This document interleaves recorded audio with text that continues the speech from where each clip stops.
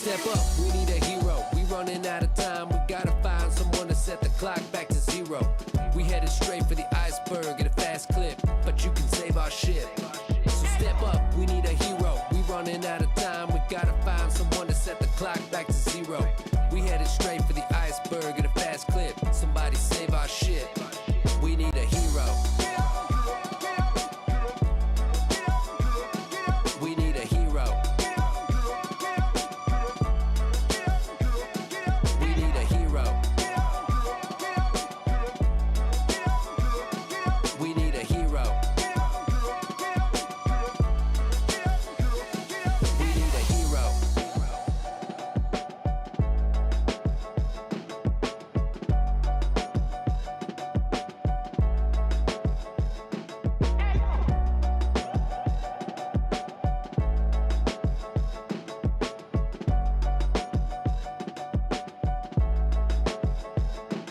Step up, we need a hero. We running out of time. We gotta find someone to set the clock back to zero.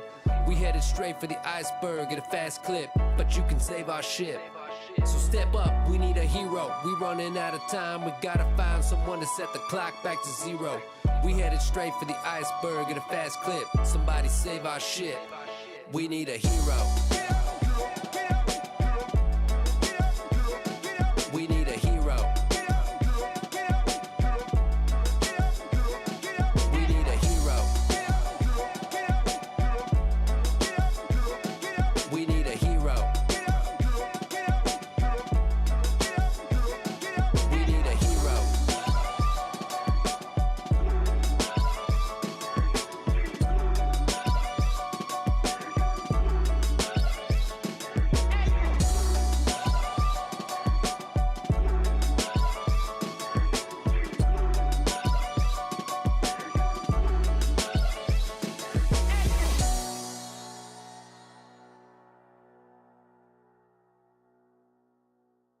It's showtime, it's your time.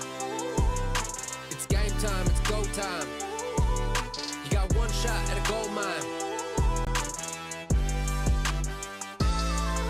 It's showtime, it's your time. It's game time, it's go time. You got one shot at a gold mine.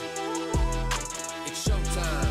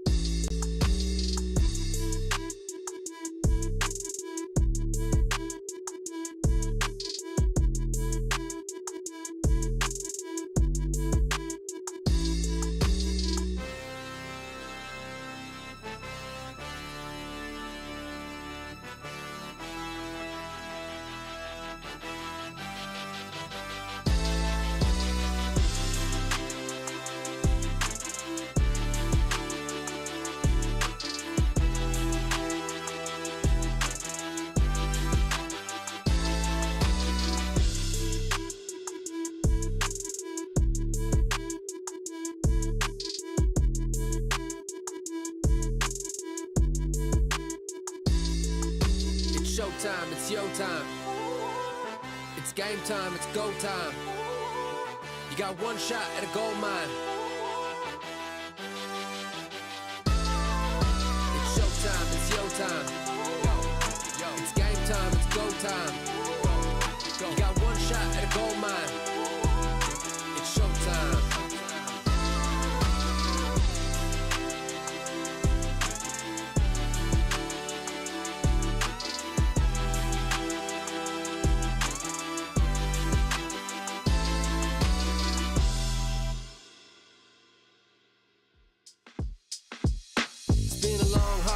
Talking setback after setback. It took me way too many years just to get back what I lost. Push through whatever the cost, and who knew you end up becoming the boss. But I'll never quit. They'll try to throw me off, but I'ma get ahead of it. Stay on top when it drops and reap the benefits. Survive the attack.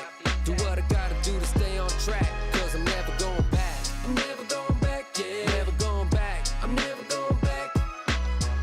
I'm never going back, yeah. I'm never going back, never going back. Never going back. I'm never going back, yeah.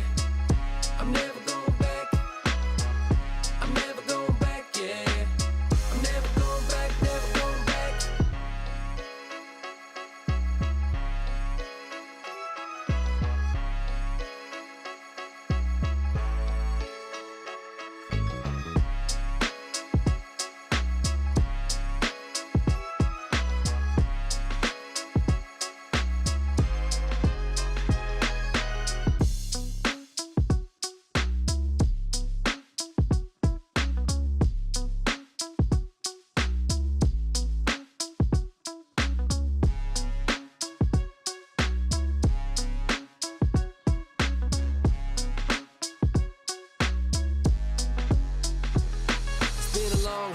no talking setback after setback. It took me way too many years just to get back what I lost. Push through whatever the cost, and who knew? You end up becoming the boss, but I'll never quit. They'll try to throw me off, but I'ma get ahead of it. Stay on top when it drops and reap the benefits. Survive the attack, do what I gotta do to stay on track. Cause I'm never going back. I'm never going back, yeah. Never going back. I'm never going back. I'm never going back, yeah. I'm never going back, never going back. Never going back. I'm never going back, yeah. I'm never going back. I'm never going back, yeah. I'm never going back, never going back.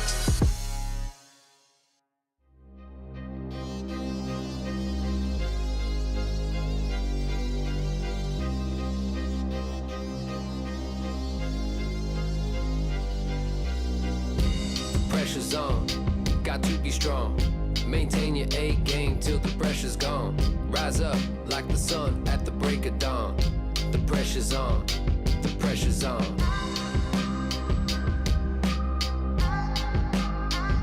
The pressure's on.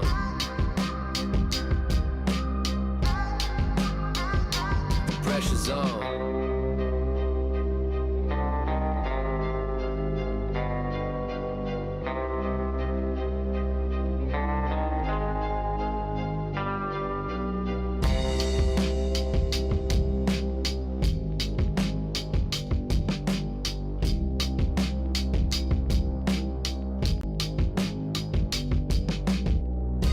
Pressure's on, got to be strong. Maintain your A game till the pressure's gone. Rise up like the sun at the break of dawn. The pressure's on, the pressure's on.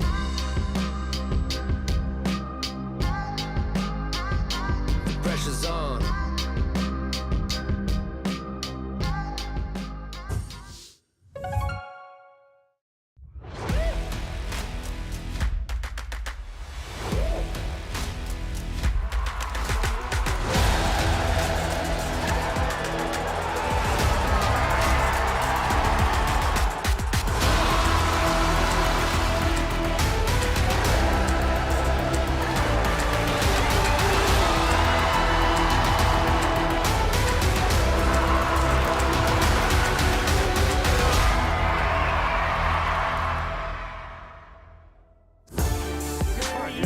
They're hyping themselves up. Look at him. Look at him not celebrating. He's not even the attacker. He gets it. And that says, let's go. And Millisime MG are going to be victorious. Thrust into this base. Super minion from the top side got easy targets against no defenses, firing off them whatsoever. And Rico Torres says, this was easy. Give me a... Avoid that elusive time belt. Super Barbarian going. 10 seconds. How much left is on that storage? The storage is low. 6 seconds. 5, 4, 3, and it's gonna be a 3-star for Carry Esports. And Can he get 99? He needs to get a 99. Oh, Can he get a 99? No, no, no! Keep it up, Schneider! Oh. Wait, King. No way, it's a 99! What? To take out the heroes, you have to take out the building. Spawn tower goes down. The RC is gonna get taken out by the heroes. Oh, he held the headhunter for cleanup, but that's not going to work. Can't. It's gonna go. She's going to target the heroes. Great bomb takes out the 10 minion. seconds. Oh no. Not much time left. Berbatov says a quick prayer. Giant to the outside. Dybala's wiping the sweat off of his brow. Oh, no. One building left is not going to be enough. Dizzy X stamina have been repulsed. Knocked. Howdy, Chiefs, and welcome back to the Clash of Clans World Championship. Your August monthly qualifiers will finish with the finals today and the last golden ticket opportunity for the 6 teams that still remain. So many close matches yesterday are kicking off for an incredible day of action today, and we have got a stellar crew of casters up here on stage for you to enjoy. Let me introduce the first of them. You know him and love him. His name is Itsu. Thank you, Woody. Yes, I mean, yesterday already was intense with some crazy matches, and as well seeing that all those 4 World's team from last year went to the lower bracket right away. A big surprise. The question is, do we see more surprises today? Because another golden ticket is going to be given out this weekend. Carvin, how about you? Oh, I'm excited. Like you said, a golden ticket was already given away to Navi yesterday from the points leaderboard. And today is going to be the next golden ticket to see who is going to be competing in the World Finals. Cannot wait for that, Bash. A lot of veterans in here, some fresh faces, and someone is walking away with a golden ticket. But not only that, there's a lot of prize pool on the line. Let's take a look at our prize pool for this weekend's qualifier. Our 7th and 8th place teams that got sent home early yesterday walked away with $1,000. Our next 2 teams eliminated will take home $2,000. Our 4th place team will take home $4,000. 3rd place walking away with $6,000. And then our runner-up today will get $8,000. And our winner of this qualifier will win $15,000. Well, victory will not come easy with 6 teams already having reported losses. That's only 2 remaining undefeated in the upper bracket. Millisime MG and Repotted Gaming. One of them will be moving on to the grand finals, while one goes down to the lower bracket finals and will face off against one of 4 teams that have lost yesterday, but could still win it all if they go perfect from here on out. Those 2 lower bracket matches to start off will be Elevate versus Team Electros and Dizzy X Stamina versus JO Esports. That is going to be an extraordinary bracket, but we've been studying it and I've got some predictions for you. Itsu, where are we at? Well, let's take a look at those predictions and see how they are looking. The first match, again, even though Team Electro is having the advantage when it comes down to stats and numbers, but it's still Elevate they're facing off. And as long as they're not getting any 1-stars, Elevate seems to be the favorite, at least amongst the casters. In the second match, again, 3 casters going with Dizzy. We see Bash with going with JO Esports. And then in the last match, I'm the one going with the maybe underdog after the matches yesterday with MMG. But I'm just going with, okay, I do not want to lose whatsoever, because if MMG is going to win, that's great. I got the prediction right. If Repotted is going to win, well, for me, as a German speaking player, having the German team winning, I am happy as well. So this is a win-win situation then for me. At least that is my thinking here. Carbon, does this make sense?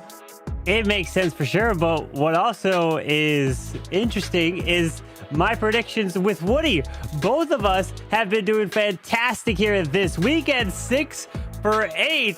And everyone's always talking about, okay, if Carbon picked this team, then obviously they're going to lose. Well, it doesn't look like that's the case yesterday. It might be the case here today.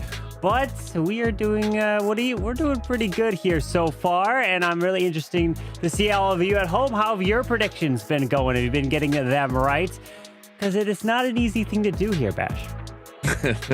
Yeah, if you look at my numbers, it's definitely not an easy thing. My worst month by far, but hopefully we can turn that around today. But guys, you can get your predictions and you can follow along at the event site, event.supercell.com/Clash of Clans. Not only can you make predictions, but you'll also get some great rewards to help your account out, and you can interact on there, answering trivia and all kinds of great stuff. Probably just don't pick whoever I'm picking. It doesn't seem to be the right call here, Woody. Not in a few cases, but Carbon and I on top, and we're the same picks all throughout. So if you want to go with the smart money, pick the ones that Carbon and I picked. But anyways, let's go ahead and get these matches underway. First off will be Elevate versus Team Electros. Itsu and Carbon, take it away. Thank you, Woody. That's right, our first match, and it's going to be Elevate versus Team Electros. Let's take a look at the lineup of Elevate first. The team which has dominated all of those recent qualifiers, but they did struggle in their first match in this qualifier with having 2 1-stars, Bernal and Pato, falling short. But they're here to bounce back with the lineup of Seleno, Bernal, Leo, Pato, and Max. And the question is, can they do that?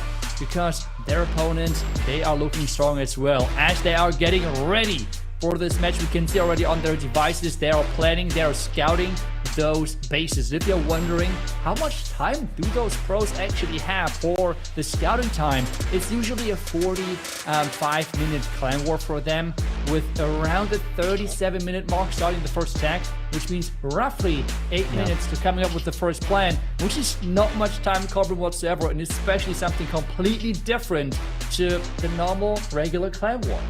Yeah, you don't have much time whatsoever, but their opponents, Team Electros. And since this is a lower bracket match, the pressure is on, and you cannot afford to be losing this one, as we have Diego, Crispy, Altano, Rigatores, and Amualan. And Crispy is the newest addition to this team for this month. They made it this far, they did great in the qualifiers, but being in the lower bracket has that extra pressure. One mistake can cost your team, and you know that if you do not win the golden ticket here, you're gonna have to try to get in the last chance qualifiers if you can get enough points, which Team Electros would have enough to be able to make it that far. So they don't want to win it there, they want to win it now. But let's listen in to Altano and hear what they have to say. Well, for this qualifier, we made a lot of changes. We have a roster change. We have Crispy now on the team. We have another change in the order of attack. And well, the rest will be all on us, the preparation and the wars. Well, we have that extra opportunity of the last chance. We know that we are already in, but for sure we don't want to depend on that. We want to give it all this month, so also we have free next month. I want to dedicate this mainly to Almualin, our captain. He deserves for all the effort during the whole year. I think people must know that we worked very hard the whole year, every month. Maybe some months were pretty bad, also having into account all our effort we made, but yeah, we worked for this moment be true, like have our dream come true. They want to make it count. They do not want to rely on this last chance qualifier next month. Instead, take their chance this month, and then they have free next month. We have heard it here right from Altano. Question though is, can they make this work? Because for doing so, they have to go through Elevate. Let's take a look at what the community thinks, who's having the upper edge in this matchup. Because I could see already a 10. Yep, okay, there we go. 68% for Elevate. They're always the favorites coming into this, I feel like, just based on how they have performed over the last couple of months. And that, I mean, this streak pretty much speaks for itself. Yeah, you can't pick against Elevate if you're thinking about the stats and what they've done. But those that know Team Electros, they know they have what it takes, as we are now getting ready for the first match here today. And this being an elimination match, you mess up and your team could be sent home. As Elevate, they don't have to worry about playing the last chance qualifiers. They're just going for prize money at this point because they've already won a golden ticket. Technically, it's two. They've won 2 golden tickets in a way because they've won 2 monthly finals. But granted, obviously, you can't take 2 golden tickets home with you. You can only take a maximum of 1 into the World Championship. So let's see if Elevate can try to go and extend that streak of trying to get 3 monthly finals. They got a little bit of a road ahead of themselves. And Max is going to try to defend Diego to start this one off. Trying to defend Diego is not going to be an easy task. It did work out yesterday. I think yesterday we have seen one of the first fails in this competition of Diego. But let's see if he can bounce back. And as we're speaking, he's going in with this double Earthquake combination, which typically means that we're going to see the lock launcher. Right now, he has still the troop thrower selected. I would assume that is going to change. Yeah, with the giant arrow on this queen, we're going to have to wait until this world champion gets her initial value, moves through this ground expo towards the scatter. Will he try to get into that ricochet cannon? I mean, doesn't have any really too much more invis. Only 1 left here. He just wants to get his initial section. Can he even get the poison spell tower as well? No, it does just barely stay up. It stays up indeed, so he has to push somehow through all of this. Question is, can he do it? There goes the giant arrow to damage all of those buildings. In addition to the earthquake, this means even more damage. And now the logs are going through. We have then the Root Rider starting things off from the far right side, but there's a lot of base left, and especially this core, even with those logs going through, there's a lot of base left then. And it's all about those Root Riders to finish things off, and they're starting right next to that Archer Queen, so she can really merge into the Root Rider push. Yeah, Diego's pushing these roots towards the right. We do have the King also placed far to the right side with the Frosty as the enemy Queen jumps the wall. Wait, no, she jumps back, which means the King is gonna get stuck on the wall. Luckily, he does have the snakes that are trying to take her out, but Scatter one-shots a bunch of them as he tries to continue with the push into the core. The roots are going to the right. King is still on the wall, and look at his health. His ability was forced way too early there. Yeah, you typically try to have the spiky ball for the back end of a base. This time around, the spiky ball goes off really early, trying to improve now the pathing into the town hall with using the overgrowth. We have the Valkyries and as well the Archqueen still in the middle of the base, but the only hero at this point with an ability left is that Royal Champion. The heroes at least are alive at this stage, which is good news for Diego, but this is pretty much the best thing right now about the attack, because this back-end compartment is going to wake up eventually. As he continues through with the Monolith, is still up, does pair in that freeze onto the near the Royal Champion, but she goes down, and we have Sneezy trying to help grab the Ricochet Cannon. Couple roots to the top side, Super Barbs maybe to be used on the far left once that Ground Expo is distracted onto a Root Rider. That could help, as we do also have a Giga Bomb that he will have to encounter as he's going to push his way through. But the Wooden Rage Gem is what can save this attack. Might be able to save it, because remember, the Rage Gem is not just efficient on the ground troops as well with the healers. And they are healing more efficient, keeping those troops alive way easier. But the biggest problem for him right now is time. 11 seconds at this stage, Corbin. Frosty, come on, come on. Oh, no. See, he dropped those Super Barbs early, and I was wondering if he's going to wait until maybe the roots came and distracted. But no, it's a time fail here for Diego. 96% 2-star. And that's where that King Spiky Ball would have played a big difference if the King stayed alive towards the end, where you can hit those final buildings. And it was the enemy Queen that jumped back over the wall, and the King got stuck, and he couldn't not take her out. Man, that is unfortunate. Yeah, and especially with this current meta where we see the pet combinations of not the Phoenix anymore on the King, because he usually is on the outside, and instead the Frosty. This time around though, we had the issue of the King being deployed quite early, and Root Riders were not tanking just yet those core defenses, which means X-Bows and such defenses were locking onto the King. And even though the King is tanky, especially with the Snake Bracelet, it means that he was not tanky enough to really make it through the first stage of the attack. And with him going down, losing that crucial ability of the Spiky Ball, the ending was not in his favor. But we're going to see then Elevate attacking next. We have them typically starting things off with either Pato or Max. So I would assume they'll keep going with that opening, depending on who found the plan first. Yeah, well, one of them will be in, as it's going to be indeed Max is going to be kicking this one off with Super Yetis. Okay, we're going to have Let's go. The Queen with an Angry Jelly. So he's liking the Angry Jelly charge that he's done with the Root Riders, but he switches things up, not bringing the Roots and going with the Super Yetis, as he does have the Earthquake boost with that King as well. Let's see, does the Queen go to the left? She should target those defenses, and he goes, oh, a very, very early warded ability there. Yeah, something did lock onto that Warden, which means that Warden losing a lot of hit points and forcing the ability, but taking that right now, the Crushing Mortar, he's forcing an invisibility spell now here. And we have heard yesterday from Ganavex, if the Queen doesn't need to go through compartments and walls, this opening is having a lot of value. But right now he needs to recall, and he's able to do exactly that. He lost the Warden ability, but the opening looks amazing. The question now is this enough power? The Flame Finger was able to be set up to take down the Fire Spitter down there, but Carver, that is a long way towards that second star in the Town Hall.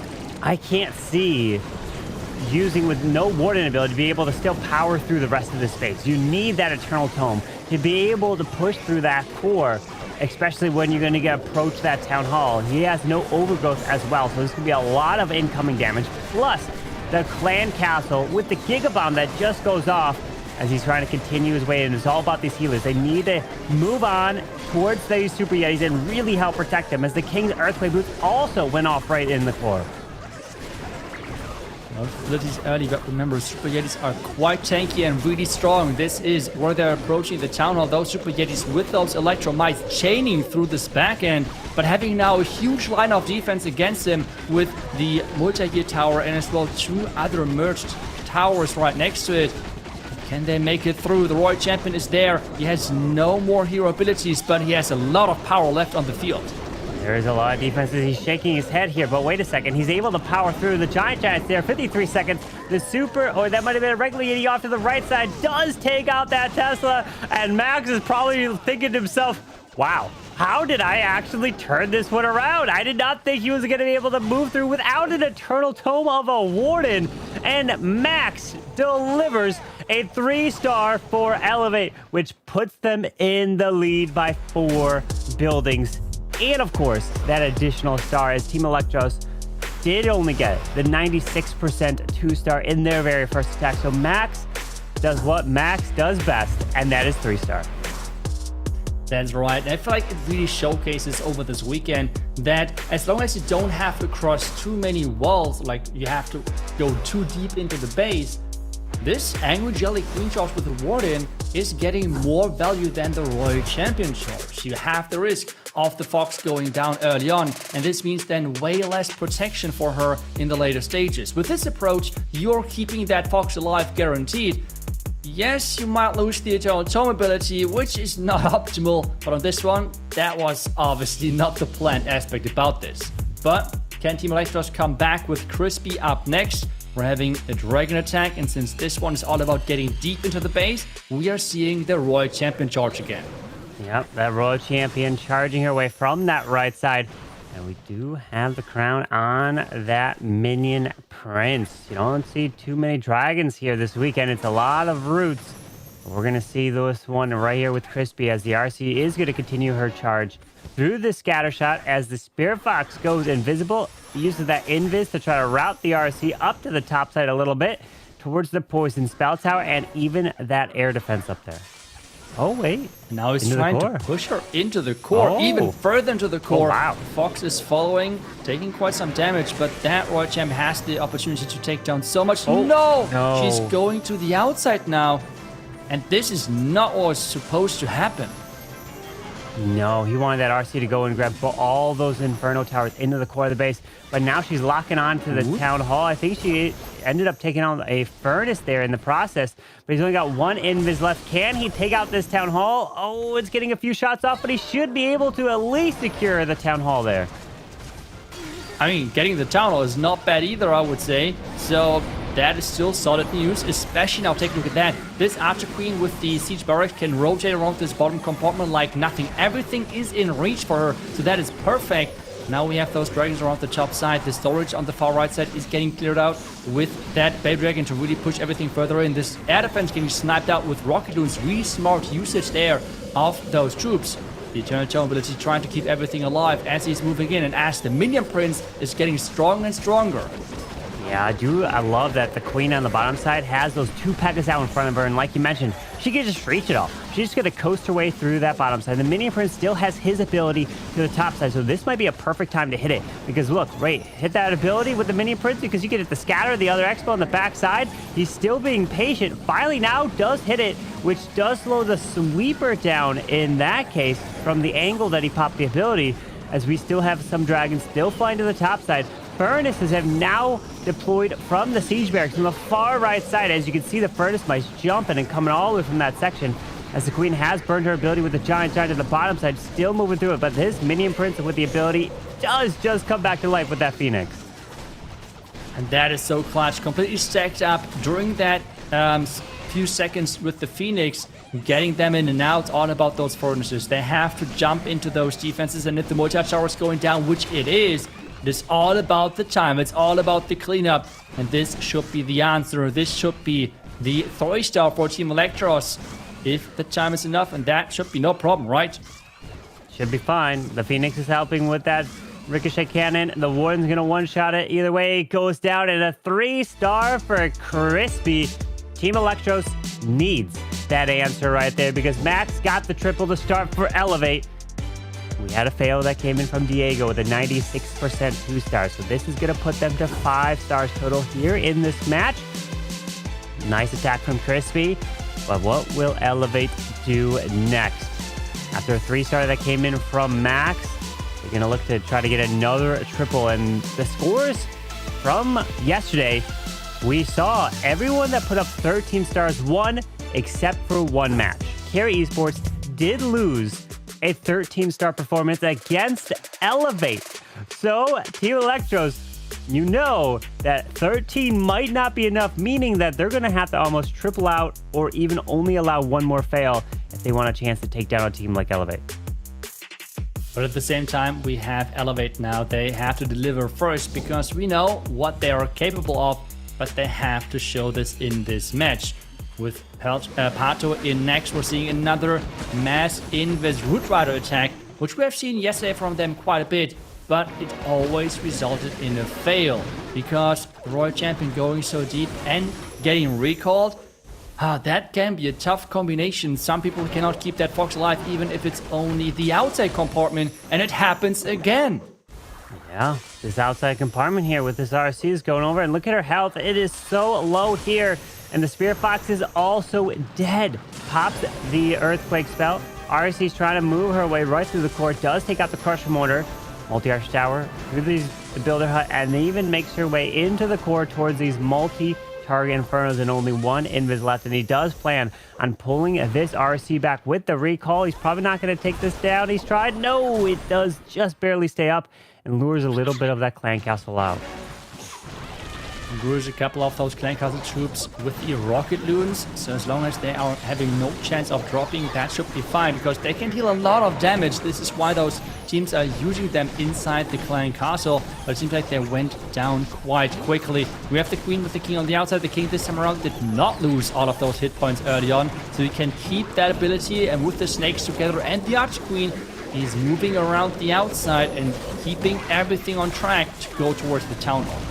Yeah, the King Queen pathing through does use that Grand Warden Eternal Tome. We have the healing as well as he's powering through towards the Town Hall. Diggy did stun it a bit, so Town Hall's back awake, but it's also gone as well, just like that. As he finds a Tornado Trap, the Giant Bomb is getting spun around here. Watch out for some red air bombs to these healers. That's the one thing you want to try to protect these healers here. But he's moving through. He's focused on something off to the right side, but he's back focused on the attack here, as he still has the King and Queen abilities. Concentrate on the attack. You want to get as far as possible, but there's still quite a bit of power on this back end. The troop thrower is not there anymore, which means there's no more reinforcements coming in. But this time he was able to keep alive and as well keep the abilities intact for quite some time from those heroes. The spiky ball now goes off and mostly into outside defense, which is not optimal. And the question now is, with the Warden going down and the Rage Gem being gone, if that is enough power, especially with the healer getting targeted as well. No, he does have Queen ability, which is going to be clutch with a Giant, but unfortunately, we have these closed off compartments, which is going to be a huge issue with only 20 seconds left. The scatter shot and even the storage down to the bottom side, he won't be able to get there in time with that ability going off, and that ricochet can't even skipping through that giant onto the Queen. What he needs to hit is the 96% to be able to be tied with Team Electros, and no, he's going to be finished with a 92. So now the advantage goes to Team Electros at this point. Is it the tie wars 5-5? But Team Electros, with their fail of 96 compared to Pato's fail of a 92, now this match could be jumping back and forth after each attack. So close, Pato. Yeah, That was really close, but as you said, the match overall is even closer, which means we are up for a really nice one because there's still plenty of more attacks to come in, and we're already getting ready for the next one. Eltano is the next person for Team Electros to dive in and get ready because Leo has to be on the defensive side of things this time around. And the question again is, what are we going to witness from Team Electros? Is it going to be the Hog Riders? But what type of opening we have seen this weekend? Way more different openings than just the Royal Champion charge, even though the Royal Champion is still the most common approach. And it seems like it is going to be exactly that in this attack as well. No Angry Jelly charge. No Angry Jelly charge indeed for this Roots. It's going to be the RC Invis towards this geared up cannon. Let's see as the RC continues to go invis on the outside. You have that spiky ball with the king. You want to try to save it for as late as possible, potentially, as the RC will take her time through this section in towards the builder hut with another 2 invises to utilize. As an invis is actually used to the far right to get the RC to go more into the core. The last invis for the RC is used now as she can make her way into this ricochet cannon and get a shot off onto the poison spell tower, even with the fox going invisible here. Fox invisible. But the rocket loons are lured out, and he's able to use that poison onto the furnace, which is always nice to have that out early. Headhunter in the mix as well. Some super barbarians pushing everything further into that compartment where the Giga Bomb is waiting. So are we going to witness an early warden ability, or what is the plan here? A lot of damage, Giga Bomb going off, and the Hog Riders are losing a lot of hit points. Yeah, they are pushing their way through. I did see that there is a Dark Spell Factory off to the far left corner of the base. Hopefully he saw it and we'll be able to drop someone for it. But we do have that Queen's ability that went off with the arrow through this Town Hall. King all the way to the far right side with the Frosty over there with an Ice Cone being deployed additionally as he goes with the Warden ability, which also protects the Raw Champion as she's in the core. And there goes an Overgrowth to try to help protect even more. But the RC just goes down to that Monolith as he's slowly going to be pushing his way through this right side and then in towards the top side Monolith. Yeah, when is that Overgrowth going to wake up? Because if those troops are skipping all of those buildings and then it's going to wake up as they're moving through, this will be a really bad timing, and that seems to be the case. Everything going through, everything waking up again. The Hog Riders are luckily standing still, but those healers are paying the price because they were too close to that multi-inferno tower. The defending minion prince is here as well to defend that multi-inferno tower even further. And with only the king ability left, he has to really get lucky towards that back end. Yeah, but he should be able to have this King Spiky Ball. We still have that Dark Spell Factory in the corner that's still standing there. But it should be fine as it's 36 seconds. Just drop a Super Barb or something on it. Don't forget about it as he's trying to continue. There's a Super Barb on the storage. 1 balloon left with 2 Barbarians. Spiky Ball flies across. There's that building. Oh, there we go. Okay, the Spiky Ball flies towards it with 20 seconds. And he should hold. Wait a second. Hold on. I'm going to say he should be fine. But no, there is the geared up cannon. The balloon's trying to move in, but it's going to take this balloon down. That defending minion prince was the MVP for sure.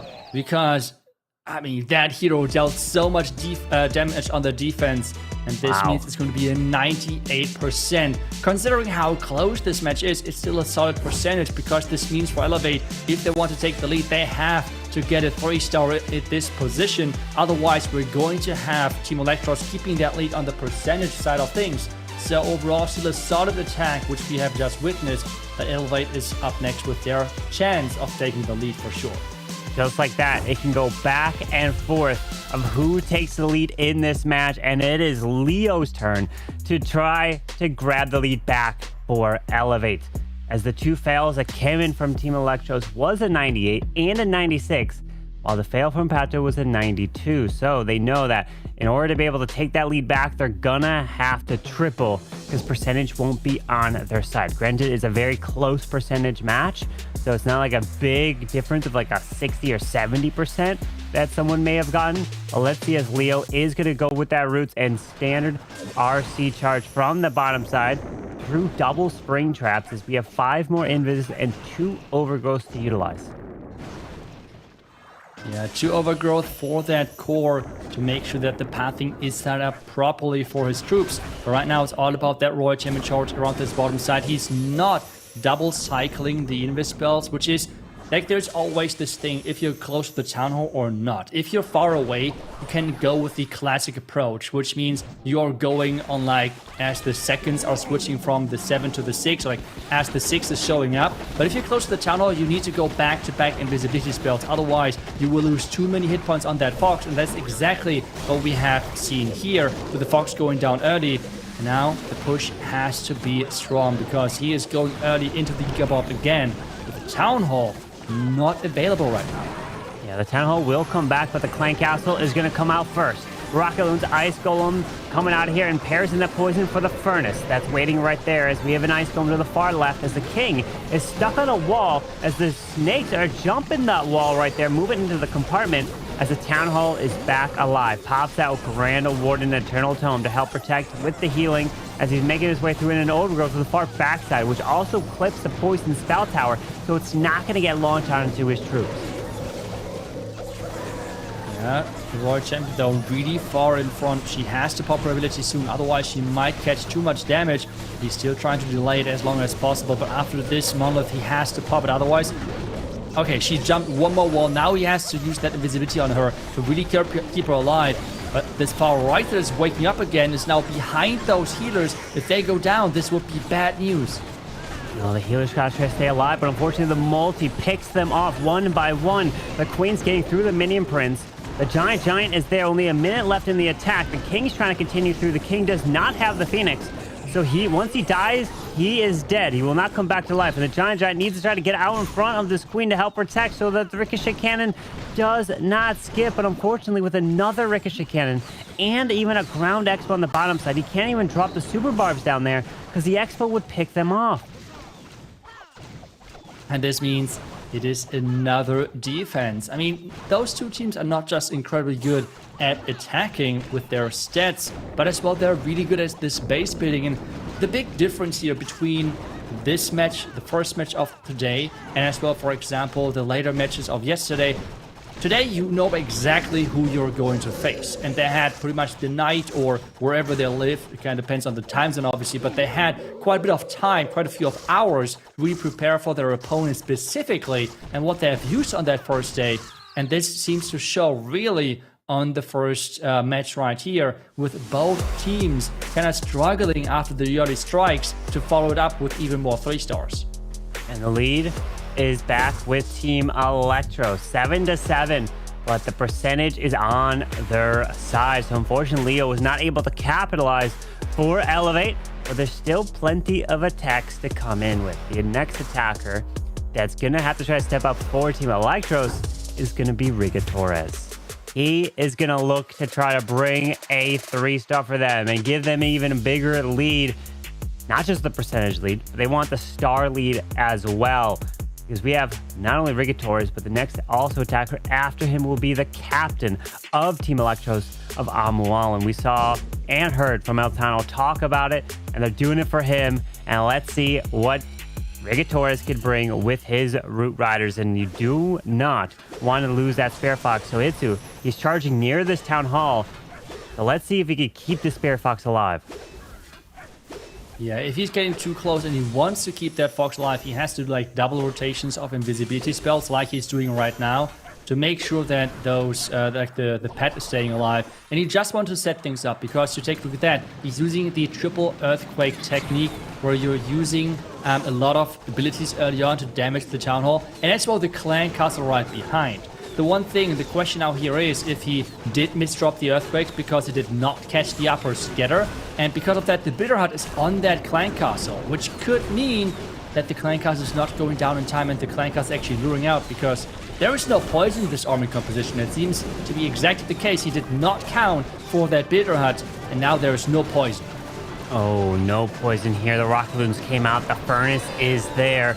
Launching the Furnace Mites one by one as the Root Riders are pushing into the scatter. Valkyrie's coming as well. They're going to run down to the bottom side. Baby Dragon off to the right. The Air Defense picking the Baby Dragon off. But the Queen moves her way off to the solo to the top side, away from the Root Rider push. This is not good for Rigatores. This is not good indeed. The troops are getting pushed around. They even split a little bit into that core. The Queen completely isolated. He still has the King, the Warden, and the Royal Champion ability, and another Overgrowth. But with the Overgrowth now running out, there is so much damage close by to his troops, and he is struggling to keep everything alive. Yeah, he's trying to push through with a Giga Bomb on the backside. He will have to encounter that, but the Queen is now dead. No more Queen here as the Sneezy pulls a couple red air bombs, goes down to the air defense, and we have a few healers now onto the Valks that were off to the left. The Roots continuing trying to push their way to the right side, but the Minion Prince on the defensive side is so powerful and just picking his troops off one by one. Unfortunately, Ricky Torres' Raw Champion is not going to that Minion Prince, so she's trying to stay alive, but unfortunately taking a lot of damage. And another defense in this match here, Itsu. It's always those little things like not catching the scatter with one Earthquake. That would have changed pretty much the entire outcome of this attack, because you can tell it is still close. But just imagine the Clan Castle would have not left that building. That would have been a completely different story. But just to explain it to everyone why we have seen the Clan Castle coming out, the Earthquake spells were placed in a way where he did not catch a scatter shot, which would have been in between the Builder Hut and in between the Clan Castle. The Builder Hut is always repairing the closest damaged building, and that would have meant the scatter shot would have been repaired. Instead, we had now the Builder Hut on the Clan Castle, and this means it survived all of those logs, and in the end, the Clan Castle was pulled. Those little things can make such a big difference, and this was the downfall for the attack for Rico Torres. And that's where trying to fix your fail, which I like to do many times, of seeing if your small mistake, if you were to change it, would the attack work? And this is the scenario that I would love to have seen. If he was able to drop that Earthquake, just like you said, onto that scatter shot to distract the builder, not go to the Clan Castle, how much of a different of an attack could have been? Would the attack have been an overwhelming 3-star? Or would the attack have not worked? Well, either way, it is a defense that is for Elevate. Unfortunately, Ricky Torres falls short. That is now 3 fails for Team Electros. And Elevate have another chance to try to take the lead right on back. Bernal's turn. And Bernal is bringing the Roots as well, as we got a Rocket Spear for the World Champion, not the Haste File. So the RC's not going to be probably using our ability right away. Let's just see, as he is going to have the Eternal Tome with the Rage Gem. Does have the Giant Arrow for the Queen as a bunch of red air bombs straight away to the outside of the space. Yeah, and this seems to make sure that that Royal Gem is having a bit of a tougher time, but she will get recall probably right. Nope, she's going back on this one. We see already he is not happy with this current outcome of the attack, but he has to keep going through it. The Royal Champ is not getting the value he was looking for. This means he has to react. There is a test loon. There we go with the Earthquakes again. We have the Giant Arrow, and this is now the Log Launcher follow-up again. No poison, so let's take a close look if that Clan Castle is going down before anything can come close. I'm looking at where the potential builders are. I don't see anything that's within range of the Clan Castle other than they're repairing the monolith there. So the logs are slowly pushing one by one. Let's see, and the Clan Castle should go down from that log. Yes, no CC to deal with as the Clan Castle is removed. King moving his way to the left side near the enemy Queen, which he's going to get stuck on a wall. Classic King there because the Queen's stuck. But his Queen and Royal Champion is now redeployed as they're trying to push their way from the left side in towards that multi. Yeah, the monolith really isolated inside that core. He has to figure out how to approach that. The Queen might be the answer as he is using the Overgrowth to really make sure that Queen is only having to face the monolith on its own. But with no spell support, he's relying on those skeletons to tank for the Archqueen. But so far, it looks really great for him. Yeah, the skeletons did their work. Monolith is gone. Now he popped the RC ability with the Rocket Spear. Hopefully she can stay alive and utilize all of her shots. Come on, RC. Take that multi down, and she's barely staying alive just like that. But with the boost, she's gaining health slowly but surely as he continues his way through the right side. With Valks up to the top, he does still have this King ability, which he can try to save for as late as possible. Maybe hit the key defenses. With the key defenses, this is now where it's coming down, because if the spike ball is going to go to the right side outside defenses, this is not going to go anywhere. There's still some of those key defenses left staying. The Royal Champions luckily coming over and jumping into that compartment so he can take that out quickly. The spiky ball can be used. It's going to follow the outside buildings, but there's so many walls he has to get through. There's no earthquake boots. Oh boy, with 23 seconds left, the King's ball, spiky ball skips across, does send in one loon, but unfortunately, another defense here. This is the match of defenses. Both these teams came prepared, ready to go, knowing their opponents, and it is showing like that. 95% is where Bernal is gonna fall short at a 9-9 match so far. And Team Electros is up on percentage. So if Amualin, the captain of Team Electros, gets a 3-star in his next attack, that means Elevate will be eliminated from this monthly finals. And this really means Team Electros has everything in their own hands. They can decide the winner now if they 3-star. And you have heard earlier in the interview, Amualin has put so much work into this qualifier, into the preparation, into the teamwork, into everything. Can he deliver now? This would mean so much for this team, because remember, on Elevate side, they're playing for prize money. Team Electros is playing to make it to the world's stage later this year. Doing their absolute best. Here we go, Amualin. Can you get the 3-star with the Super Yetis here? Queen is charging away with that Angry Jelly combination with that Grand Warden is down. Do not use the Eternal Tome of the Warden. We saw Max use it, but he was still able to get a 3-star, which was so impressive, so that we know the strength of this attack as he freezes up that enemy Queen. And oh no, Queen ability was forced. But he does take out the scatter, does take out the Queen, and recalls them all, but doesn't pull the cloned Queen back as the healers stay there. They should transfer off no problem. That's a little bit of a sketchy start there. Well, now we're going to find out what is more important, the Warden ability from Max attack or the Queen ability now in Amualin's attack. Let's find out as the Super Yetis are approaching that base. We have the bottom side getting funneled by the King and the Siege Barracks, but there is a really heavy compartment with Tesla all around. We have the jump leading into the core. We have the Warden ability still left, and there is a ton of rocket dunes they're approaching. Is he going to use the Warden soon? There we go. Very nice. And one thing I don't see is Ice Golems coming out of the defensive CC. That means he's not going to get slowed down. So no Ice Golems might actually really help Amualin. And look at this. King's Earthquake Boots. The Super Yetis are powering right on through, and he's not getting slowed down whatsoever as the Royal Champion does burn her Rocket Spear to the bottom side. A couple Super Hogs out in front as Ground Skeletons pop, but that's not going to be a problem for the Royal Champion's Electro Boost. But the problem is, we have a lot on this backside, and the Super Yetis just disappeared. Going against two sweepers as well on the back end, which you might think, why would I care about sweepers if we're playing Super Yetis? The healers got pushed back, and that was really a big problem for him because the healing was just gone.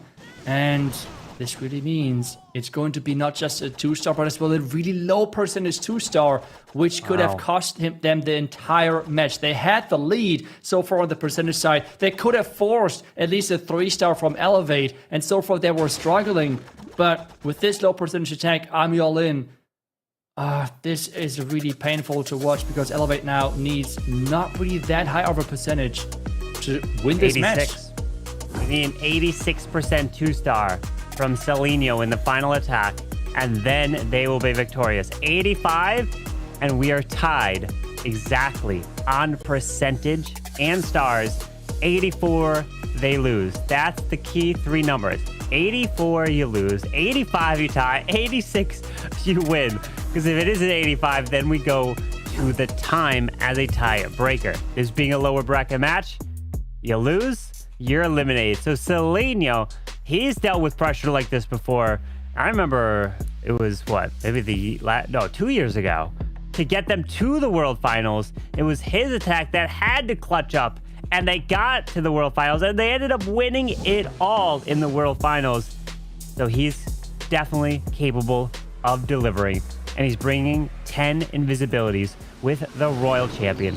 from the top side of space. A couple rocket balloons snipes the Teslas at the outside. Invis and another Invis as the RC's got a pathway to the town hall. I feel like a lot is coming down to how good this Royal Champion charge is going to look, because we have seen those mass Invis Royal Champion charges from Elevate yesterday quite a few times. They had ups and downs. I think that's a fair way of putting it. So can Seleno really show this now in this attack? Another Invis is pushing the Royal Champ even further. He has now one more Invis to deploy. The Haze Skull is activated. How much more can he get? Bitterhut is going down. Royal Champion going for the Multi Inferno Tower. And after that, he has to recall because he wants to keep that Royal Champion. Is the value enough though? Because there is no spell left except redeploying the Royal Champion. There isn't any spells, but you don't have to worry about that town hall, though. That is gone. Remember, now that he got the 1-star, once he passes the 50%, that's the second one. But he needs the 86% for the victory for Elevate in order to win this match, as we are having the Roots power their way from the top to the right side as the King is down with that Snakes out in front. A couple Valkyries help clear those skellies. He's moving one by one. He will have the Grand War Internal Tome to really protect. Rocket Loon coming from the troop launcher. A couple balloons as well, trying to protect these healers as he now decides to pop that Warden ability through these red air bombs here. And even the Black Man is getting tanked as well from those balloons. And this means that those... Wait a second, where are those healers? Oh, they're gone. When did the healers go down? I haven't even noticed that. That is obviously a huge thing right now for Team Electros, because Esil has to go like more than 20% at this point, and the crushing mortar is, I mean, that is really dangerous.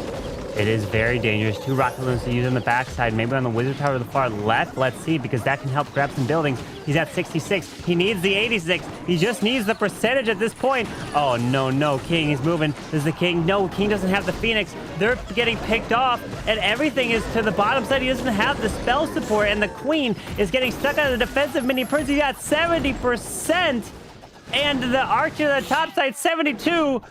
Headhunters can't do anything onto the defensive minion prince. He does send the rocket loose to the bottom side, but he needs the 86, and he's not going to get there.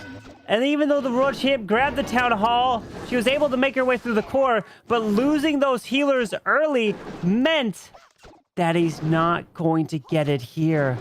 Unfortunate for Seleno, and Elevate are going to lose to Team Electros right there.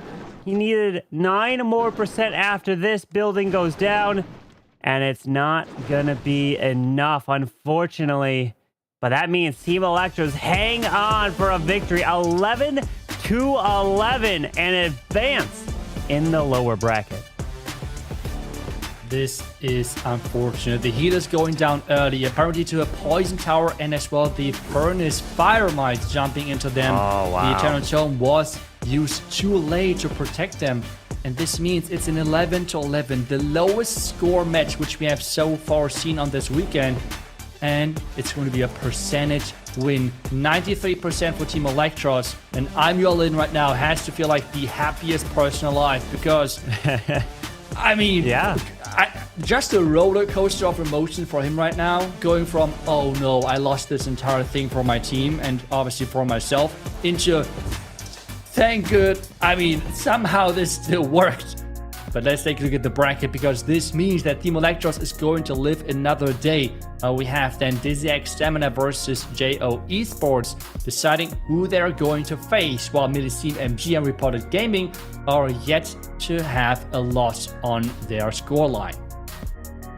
What this means, Dizzy X Stamina versus JO Esports. If JO Esports wins, that means the golden ticket will be given away to whoever wins the monthly finals, as all the remaining teams at that point would not have a golden ticket.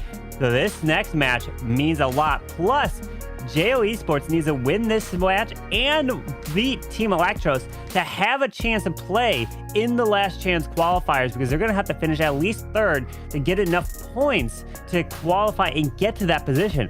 So JO Esports are obviously trying to go for the golden ticket, but if they want another opportunity, they have to get to third place. So a lot is on the line for these teams here. But the MVP, it's time to crown them. And let's see who is voted the MVP of this match. And it is Crispy. Of course, he was the only one on Team Electros that did indeed come in with a 3-star, and he's taken the MVP votes here.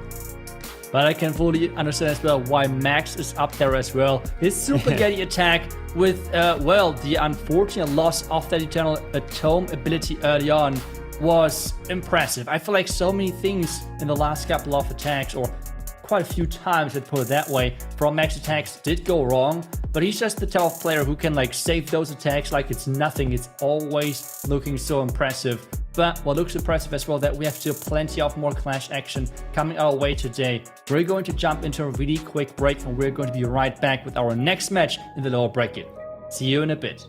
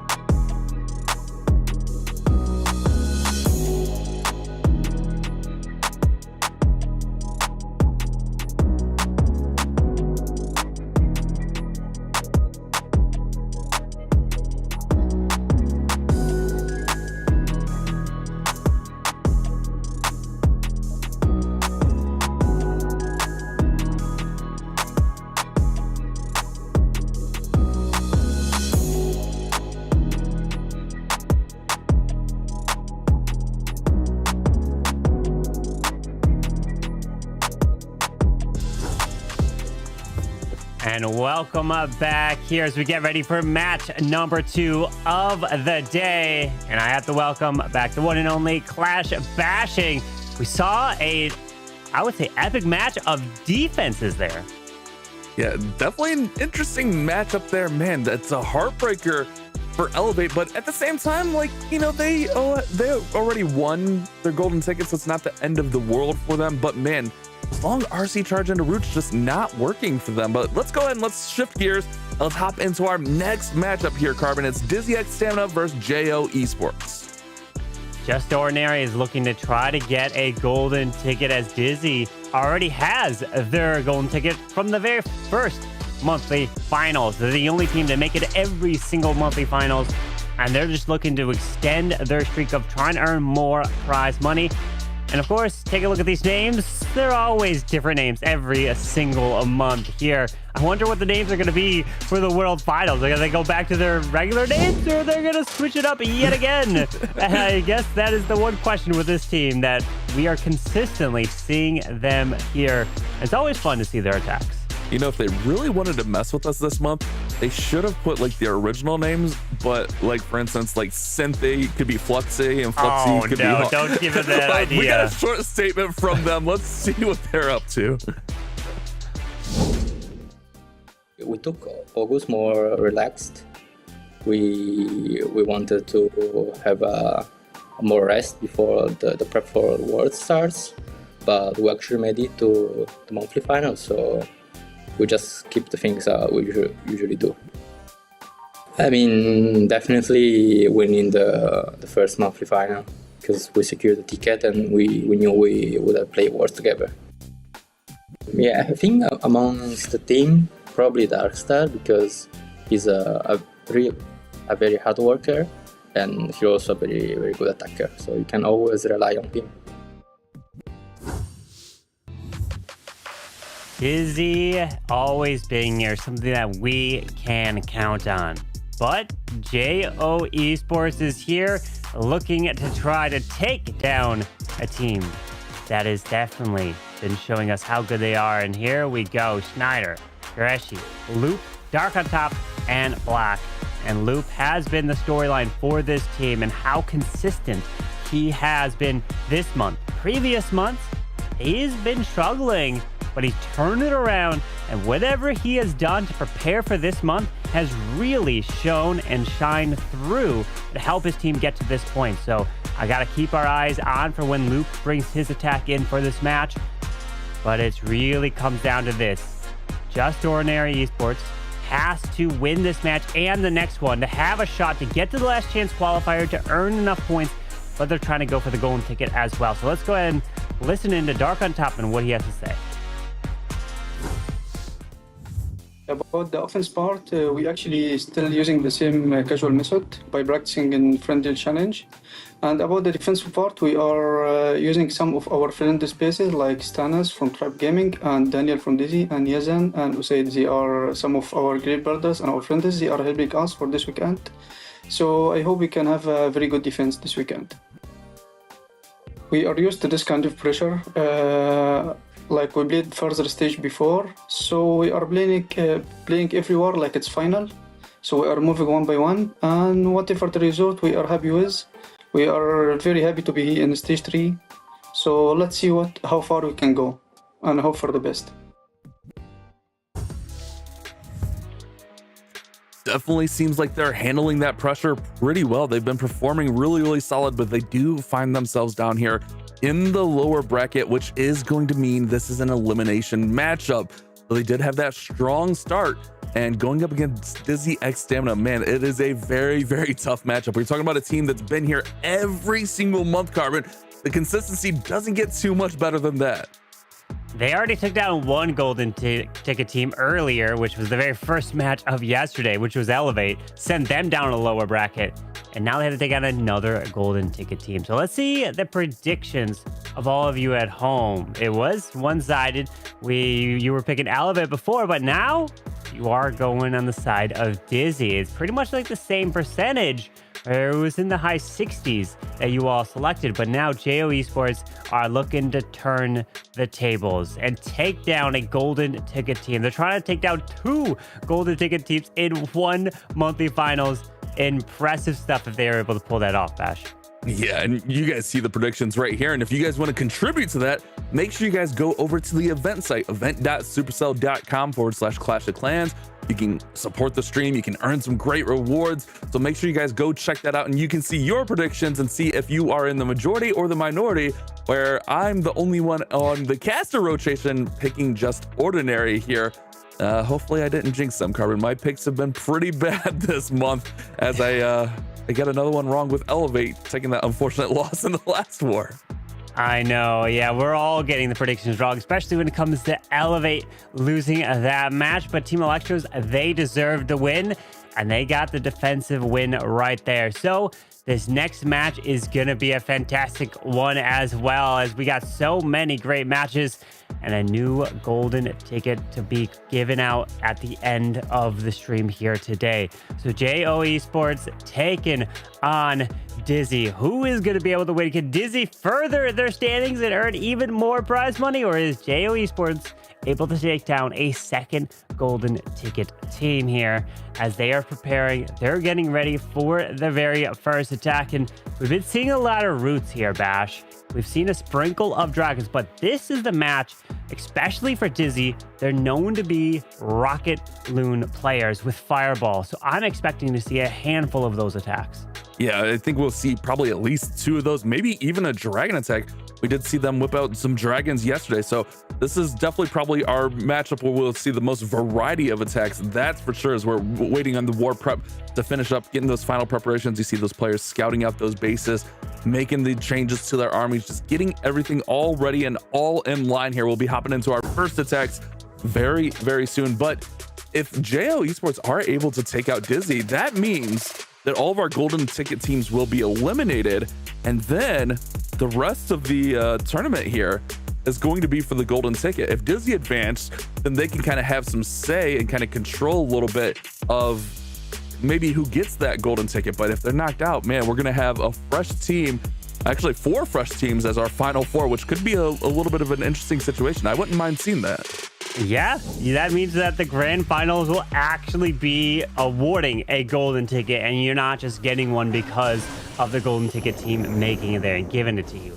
But let's see, as Dark on Top is leading it off for JO Esports with that Royal Champion to the right side, and can he keep that Spirit Fox alive? Whoa, okay. Passes that scatter shot right away and takes quite a bit of damage. Another invis to the top side. RC's going to the bottom, trying to get her to path in towards the core near this ricochet cannon, but she doesn't want to go there. She's continuing up to the top. Oh man, barely got her out just in time, it looked like. Yeah, I don't see the RC taken out over there, so he did get the recall. But man, it definitely didn't seem like she was going the way he was hoping for. Dark had a pretty nice performance yesterday, putting up 3 stars. But let's see if we can get this one back on track, because it definitely feels like it was a little bit sideways on that entry. Yeah, he's moving through the gear up cannon there with the troop launcher now coming down. So he's gonna have to path his way closer to this town hall slowly, as now the furnace and ice golems are coming out of the defensive clan castle. Pairs in, I believe that was a heal there, as he's making his way across overgrowth onto the monolith and the multi right behind that town hall as he pushes right through that giga bomb. He'll get his way into the enemy RC, but he needs to take this town hall down as he continues his approach around this base. Yeah, he elected to use that heal early. That way he could save the warden ability like you kind of talked about yesterday. But I did see a couple of those Root Riders going down. There's still a pretty strong force there in the middle. And the King and Queen working on the outside. The main thing, oh, right there it is, warden ability. Timing up that warden ability, but the RC was just outside. Remember, with the changes to the Eternal Tome, a few seconds after those troops leave the Eternal Tome, they are vulnerable, and the RC got just out of range, and Monolith took her down. So that's a big blow to this attack, as things are definitely starting to fade, and there's a lot of base remaining. Can he get through and get past that back compartment? I'm really worried about that ricochet cannon multi-compartment right there. Yeah, with the multi-ricochet cannon, there's an additional ricochet cannon, plus the Monolith is not in range of anywhere for this queen to go unless she walks through those walls, which I don't know if she will. Okay, she does come back to the Crusher Mortar, but has her ability will go off. King comes back to life with the Phoenix, but there's just too much left, especially with the enemy queen still standing on the far right side. Yeah, tough one for Dark. It just didn't seem like it got off on the right foot with that Royal Champion just not cooperating. He saw after she came back out of the recall, she was still using that haste spell. She was running quickly in there, and then she just, it felt like the RC was kind of the story of this attack. She kind of got out of range of the Eternal Tome and then got taken out by the Monolith, didn't cooperate on the entry. It is still going to be a very nice, respectable percentage. It's going to work up to 93 as the Queen will take out that minion right here, and then she'll take out that Archer. So it's not like it was the end of the world, a really horrible attack. But at the same time, man, you don't want to give Dizzy too many opportunities to take the lead. But these attacks all are coming down to the value of the Royal Champion. If the RC does not get her value and the dies early, she goes the wrong way, this attack completely crumbles and falls apart. Where other attacks, let's say a Fireball, obviously relies on Fireball, Rocket Loons like that. It feels like some of those can be a lot stronger. Granted, if those parts fail, it could probably be way less of a percentage. So in any attack, it really comes down to the very start that sets the tone for how it's going to deliver. As we are going to see now Dizzy coming in here for Dybala. Will he be able to triple to start this one off for their team and then put the pressure on JO Esports? I'm guessing it's going to be Roots. It is indeed, with a couple super barbs, as the Royal Champion is going to be started off just like normal. Again, it's all about the value to this RC. If she can get this value down here, then this attack could be looking good. Yeah, going into that heavy compartment there with the King, actually skipping past that compartment. Thought maybe we might want to try to get that Crusher Mortar out, but electing to go instead into the Fire Spitter. And I'm assuming the Roots will come in behind right into that compartment that the RC just passed through. Those compartments, man, they are really, really lethal. So if you leave them towards the end, it's really tough to get them down. Gets that air defense out. Great funnel, great pathing set up here. And let's see if he goes right in. Yeah, it looks like he's going to go right through and actually bring the log launcher to go through and help get that Crusher Mortar down as well. Here's the Earthquakes with the Queen's Arrow to fly through the core of this base. And the logs are going to look to help clear that stuff relatively quickly as he continues through the bottom part of this base. The defending King is there, so he needs to take him down. The Headhunter's going to help slow it down, but there is the deployment of his King with the Frosty off to the right side. It does have one super wall breaker possibly to use for this King. But out comes the Clan Castle and launches some of the archers with the logs, as the logs are also going to lock on potentially. Oh wait, no, he opens up the log launcher and druids are actually coming out of it. Yeah, nice play there. Actually got that multi down as well. Beautiful execution with that log launcher. King's now continuing that pathing on the outside to keep those Root Riders into the middle of the base. Here comes an Ice Golem to protect the King as he makes that approach to that Royal Champion. Great skeleton spell placement. He is on a tear here with all of his placements just being so precise and so on point right here. Now this is a big section of the base. Still has Warden ability, still has a lot of abilities here actually. And there goes that Warden's Eternal Tome to protect all these troops through the Town Hall, the Monolith, the Ricochet Cannon, and that defending Queen. Great ability right there, Carbon.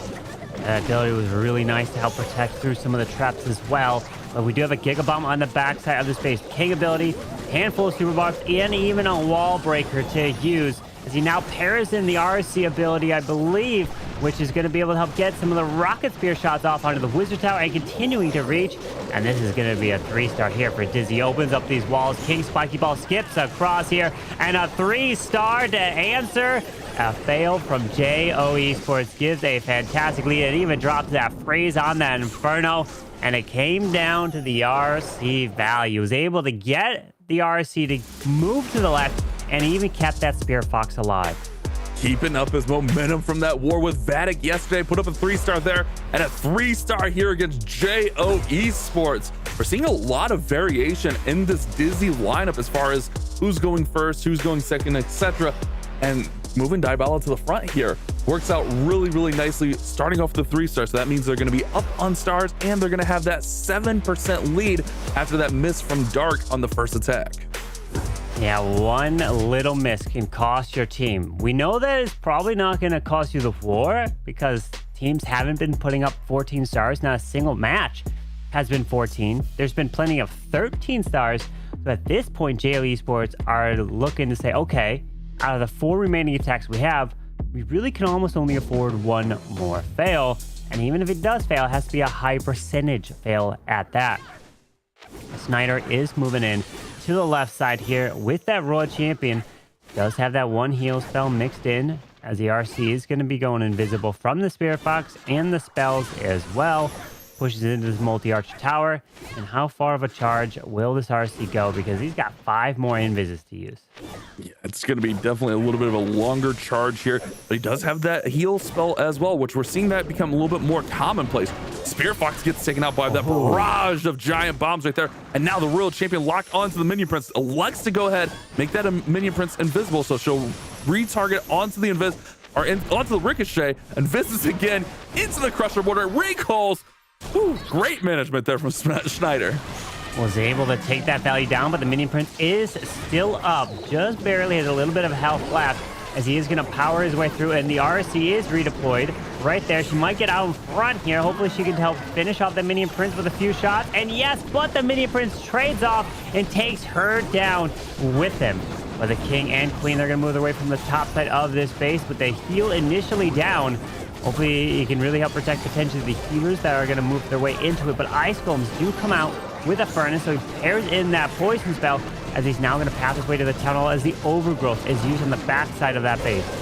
Man, there's so much damage into this back area of the base. Merge multi-cannon, the Ricochet cannon, Monolith, Expos.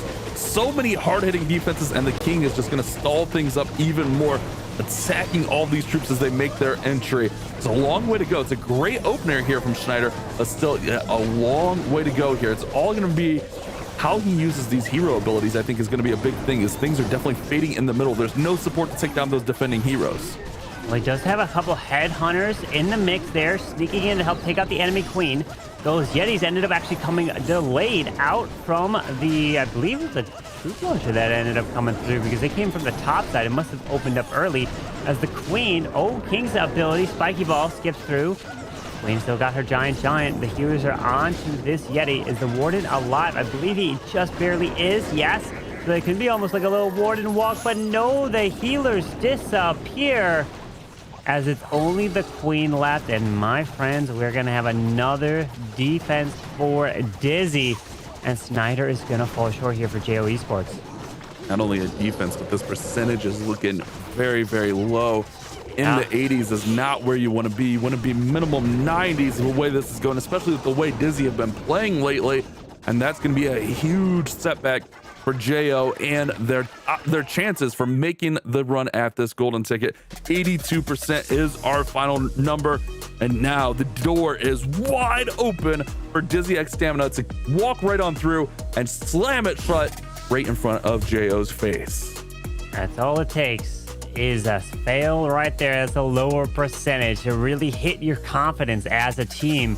They started off with a fail, and then they got another fail to answer that. Unfortunately, it's not looking good for Jo Esports. So, Dizzy, will you be able to capitalize on it? They definitely should be able to. They have the experience. They know what's at stake. They want to just continue to move throughout this bracket and earn more of that prize money, as they won't be competing in the last chance qualifier because they already have a golden ticket, so they don't have to worry about that, as we are now seeing the Royal Champion charge as well, continuing to start from the far left side, and a couple of rocket balloons to help pick off the air defense to start. Berbatov struggled a little bit yesterday, did have a couple of 90% plus fails, but sometimes that's all you need is just a consistent 2-star to keep the momentum flowing in the war. Obviously, a 3-star here will be massive, but let's see, can he get the proper value from this Royal Champion charge? Everything is setting up really, really nicely. Great patience, skipping right on through those defenses to go ahead and make invisible so you can go right into that monolith. Monolith's going to be handled. Everything looking very smooth so far, Carbon. Monolith is gone as he continues the RC. Should be able to pull her back right about now, but the Ricochet cannon does barely stay up, but he should be able to take it down pretty easily here as he's going to power his way from that side as well. As the roots are down with the ice golem out front, healers deployed onto them. Warden is moving his way through behind. A couple of Velks as well, while the Queen is going to stay to the top side of the space and redeploys the Royal Champion in the mix. A couple of headhunters to try to snipe the minion prince. But will this troop launcher launch these balloons and get out in front of the healers? Let's see. A minion gets out in front. Okay, the minion's trying to test for red air bombs, pulls the poison spell, and there is the balloon that spawns out of nowhere from the troop launcher to try to help protect these healers. Carbon, how do you fit a balloon inside those barrels? You just gotta squish them in there and then they instantly inflate. But it's just such a nice little tool to have on these Root Rider attacks. Just getting those Coco Loons out in front, it's such a massive thing. Like, bringing the troop launcher in on these attacks can really save it, because a lot of times the success factor on a Root Rider attack is how long are your heroes going to survive. And with the Coco Loons out in front, we saw one just take a Seeking Airmine right there. That means one more healer is still alive because that balloon went down instead. So it's a big, big factor on these attacks. Got to get through the town halls. Everything kind of just went right on past it, but there is one Yeti right there. Look at all those red air bombs. But luckily, it was behind or in front of all the healers. The healers stayed back, so the healers stay up as the town hall falls. Down Elise is secure as he continues his way through the bottom side. Hank's got his ability, making his way through the couple super barbs, but the RC also has her ability to utilize as he pushes through the defending RC. Pops his RC ability with the rocket spear, a couple super barbs off to the left side, making his way around with a handful of Root Riders still alive, making their way through as 28 seconds remain. Will he be able to have enough time for that multi in the core? The Royal Champion needs a clutch. Pops the spiky ball, skips across, going to really help out that Royal Champion, and doesn't even have to trigger the Giga Bomb. RC is going to make her way to the multi and just able to finish that multi-target off, Inferno off for a 3-star, and that is now back-to-back triples for Dizzy, while Jo Esports have 2 fails, and this one is starting to pull away from Jo Esports. We've said Dizzy have been kind of chilling and taking it easy since they won their golden ticket. But at the same time, man, they look so dialed in. Each and every month, like, they're not coming here and just like rolling over. They're coming here and they're performing at a high level. We see that in this war. Back-to-back 3-stars. They are on another level right now, especially with this being the last qualifier before Worlds. And then we have the last chance qualifier, but obviously they won't be playing in that. But you like to see them coming out as strong as possible. But next up, we're going to have Loop, kind of the big storyline here. And Loop, they need him really bad right now, Carbon. They need the 3-star from their captain. They need to deliver. At this point, they need a triple out to even have the slightest of chances. And let's see, it's going to be the approach of the Queen Charge Angry Jelly, as we're going to see the Queen from the bottom side target those defenses with the Warden assistance and then pull the queen and the warden with the healers back. So let's see if he can keep that queen alive, taking a lot of damage. Luckily not forced to ability just yet. But can these healers stay onto the queen, heal her back up, and take out this whole bottom compartment? Very, very big value trying to be achieved right here. Great invisibility. That Angry Jelly still working right on through there. Remember, it's about 35 seconds. That Angry Jelly will allow the queen to target nothing but defenses, and then it's going to pop off and just become like a little secondary unit, and then the queen will start to target all the buildings. But there we go. We see it pop off right there, and now the recall is in. It looks like the value is had. That looks like really, really great value. And he's going to go ahead and start the approach right in towards that Giga Bomb, right in towards that Minion Prince, which he should be able to soak all that up with the Warden ability if he so chooses. Or he could just elect to try to heal right on through it with the healers being right on the roots. I think that should be fine, yeah. Yeah, as long as the healers move to the roots, keep them alive. Out comes the Furnace and Ice going from the Clan Council. Pairs in the Poison now, as we have one more Overgrowth to deploy, but he's pathing his way up and around as the King is deployed to the top side to help grab that value. He's move his way through with 1:45 remaining in the attack, taking his time. The Warden will have the ability, and the Raw Champion, she's jumped the wall to go grab the multi and the Ricochet Cannon, and under the protection of the Warden Eternal Tome, that's going to be so helpful there. Big Warden Eternal Tome. Everything's kind of split into two little groups here, which should be okay, but the main issue is that the healers went into the middle, and if we lose all those healers, it's going to be a problem. They're in there with the Royal Champion, but luckily that Overgrowth is shutting down a lot of those defenses, so the Royal Champion needs to pull those healers back over to the main pack of Roots. The Roots really haven't sustained too much damage. Oh, but these healers are going right through the middle, Carbon. This doesn't look good for them.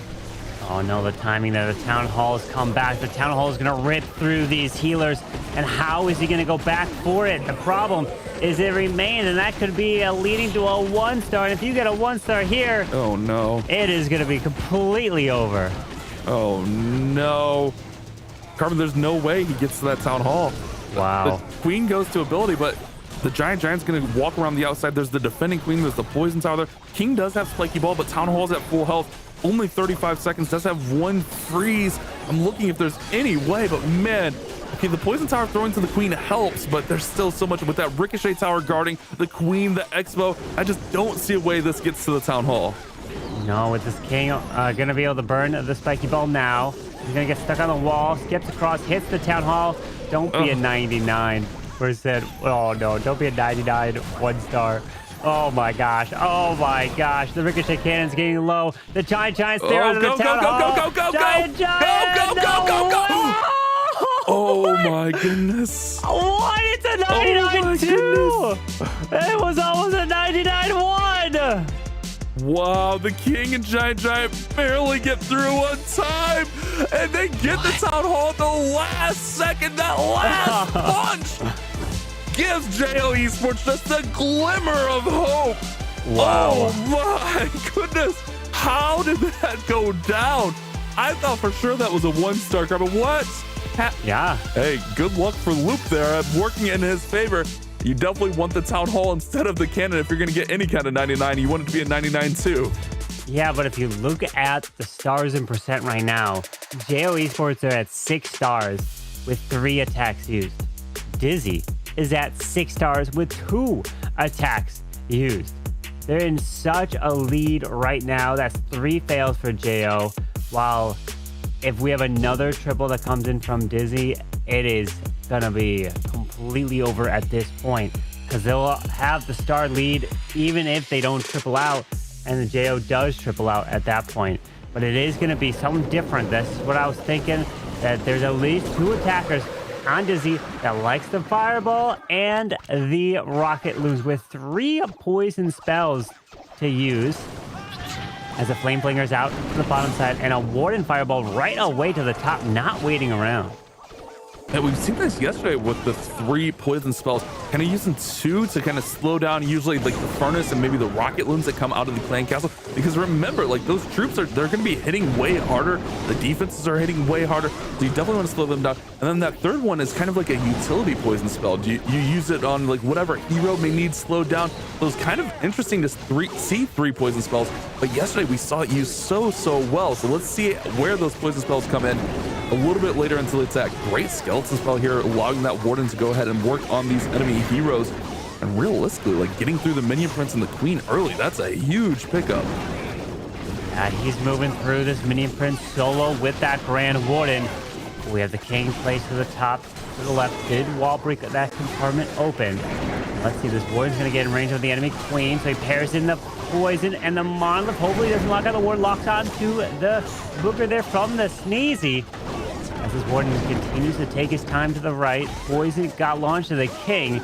Got a lot of different moving parts, but notice there is also no queen in this attack. Yeah, definitely a little bit interesting there, but we've seen them kind of do these like little utilities, these little tricks, sending in like minion prince with those rocket balloons. Notice minion prince does have angry jelly. Ooh, keep an eye on this warden. Warden is in a lot of danger.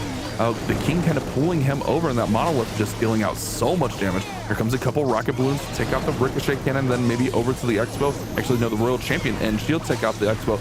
But he's got to keep an eye on this warden as the monolith is locked back on. Yeah, the RC did get her ability off, skip through that monolith as the RC continues to work through this town hall. But can the warden stay alive? He does finish off that monolith there with the addition of the rage gem from the warden. Helps keep the healers going. But we have an ice block there onto the ice hound, which the minion prince is utilizing that from the right side. So that is why he's not going with the queen.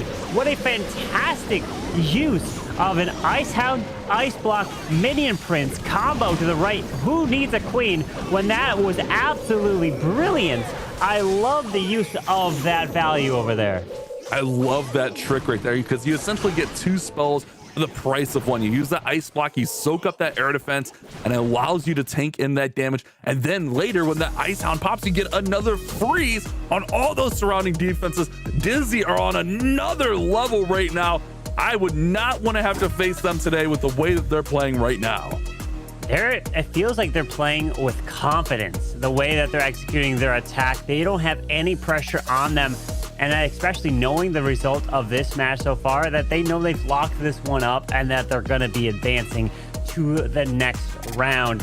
And they're just trying to continue their way and try to do exactly what Elevate did of winning 2 monthly finals. Can they win the first and the last? That could be a little bit of a storyline as well. But now Kireshi is just looking to bring some sort of hope, maybe a glimmer of something of a 3-star, because Dizzy, 3 triples, JO Esports, 3 fails. They know that is almost impossible to be making this comeback here, but they're just going to give it their best. They're going to try to bring something fun. And let's see, it is going to be the Grand Warden with the Anger Jelly with some Root Riders. JL, I'm sorry, the Bash curse is real this month.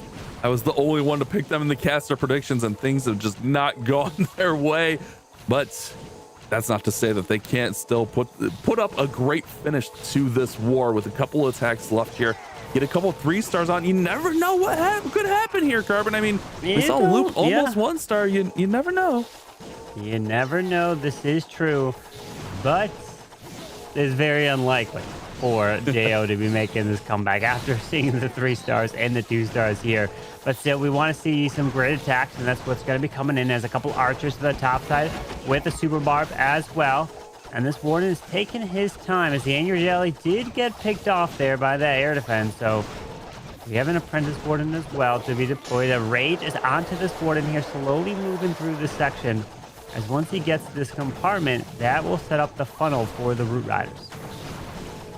Everything's working just the way it's supposed to, but keep an eye on the time. We saw that be a big issue yesterday with these long warden charges here, these long warden walks. Sometimes you let them go just a little bit too long, and then you don't have enough time to take down the rest of the base. We're getting started here, about 1:45 seconds left, which I think that should be fine. Ice Golems will slow things down. Furnace is poison, so everything being managed really, really nicely. King and Queen on the outside will keep everything pushing down through this town hall. Great overgrowth right there. I love this approach so far for Kireshi, but I'm really kind of concerned about the time as he moves a little bit later into the attack. Still does have that heal spell to deploy as well. As he moves through that Gigabomb, the overgrowth is there right through the court, but he's casting his way right through that town hall. Going to be able to take that down, but the King and Queen are going to move through the bottom side of the base, as there's a lot of troops moving right through this core of the base. As the Warden ability was perfectly timed, as these troops are kind of splitting in a couple different directions as he pairs in the freeze, but does not hit that monolith. Oh, that monolith, you don't want to leave it up. Not to mention those two multi-target infernos in there. It is a tough thing to deal with, but the Royal Champion throwing those rocket spears is definitely going to get one of those multis down. Now she's going to go ahead and she's going to target forward. I was hoping she would go back for the monolith, and now she's very vulnerable. She'll get taken out. So that's King and Queen ability, but keep an eye on those couple multi. Actually, this whole top section of the base looks really, really lethal with the King, the Minion Prince, geared up multi-cannon there. Like, oh, that's a tough compartment. Yeah, there's a lot of stuff to push through, but the King and Queen both have their abilities. And of course, always a big threat is the defensive Minion Prince. Is such a tank. He's going to be doing so much damage as well. Pops the Queen ability now, but we're talking about all that's left. Time is nowhere on his side as the time ends right there, finishing at a 91 and another 2-star. And JO Esports are down by a star with one more attack used. And at this point, Dizzy might not even have to use their 5th attack and they could win. What I was talking about with that Warden charge there, Carbon, that Warden walk. Sometimes you just get a little bit too ambitious and you want just one more building, just one more building, just one more building, and then you just don't give yourself enough time to get through the rest of the base. And that's exactly what we saw there. Could have had enough force, but we'll never know as the time runs out on Koreshi, and the time is running out on JO Esports as Pirlo can look to put this one all but done without even having to use that last attack. If he triples here, this war is already over. If you like fireballs, if you like rocket balloons, well, get ready, buckle up, because that's what we're going to be seeing. This is what Pirlo, aka Darkstar, loves to bring, and I'm assuming that's what he's going to be doing right here. And indeed, what? This is a lava. Wait a second, lava loon puppet. Hang on, he's having some fun today. Okay, what is the plan here? I got nothing for you, Carbon. I got nothing. We also have 4 earthquakes and 4 zap spells, 4 lightning spells in there, so could open up walls, could take out 2 different sections. I didn't see, did the Queen have giant arrow? I didn't see that was their fireball. There's the fireball, actually. Yep. Fireball into the lava loon puppet. Now the Warden's gonna follow them along. Okay, we have such an interesting approach here. It is. The Warden is following the lava loon puppet across. Does move his way into this ground expo compartment. There's the lightning onto the model. He could have the Queen's giant arrow finish it off as well. Why not? Wow. This attack has it all covered. The rarely used, I mean, Lava Loon Puppet doesn't get used in regular mode, not to mention in hard mode where its level is capped.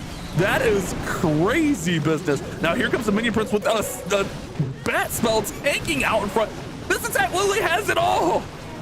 Oh my, there's a reason why this man won my Creative Master Series. Look at him come through this section, moving one by one with these heroes. Still even has the Royal Champion to move through. Minion Prince has got his ability. Warden's still taking his sweet time to his left side. And the Sneezy comes through, going to be able to target and go for that multi as the Poison is trying to remove that Furnace. And the Town Hall remains. Hang on with the RC. I mean, with the RC ability, look at what he's able to pick off. Wow, this base has just been like strategically gutted right here. This has been a masterclass from Pirlo of Stamina Esports. But the Town Hall does still remain. Got to get that Town Hall under control. Not too worried about with a couple of invises and not really any threats left on the base. But wow, what a masterclass. And you see it there, smiles. You usually don't see that many smiles on their faces, and they're just having a blast, swagging out the invises. Wow, this is an absolute show from Dizzy X Stamina. What was that? By far and away the best attack this weekend. And I don't think we're going to come close to a better attack than that, because it's only going to get more pressure. And he was able to pull something like that off because he knew that they already won the war before his attack. So he might as well. He completely probably switched up their plan. He was like, all right, let me have some fun with it. I think I could do this. And what a plan. That was brilliant. And if only all the rest of the attacks would come in with things like that, that would make for an absolutely insane match. But that is why this man has won other tournaments before. He is considered one of the most, if not the most creative player in the world. And he pulls that off. Yeah, and that kind of goes to speak to, like, you know, sometimes you just need to think outside the box. A lot of times we're seeing teams getting comfortable just using that basic 5 invis, 4 invis, RC charge into Root Riders. Sometimes you just gotta get creative, think outside the box a little bit, because most of these bases are gonna be trapped and prepared for a Root Rider attack. So having that vision and being able to see how to approach, I mean, I don't think 99.95% of players could ever come up with a plan like that, but just having that creativity and having the ability to think like that is such a nice utility. It was an amazing attack to watch, and that's why you never want to tune away from a match. Even though a match may be over, that means one of the teams that, you know, let me bring something fun, something creative, and the last attacker, who is going to be Nico Paz, or otherwise known as Mask, maybe he brings something fun as well to finish it off, since they know that he won't even need to attack to pretty much win. As now Black is charging this queen. Woo, that recall looked like it almost missed that queen there, but he's okay. Going to be able to redeploy the queen and the roots from the bottom side into this monolith, just power through this base. Long Launcher going to come in as well, take out that Fire Spitter, take out the multi-target Inferno as well. Right online there. Does have the heal spell, does have an Earthquake as well to weaken things up just a little bit. There goes the Earthquake spell. Landcastle troops get pulled out. A couple of Rocket Balloons, Furnace, Ice Golem. Pretty standard CC for that. We're going to go ahead and get through that multi-Inferno right there. The other Inferno going down. I like this approach so far for Black, but man, it's just a little too late on this war. We do have a Super Valk and a Super Yeti coming out together, so it's going to raid up the Super Yeti. I would really love to see like the Super Valk get a little bit of a buff in terms of when it comes to the raid spell to power that up, because we don't see the Super Valk used all too often. And it feels like that raid spell that spawns with the Super Valk is just so small. You just can't get the full value that I really want. But we are seeing that the Fire Spitter and the multi do still remain. The Sneezy and the Queen should be able to finish it off, but the Town Hall Bash, it's still there. Yeah, this looks like it fell apart in a hurry. Tries to overgrowth the save a little bit here, but the Queen should maybe still be able to get the Town Hall with the Giant, but then again, that Minion Prince is there. Queen's gonna go ahead and start to walk around, so he's gonna try to secure this Town Hall, but the enemy King is there. If she gets too close, the enemy King's gonna step up and stop her. Oh man, this thing's not going JO's way today. I think he still gets through here. Oh maybe. No, don't say that. Nope. Don't. No, King the giant got stuck on the King. It's a 1-star. Wow. Oh my, finishing with 9 stars. That means Dizzy only had to win with, wait, 3 attacks could have been enough, but they wouldn't have had percentage. They've already won this war 12-9 at this point. Wow, what an unfortunate war for just ordinary esports. Definitely not their war. And now, the final attack for Dizzy. You can do whatever you like and have a lot of fun with it. Yeah, do we see something fun and creative here? Do we have another just good old time with this last attack? The war is definitely over. It's been over for a little bit. Let's see what we have from Nico Paz, as we know that Dizzy X Stamina are definitely super creative and they like to have a lot of fun here. We will have to see as the final attack is coming in. We know it's not going to have any impact on the match, but it can have an impact on our hearts, and to see who maybe gets the MVP votes. Let's see what. Oh, okay, it's Roots. Nothing crazy. He's just going to bring the standard. Nothing out of the ordinary. Let's see, as he is going to start with that Grand Warden with the Angry Jelly off to the far right side under that raid spell. Help heal him up from the healers. Pretty standard entry here on the Warden Walk. Again, time always the big thing. You don't want to get too greedy with that Warden Walk, but at minimum, you're tied to the Warden Walk for 35 seconds. Usually like a minute is fine as long as you get enough value, and pairing it with this Flame Flinger should allow that value to kind of just stack up and compound into a beautiful attack. Here's that Warden. Finally gets through that scatter shot, and he can also probably negate that Giga Bomb if he decides to go around it, which, I mean, that's just a huge tool to not have to deal with that extra damage on the base. I would say the Warden and the Roots go to the top side of the base because the Flame Flinger can clear everything to the bottom. The only threat to the Flame Flinger is the Ground Expo down there. So yeah, Root Riders coming straight to the top, leave the bottom to the Flame Flinger, and it will clear it. No worries there. As now Valkyrie deployed with the Roots pushing into the enemy Queen. Queen all the way to the top side. Raw Champion redeployed. Or not redeployed, just deployed. He didn't go with the RC Invis because it was a little bit of a Warden walk. as he is going to power through the Fire Spirit and then eventually path towards that Town Hall. Should have a nice clear path, especially with these ice golems coming out. They'll slow things up just enough so that overgrowth should wear off right at the perfect time. There goes the first ice golem, popping and freezing. It'll also allow the king and queen to kind of get out in front. Oh, king gets a little bit distracted there, assuming by some clan castle troops. But the actually second overgrowth comes in and re-overgrowths that town hall. So he's going to continue to work on past it and then circle back at a later time. There is that warden ability, which protects these healers through a few of the traps. As he tries to continue to move through the left side, will have to move back towards that town hall. Let's see when that overgrowth wears off. Pairs in that RC ability with the rocket spear launching some shots. The town hall comes back. There's a nice freeze to really protect the healers. That was a perfectly timed. Oh, nice! And the Booger even pulling the red air bombs. Beautiful, beautiful plays right there. Now the royal champion taking down that town hall. She's going to continue working forward. And you talked about that flame flinger being able to pick up the value. It's still going up. Wow. It's finally going to pop open now with a couple Yetis coming out, 3 Yetis coming out to join the party at the perfect time. Oh, the timing of that is just absolutely excellent. To keep an eye on that middle compartment, the minion prince, that crusher mortar, the multi-target inferno. It is just such a lethal combination in there. Still does have the king, I'm assuming with spiky ball, should be able to work right on through there. But man, there's not a lot of force here, and that minion prince is just looking for targets. Spiky ball, did he pop the spiky ball too early? He's got to make his way back to the multi and the core to get that. The minion prince is going to slow him down, but the giant's going to get out in front. It's going to ignore the minion prince. He goes down. Can it be a perfect war for Dizzy? And it is a 15-star performance, 15-9, and Dizzy X Stamina wins this one in a dominating fashion and will be advancing through the lower bracket. What a match for them. That is unbelievable. Our first perfect of this broadcast. We have had a perfect in the past.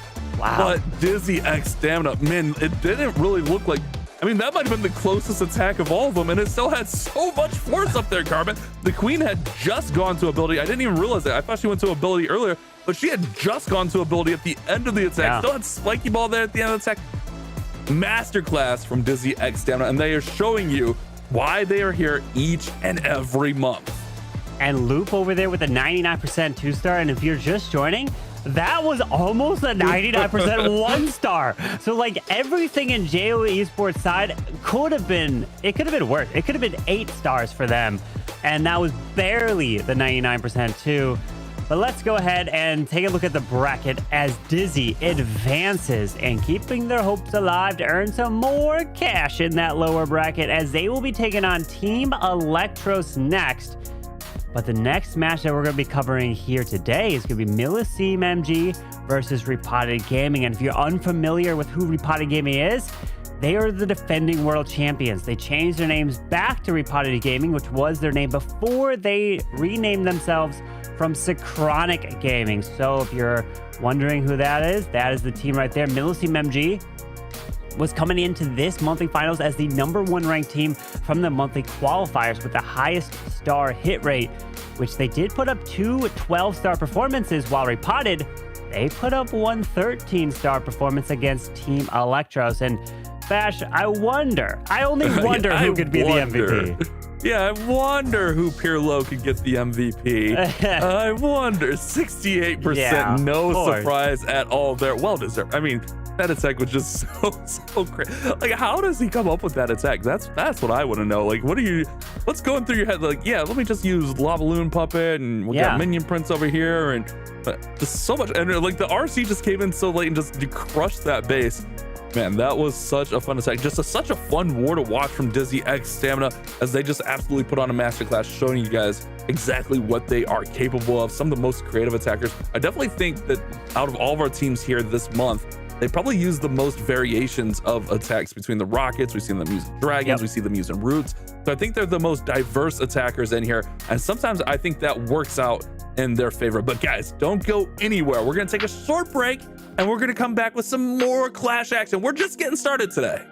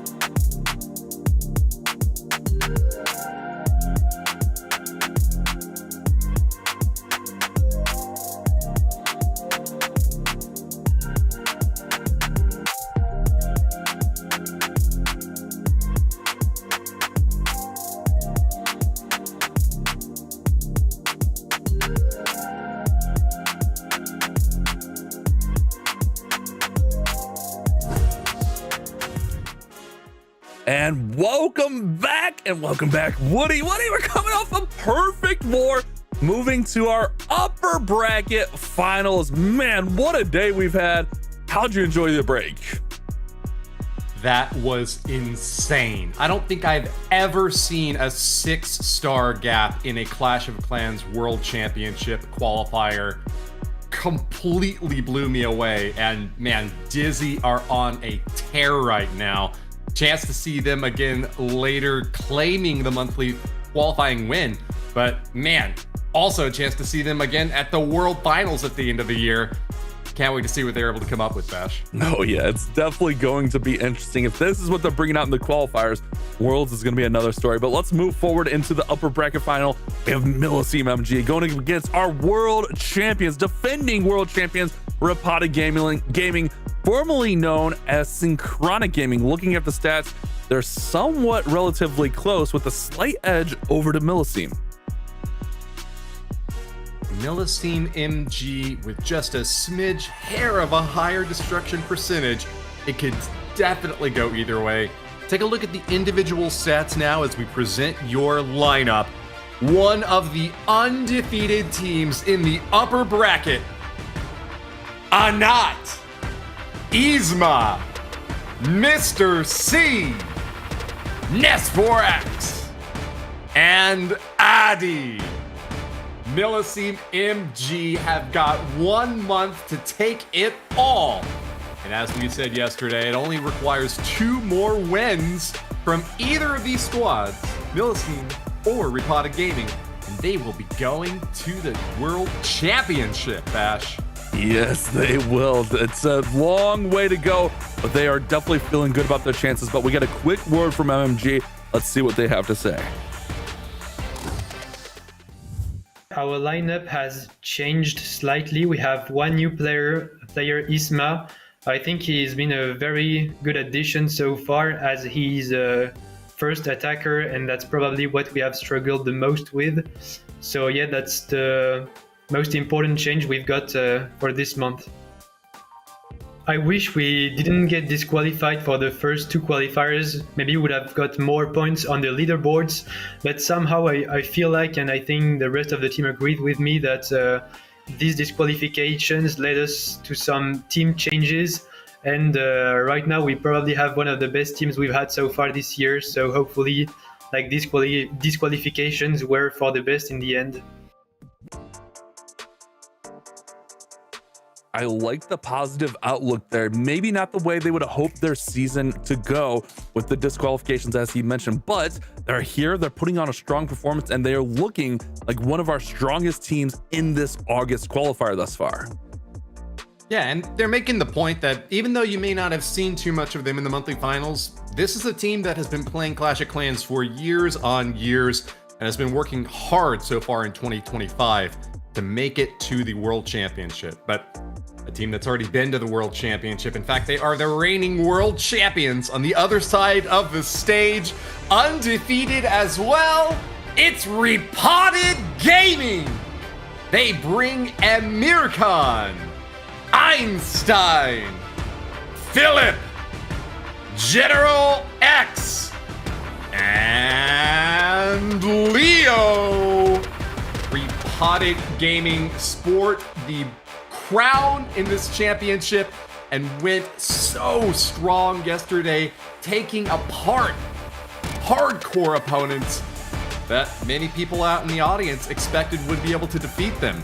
But we heard from General X himself that he is here to win back fans and prove his worth. Let's also hear from Repotted Gaming directly before we get into this match.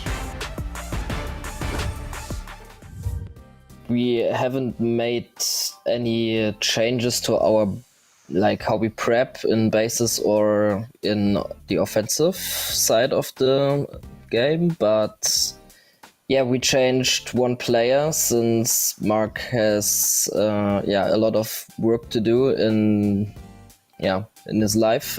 We had to play with Amir, but I'm sure he will do a good job replacing him. I mean, it's hard to tell because we had a couple of rough months where we had a bit of bad luck and didn't play as well as we wanted to. But I think, now with all 5 people having enough time for the preparation, we feel very good together. And I think that, or we hope that it will pay out in the next weekend. Repotted Gaming are definitely a team that you don't want to have a lot of preparation time. When you give them prep time, give them time to scout their opponents, build bases, they are one of the top clans in the world. We saw them be world champions last year, runner-up world champions the year before. They are just an amazing team with the proper preparations. Builder of the year, General X, World's MVP. They have so many accolades. They know how to handle this pressure, and they are looking to make this final push through our monthly qualifier and get that golden ticket. We had that question yesterday, Bash, where we were wondering, is it possible for these teams to continue with the same sort of quality that they had in the past, even when the metagame changes? It was a little bit uncertain whether or not Repotted Gaming could still find a way to craft bases that could deny a Root Rider attack. But those questions were completely answered yesterday. A smashing success kept them undefeated on the top side of the bracket. And as we see now with this match ahead between Millisime and Repotted starting in just 1 minute, I think what you're mentioning right now is definitely true. That the preparation factor has really come to bear for both of these teams. We haven't seen much of them so far this year, but the efforts that they've been investing in the weeks leading up to this competition are about to unfold. And we'll find out which one of them can remain undefeated. The viewers at home say there's a 60% chance it'll be Millisime. What do you think? Hey, I went with Repotted in this war. I think this one's one of those coin flip wars, though. But remember, guys, also check out and get your own predictions in at event.supercell.com/Clash of Clans. I think this is going to definitely be one of our best matches throughout this tournament so far. I mean, talking about preparation, remember Repotted, they held back Dizzy to 11 stars. Dizzy just put up a perfect war. So that just goes to talk about their preparation and their base building. Leo will be our first attacker of the war. In that war against Dizzy, Leo actually had a 98%. That was actually a little bit of a closer war, 12-11. So not a ton of offensive power, but a defensive showcase. I think we could see ourselves in a situation like that in this war, where we see like a 12-12, 12-13 style war between these two squads. Well, starting off first, Leo is bringing some heat with a Royal Champion charge, the old reliable way to stab into the heart of a base, then recall her out for the rest of the raid. An early recall there, not committing too much to that initial stab. He's going to have 2 overgrowth spells for this Root Rider attack, and expect to see him go clockwise around the base. It's been common to bring a couple of witches along with these attacks. They've been slower in the past and can cause some time issues, but having a few more skeletons out in front, blocking for shots, and distracting opponents can be very, very helpful. Leo also finds ice golems, some big burly ones out in front to block for those heroes as well. This is going to be a big, heavy, tanky raid, Bash. Here comes that first overgrowth spell. Kind of an interesting little breakdown of this base. Like, he's got his army kind of going in 2 different ways, but if the queen can kind of get this right side under control and then join back up with everything, it could actually work out really nicely in his favor. We've seen in the past where the queen can kind of go do her own thing for a little bit, and with that action figure equipment, like, she can just pick up so much extra value. Great invis there on the queen. The overgrowth should be wearing off in the town hall. There it is. Town hall is now awake, and he's going to go ahead and use that warden ability and also pop off that queen ability, so she'll go ahead and grab that town hall, the next overgrowth in. The queen ability force, he is really sending in a lot of effort with her, but unfortunately with no healers, she's going to be down for the count very shortly. Leo does drop the second overgrowth on the backside as well. Going to shut down that crusher mortar and try to keep these Root Riders healthy and firm going into the deep end of the space. But they're circling around to the outside. A little bit of an awkward positioning here now as the RC is going to be vulnerable out in front, tossing those rocket spears off and doing everything she can to get into this last compartment. But it is going to take a long time to get there, and she needs a lot of cover. Still has that king ability ready to pop and 1 more invisibility spell left to drop, but this is not going to be an easy run for Leo. He's sweating in the last compartment. 40 seconds left, Bash. Yeah, but that minion prince is going down from the Royal Champion. Oh, she barely does not get him down. But the main thing is getting into this compartment as it's closed off, and also that multi-inferno does have those couple of witches there working really nice. King is going to working as well. But man, there's still so much. 25 seconds. Is there one Root Rider? Yeah, there's one Root Rider. Does have the King Spiky Ball that goes in right now. Let's see. It's going to go ahead and boom right on through there, but 17 seconds. Here comes that one Barbarian, and it's going to be time. It's going to be the big issue here is he's going to run out of gas. There's no way the King and the Giant can get through there on time, and it's going to be a 99% time fail. Devastating for Leo, but what a run at that base. What a finish! Just one building remains, and that can make all the difference in a tight match. Man, if there had just been 2 Super Barbarians, I know I'm being greedy, but I'd love to see another one to be able to have that adaptability at the end to finish off a structure like that. I mean, it's very impressive to even be able to get a Super Barbarian into the core of the base at all with all those walls built up around. But in the end, that Spiky Ball plus 1 Super Barb, just a few shots short. Next up is going to be Yzma attacking Einstein's base. We've seen so many successful defenses from this Repotted Gaming squad. I'm really eager to see what Millisime have come up with to try to shut them down. Big attack here for Yzma. If you can get a 3-star, obviously they'll have the lead, but also at the same time, if he does fail, it can't be too big of a fail. Coming in with some Root Riders with the rocket balloons, but more importantly, that huge RC charge here as we have 10 total invisibilities. We've seen this being used with, I don't even really want to say mixed results, because most part, when you use this long RC charge with the roots, it does not work out too well, as you just don't have the support that you have with other attacks. I do like the picking off of certain defenses here with those rocket balloons to help direct traffic and help get that Royal Champion going where he needs to.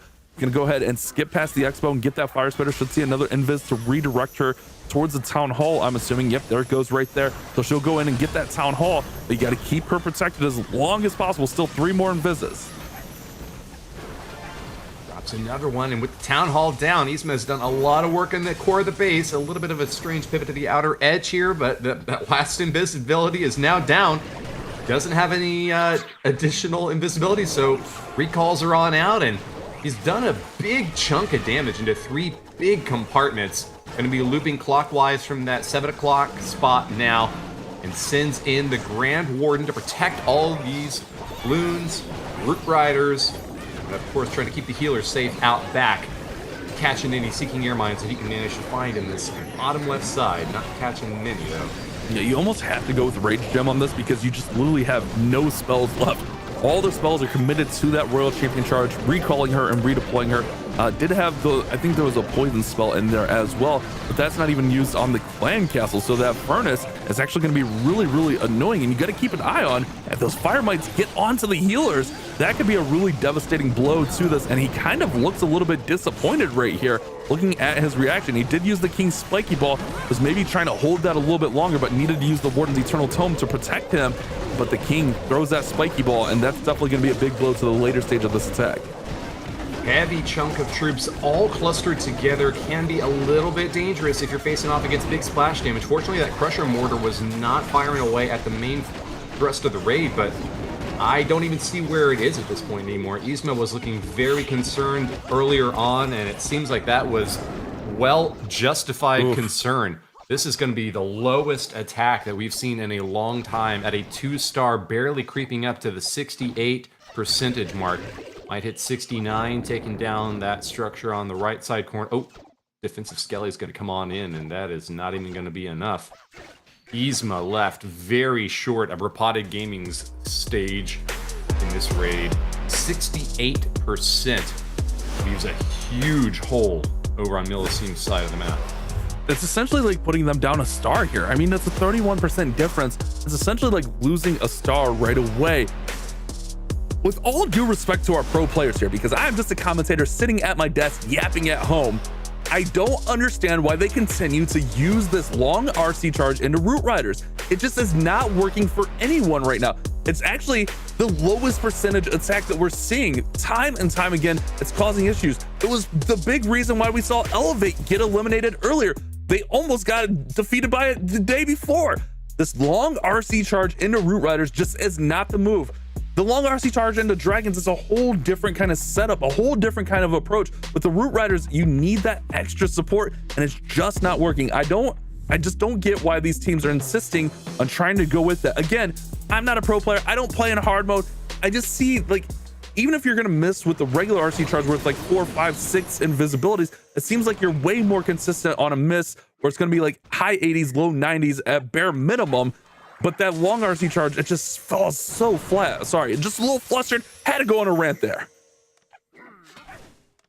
Well, you're making a good point, and I mean, that's why Dizzy, and you know, they're not fighting in this war, but that's why Dizzy has done so well in so many matches. They don't throw really risky attacks at a base in a speculative manner. Sometimes that is what you need to do in order to come back against a really tough foe, but I mean, Repotted Gaming is just not the sort of squad that you want to be taking big guesses and risks with. They have got extraordinarily strong bases that are designed to trap you in just those sorts of situations. And that's going to prevent them from going down early. We now have them attacking now as Emir Khan marches onto this right side corner. Having a little bit of trouble with his Town Hall, but the Yetis will get it down eventually. Rocket Loon's added on to help. He's slowed down quite a bit in the core as Ice Golem's going to be coming out now to shut down the rest of that secondary push on the top side. It's all about these Root Riders now. The Overgrowth disabling most of the defenses on the back end. He's going to have to deal with a Fire Spitter and a Monolith on the interior with only 2 more invisibilities left to drop. Yeah, not a lot left here, but he's still continuing through here. And with those Clan Castle troops distracted, they're now going to come back up to the top side. Oh wait, he's actually distracting those Ice Golems again. Oh wait, now they're coming back. Those Ice Golems are actually going to stall things up just a little bit here at the end of the attack, as this one is continuing to grind up a little bit. He's definitely starting to run out of forces and run out of troops, but the RC actually will go ahead and deal with these Ice Golems, but he will lose the Spirit Fox, which that definitely is not the way he wants it to be. But there's really not a ton of defenses left. He still has that Invis there for the Royal Champion. It's just, man, he's really out of force here. King goes to Phoenix. RC's still working through there. But look at this. I mean, this is exactly what I'm talking about. This one did not look like it was 100% excellent, and it's still like right there. Like it's almost 90%. I don't know. It just seems like the different approach with that long RC charge is just not working out. Whereas if you go with the traditional approach and it doesn't work, it's still getting you a really, really solid percentage. Whereas American comes up at 89%. Now that does leave the door open for MMG. They're gonna have to probably get stars on the board in this war. With them being down 31%, they're probably gonna have to win this one out on stars, as we'll have to see if they're able to do that. We know they can put up some triples, but against RPG, their bases, man, they're some of the toughest defensive bases that you'll see. Yeah, we're going really tit for tat on this percentage game and really overemphasizing, I think, the consistency element here. If a team scores more 3 stars, they're going to win. It doesn't matter if the percentage is lower on their side. So that is Mr. C's marching order. Now, take the shot, get that triple. If you wind up missing, that's just Clash of Clans right there. I mean, you want to get a 3-star here, and so you might be a little bit more willing than usual to take a risky shot. When you're that far behind in percentage, you know it's not going to come down to that unless something really strange and unfortunate happens over on the Repotted side. So let's see if a 3-star approach is going to pay off in this attack. It's going to be a long bomb hit from a Grand Warden starting with an early walk. He's only got 1 invisibility, so he's got to do some good work along this outer edge before getting that shot in and setting up for the second stage of this hit. And yeah, we see these pros putting out lots of stars. Don't get me wrong, you definitely can win the war on stars, but you just don't want to fall behind on percent so that you have to win on stars. Remember, we're playing in hard mode. Defenses are hitting 20% harder. Defensive heroes are hitting 20% harder. Your heroes are nerfed. Like, you just don't want to have that uphill battle if it can be prevented. That's the point I'm trying to make with the percentage game. Yes, stars is ultimately going to decide it, but just falling behind, it can also be a little bit of a morale thing, where we've seen like players getting discouraged, and then kind of brings the morale down, maybe on the voice chat and stuff like that. Again, I'm just sitting here at my desk observing, yelling about video games, but these are just things I've noticed throughout our competition. Here's the Root Riders getting in that log launcher, doing a great job picking up value and working his way through so that the team can go ahead and work towards the middle of the base and get that Town Hall down. Does go ahead and put in all the Roots and the King on the outside along with that Royal Champion, and now the Queen gonna go ahead and circle through and join the big pack of troops here. Love the entry with that log launcher rolling in against both the fire spitter and the scatter shot, and able to get a lot of value on this bottom side. But that town hall is activated now, and there's nothing that's targeting it quite yet. A lot of damage coming in and requiring some very careful positioning here from Mr. C, who is still holding on to that Grand Warden ability, not yet committing it despite so much incoming damage, hoping that those healers can keep his troops topped off. But one of those Root Riders is looking awfully low. Queen is getting pretty far down too, and he finally pops that Warden's Eternal Tome. It's such a tough balance trying to wait a few more seconds to get more value out of it later on.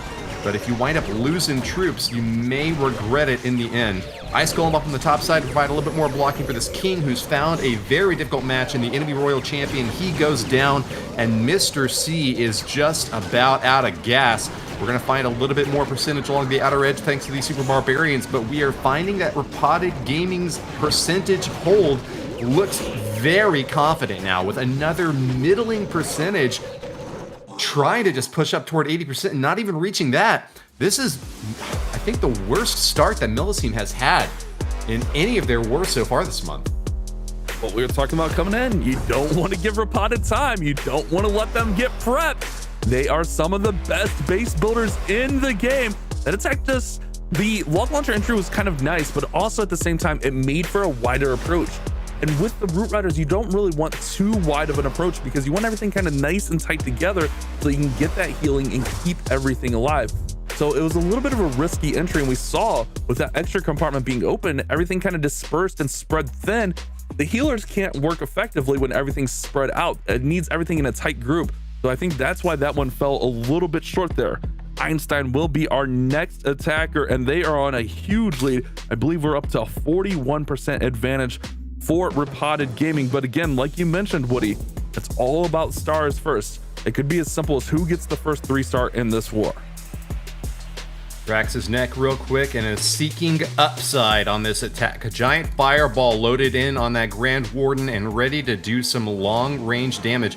This is an attack style that he loves to bring to bear against bases that have got these spread out defenses with an easy opportunity to crash in hard and fast early on. Snipes a couple of towers on the outer edge with those rocket loons, and as soon as he can get this Angry Jelly Grand Warden to take out a few more defenses on the outside, he should be able to drop that fireball right on the Town Hall without even having to worry about any invisibilities going. No, he's going to hold on to it a little bit longer. Beautiful setup here so far from Einstein. It looks like it's going exactly the way he wants to. Might be waiting for that Angry Jelly to wear off here. There goes the Angry Jelly, actually catching 2 Seeking Air Mines. That's nice. Now the Warden's just going to go ahead and take out the full Town Hall here. Keep an eye on that Headhunter. Nice, good freeze there. Now the Warden will go ahead and take that Headhunter down, as it did hit him once. Beautiful freeze there. But now the Warden actually turns away, and he's going to go and work everywhere else. Here comes that Invis. This was the intended target for that originally, and now he's just going to let that Warden go ahead and work. That pulling that Headhunter out actually kind of stalled this plan up. The Warden was supposed to be getting that Town Hall down as quickly as possible. That one Headhunter kind of redirected him and kind of threw things for a loop here. Yeah, unfortunate result there for Einstein, but I think he still does have a good shot at making this work. Drops those Headhunters on the left side to get the Royal Champion. Yeah, he is starting to fall behind on time. It's a good call out there, Bash. And repairs on this Town Hall are just causing it to be so bulky. A minute and a half in, and he's only got a quarter of the base down. That's the one risk with these long Warden walks. I mean, and this wasn't intended to be a long Warden walk, to be fair to Einstein. It was just he unfortunately pulled out that one Headhunter, and it really just cost all of the time here at the beginning of the attack. I really don't know that he's going to have enough time to get through this base, even if he has enough force. He's really got to get cooking through here. King's going to go over there on the left side, all the Roots over here on the right side. And if you're MMG, you got to be feeling good about your chances in this one, as that bottom compartment down there looks really, really tough to get through. And it's going to be he might have the force to get through it, but it's going to take some time to get right on through there, as he's got kind of a 2-pronged attack making his way towards that bottom section of the base. Well, time is not on his side. Overgrowth is going to be wearing off soon, but he has barely passed the 50% mark, and he has got to just drop it all on this base right now. Archer, Queen, and King ability still ready to deploy. Pops off at the spiky ball, and we'll get a little bit more work done on the interior. I feel like this is the sort of time when you really do just have to send in all your heavy armament. Drop as much damage as you can, because you're going to run out of time. You know you are. And it's just about scoring higher percentage, Reinstein. Rubs his face as he knows that it's over at this point. It's kind of crazy that one little thing, one little headhunter really like just kind of ruined this whole attack. The one redirect from that headhunter really cost Einstein here. And it was really just one shot on the Warden. One headhunter got one shot on the Warden, and that causes him a 79% 2-star. Now, if you're Millisime, yes, you're down huge on percent, but a 3-star here, not only do you take the star lead, but you also make up 21% if you can get that triple on the board. So this is a huge opportunity. So far, it's been definitely a defensive showdown between these two clans, as we did have that time fail from Leah, but everything after that has been just kind of low grinding percentage gains. But MMG need a 3-star in the worst way right now, as Leo's on defense and Anat is going to be the attacker. This is the opportunity that Millisime is so eager to capitalize on, and it's such a big reason why attacking second is an advantage. You can keep your morale high even with low percentage when you know that a 3-star would put you ahead on the star game. Anat will do just that. If he's got anything to say about it, he's going to be going in with a Royal Champion charge, going hard and deep. Able to recall, but with 7 invisibilities, expect him to try to at least reach that Crusher Mortar in the inside of the space. Gonna be a long surge right on through here. Might even try to get the Town Hall down. I think that could be achievable with this long RC charge, and I kind of like the way he can gut this. I know I was just like poo-pooing the long RC charges, but if he can redirect and get a nice little setup here. Oh man, that Queen kind of redirected him there. And he's gonna go ahead and pop ability. Oh no, Teslas are popping. I feel like this isn't going the way that he's hoping for. This entry feels baited, as he does not get that much value from that Royal Champion. It is enough to set a funnel and set some pathing, but he maybe wanted to get that Crusher Mortar out. It's hard to say. Obviously, I don't have the plan. We're just speculating, but it definitely felt like those Teslas kind of threw him off, and now we got Rocket Loons and a Furnace out of the CC. Yeah, there is just such a high need for big value from an RC charge like that, and I am not seeing it from where Anat's standing right now. CC troops are coming streaming out with the poison that should be able to shut them down effectively. Crusher Mortar is going to be firing away at these troops, though, and holding on to that Grand Warden's ability as long as he can. You want to avoid the mistake that his teammates have made earlier on by waiting too long to drop it off. Lots of splash damage as a multi-gear, as a scatter shot, as a Town Hall. Continue to wail away on these forces.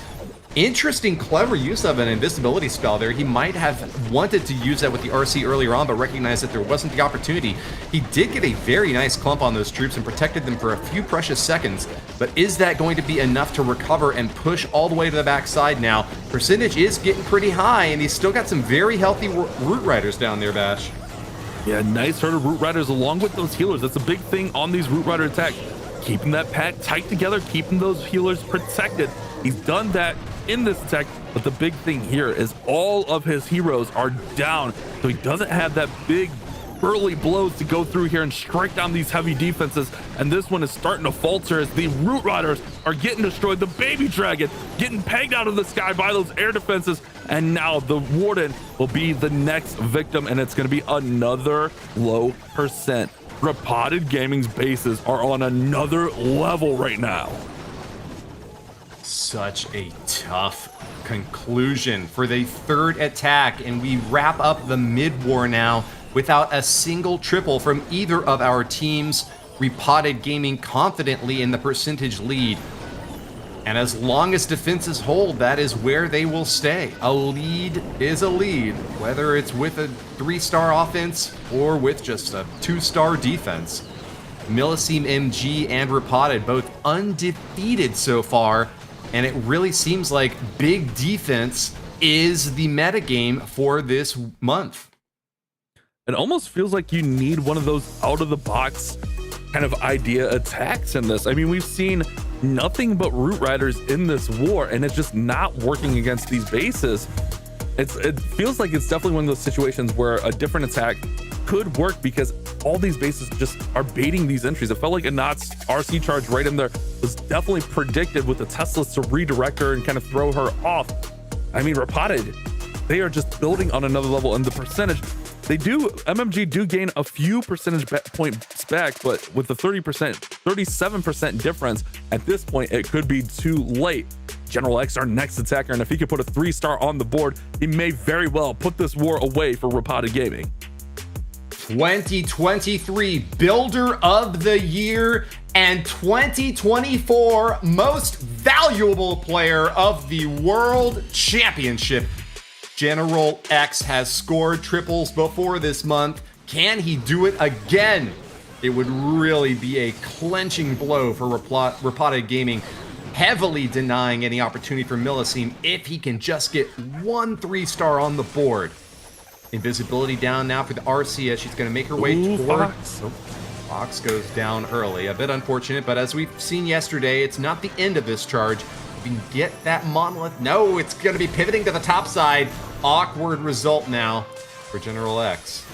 Great invis to push her into the town hall. The big thing with these dragon attacks, that early strike, you're either going for all the multi-infernos or the town hall and at least one of the multi-infernos, as we will see him, get this multi right here. And then we'll probably see the dragons on the right side, that 3 o'clock position, the king closer down to that 5 o'clock position, coming in a little bit later to set this up. I am a little bit worried if he does go with the dragons on the right side, that sweeper could be pushing him back. Actually, no, since he's going to get this inferno, the dragons are probably going to go on the left side. So the dragons are probably going to go 6 o'clock. The king will actually go 3 o'clock. I didn't think she would actually get all the way over there. Yeah, there goes the king over there at 3 o'clock. Dragons in at 6. They'll go behind that sweeper. The RC works out beautifully in him. I really did not think she would make it all the way there. Look at that base, Woody. It just gutted through the center. Dragons ready to storm into the competition now. Scattershot not getting too much value as it's firing away at an exterior dragon. Back up Rocket Loon to move on in and deny some black bombs if it can. I think it might actually caught one. Grand Warden ability holding on as that multi-inferno on the backside is going to be firing away soon, but with another snipe of an air defense on the backside, General X has a beautiful follow-up despite a dicey entry point here and still has 3 stars on his mind. Still a long way to go, but a strong force here. There goes the Minion Prince's ability. Still has Queen ability in hand.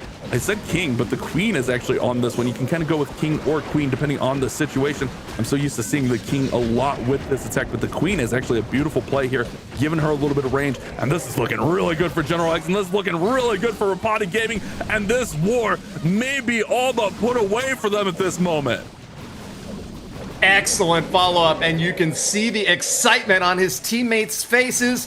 35 seconds left is plenty of time, and what a crushing victory to score it with. Mass Dragons have again been vindicated in this meta as the ground-based armies are so front of mind for so many base builders.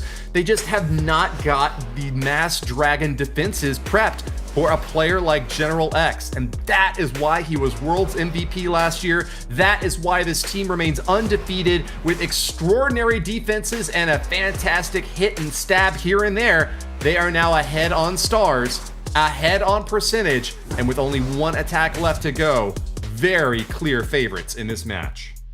And that's exactly what I was talking about. Maybe something different besides the Root Riders could get through. And man, that was just, I can't believe how much value he got out of that RC. At one moment there, it was definitely off the rails, but he just stuck with it, got her where she needed to be, and picked up so much value from that Royal Champion charge. And that's where that long Royal Champion charge goes in perfectly with those dragons. It's just the right combination with the Root Riders. You just need that extra support for the Root Riders. Addy will be the next attacker, and this is gonna have to be a 3-star. Addy gonna actually give his go at a dragon attack here with the long RC charge. Let's see if he can replicate the results of General X and put a 3-star on the board for Millisime MG. He's gonna have to go all the way through this town hall, and if he can get to those infernos, that's gonna be a beautiful setup. A dirty dozen invisibilities to use on this attack. Gonna try to keep that spirit box safe for a long time. Does drop an invis in the interior to try to redirect away from a Tesla and keep this RC on track. Not your favorite attack style with such a long RC charge, but he is going to be adding on a few rocket loons onto the outer edge to try to get some more work done on this top compartment. Another invis goes down, and the Spirit Box is going to be taking some fire now that that Town Hall is activated. Very, very low, and the RC is getting very low as well. Ability is 4, Scattershot fires off, and she is very much low on hit points. Addie's only got one more invisibility left to pop, and it's going to be coming in shortly. Another multi to go down. Yes! He does get it, Bash. It's not that I don't like the long RC charges, it's just the different approaches. With the dragons, this attack is set up for the RC charge, the long RC charge. Like the whole way this attack functions is you're just cutting through the middle of the base. It is meant for that long RC charge. With the Root Riders, it just seems like you don't have the support that the Roots need, so it just kind of falls flat. Whereas the dragons, like, you kind of know what you're getting into. The dragons can kind of sustain. The king's gonna do his thing with the snake bracelet. You're gonna have all that support, or if you're gonna go with the queen, as we saw from General X, it's just kind of two different approaches where you're almost kind of trying to take this dragon approach and force it onto Root Riders, and it just doesn't work because you don't have that additional support. Addy looking really strong through. If he can get through this multi-target Inferno, that's going to allow those the Fire Mites. Actually, no, he's got super minions out of the clan castle, so he's actually going to have the backup of the super minions backing up all these dragons. But things are definitely starting to fall a little bit here with a couple of abilities left. It's just a bit of a broad attack to have to go against a base that requires your dragons to be so spread out. Not able to catch that minion prince with the Grand Warden. He is taking a lot of fire and is still a big question mark as to whether he can close the deal on this final compartment. Millisime need back-to-back triples if they want to have any hope at all of scoring a win in this match, and it's not looking likely. Dragons getting twirled around on the outer edge, but there's not many air defenses left. Just that multi-gear cannon is the last big obstacle for them to get past. But can they power through a gold storage on the final edge here? Yeah, but that storage is right in front, Woody. It's just the multi-gear cannon, but that thing hits so hard. It hits like a truck, and with the storage out in front, it is going to shut this one down for Addy. It is a beautiful approach there, but it is going to ultimately fall just short at 98, maybe 99. That Wizard Tower is almost down, so maybe 99 if the Warden can hit it. Nope, 98%. And now this one is pretty much done, with RPG having the huge 39% and 1-star advantage. Even if Millisime triple and Repotted don't, Repotted just need, what, 61% 2-star to win this war? 62% 2-star to win this war? The hopes of the French community riding on this Millisime lineup, just 2 buildings short of having this war go down to the wire. But in the upper bracket, the team that loses this one will still have a chance to return to the grand finals if they can defeat the team that makes it to the end of the lower bracket. Philip looking to clench this war with a triple, but even a 2-star in the high percentage would be enough to guarantee a win. Just a masterclass on defense in this war. Remember also that Leo had that 99%, so this one could definitely be way out of reach. Philip gonna go ahead and work in here with the Root Riders, which is definitely one of the safer approaches in the game. And he's starting things off with the rocket balloons. A little bit more of an unconventional approach, but he's going to set it up for that flame flinger. Okay, I see it now. I see the vision, setting up that flame flinger. There's going to be nothing aside from the monolith, which is way far away, that can reach that. And now he can set up the value onto that crusher mortar, fireball rather, onto the crusher mortar, earthquake it out, and now he's got a straight shot through that town hall. It is a 39% advantage for Repotted Gaming, which means if they get a 2-star with even just 62%, I believe, then that would prevent Millisime MG from being able to catch up. Yeah, I think that's the number. If I did the math right, I've been wrong before, but I mean, any high percentage 2-star is going to be enough here. It's just all the defenses have been so low for Repotted. 68% from Isma, Mr. C 79% and not 83. We did see Addy with that 98, excuse me. But yeah, the percentage game just not working in Millisime's favor in this war. Here comes that overgrowth onto the town hall, and he's just gonna go ahead and start working through there, and then he'll be able to circle back, grab that 2nd-star, and everything is looking great for Philip. Just needs to push a little bit harder, but with an exterior town hall, that 1st-star will be easy to claim, and the wrap up on that percentage is going to seal the deal. Philip from Repotted Gaming just needs to dodge a disaster, and he will be cleared for a landing. Archer Queen moving right into that Town Hall compartment. As soon as she takes down the Elixir Collector, storage rather, she will be able to take out the Town Hall. First star secured with overall damage. Second star coming right afterwards from the Town Hall, and we can now confirm it! Repotted Gaming, undefeated in the upper bracket, will advance to the grand finals. Just a masterclass of base building from them, and you can see why they have all those accolades, why General X was Builder of the Year previously. Don't write off this Repotted team. Yes, we haven't seen them a ton this year, but sometimes all you need is one chance, one hope, one opportunity, and they're taking advantage of it here this month, making the most of it with a strong upper bracket run.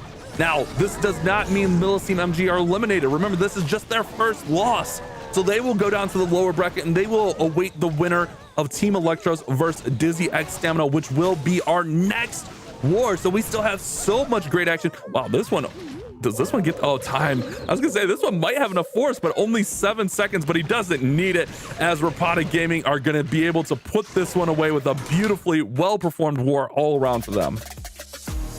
Fantastic job to Repotted Gaming. Just a couple of points short of making another triple happen in the final hour.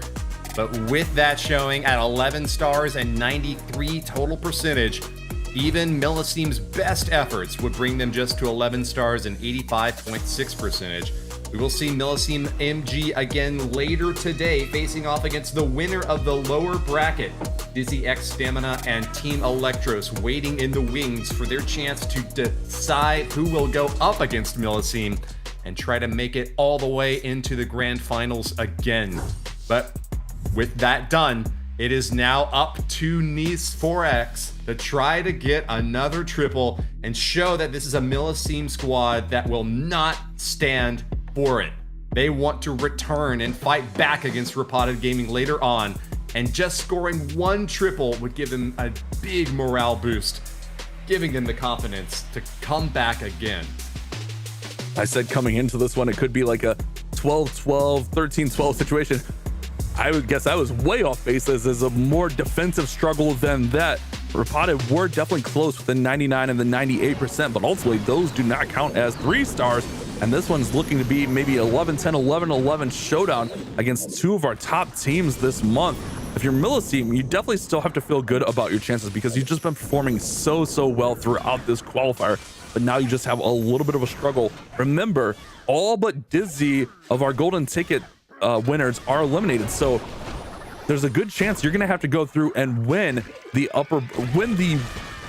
reset, excuse me, from the lower bracket if you're Millisime MG.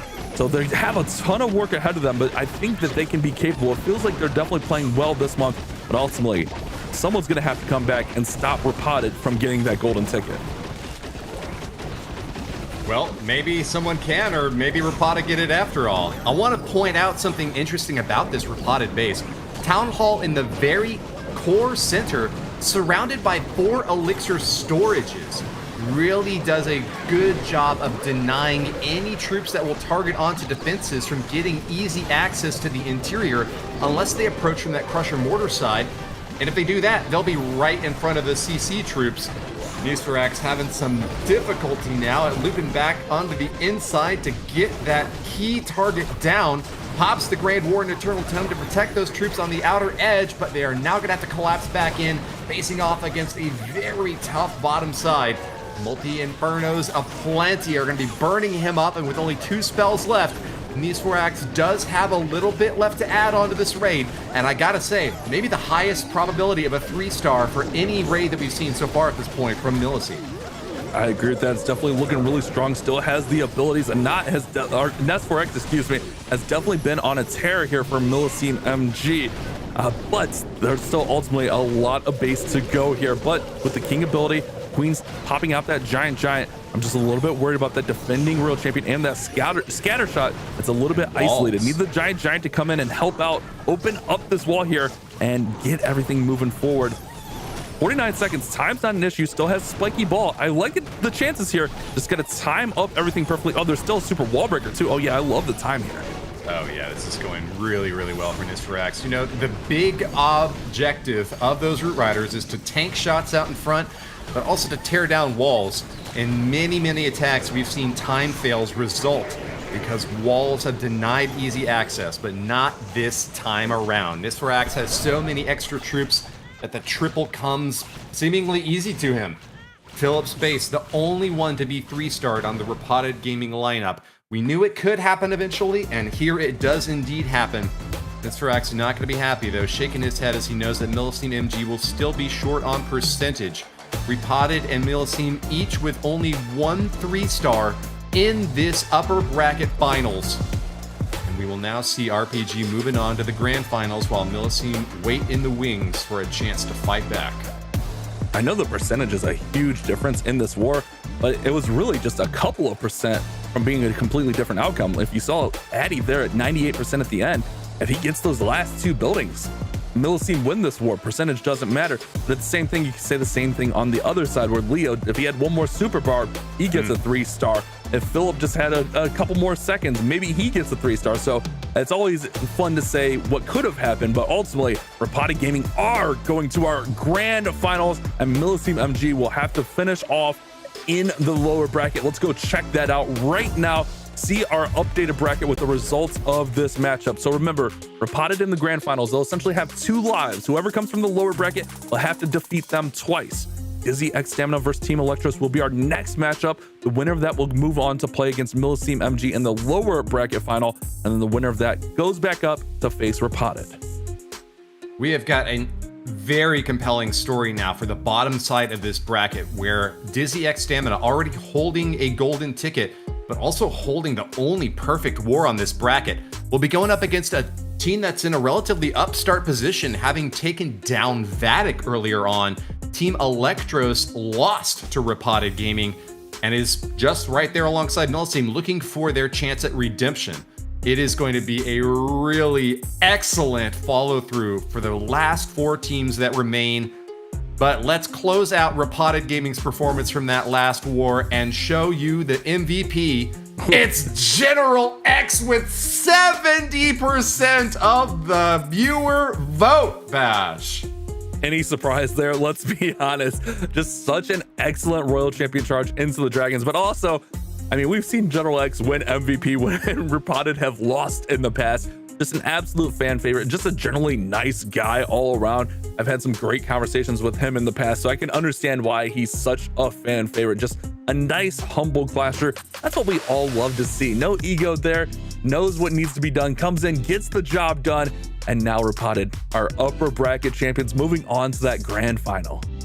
Maybe I like to see a little ego every now and then. Maybe I like a bad boy showing up in like the Clash spicy, of Clans huh? championship.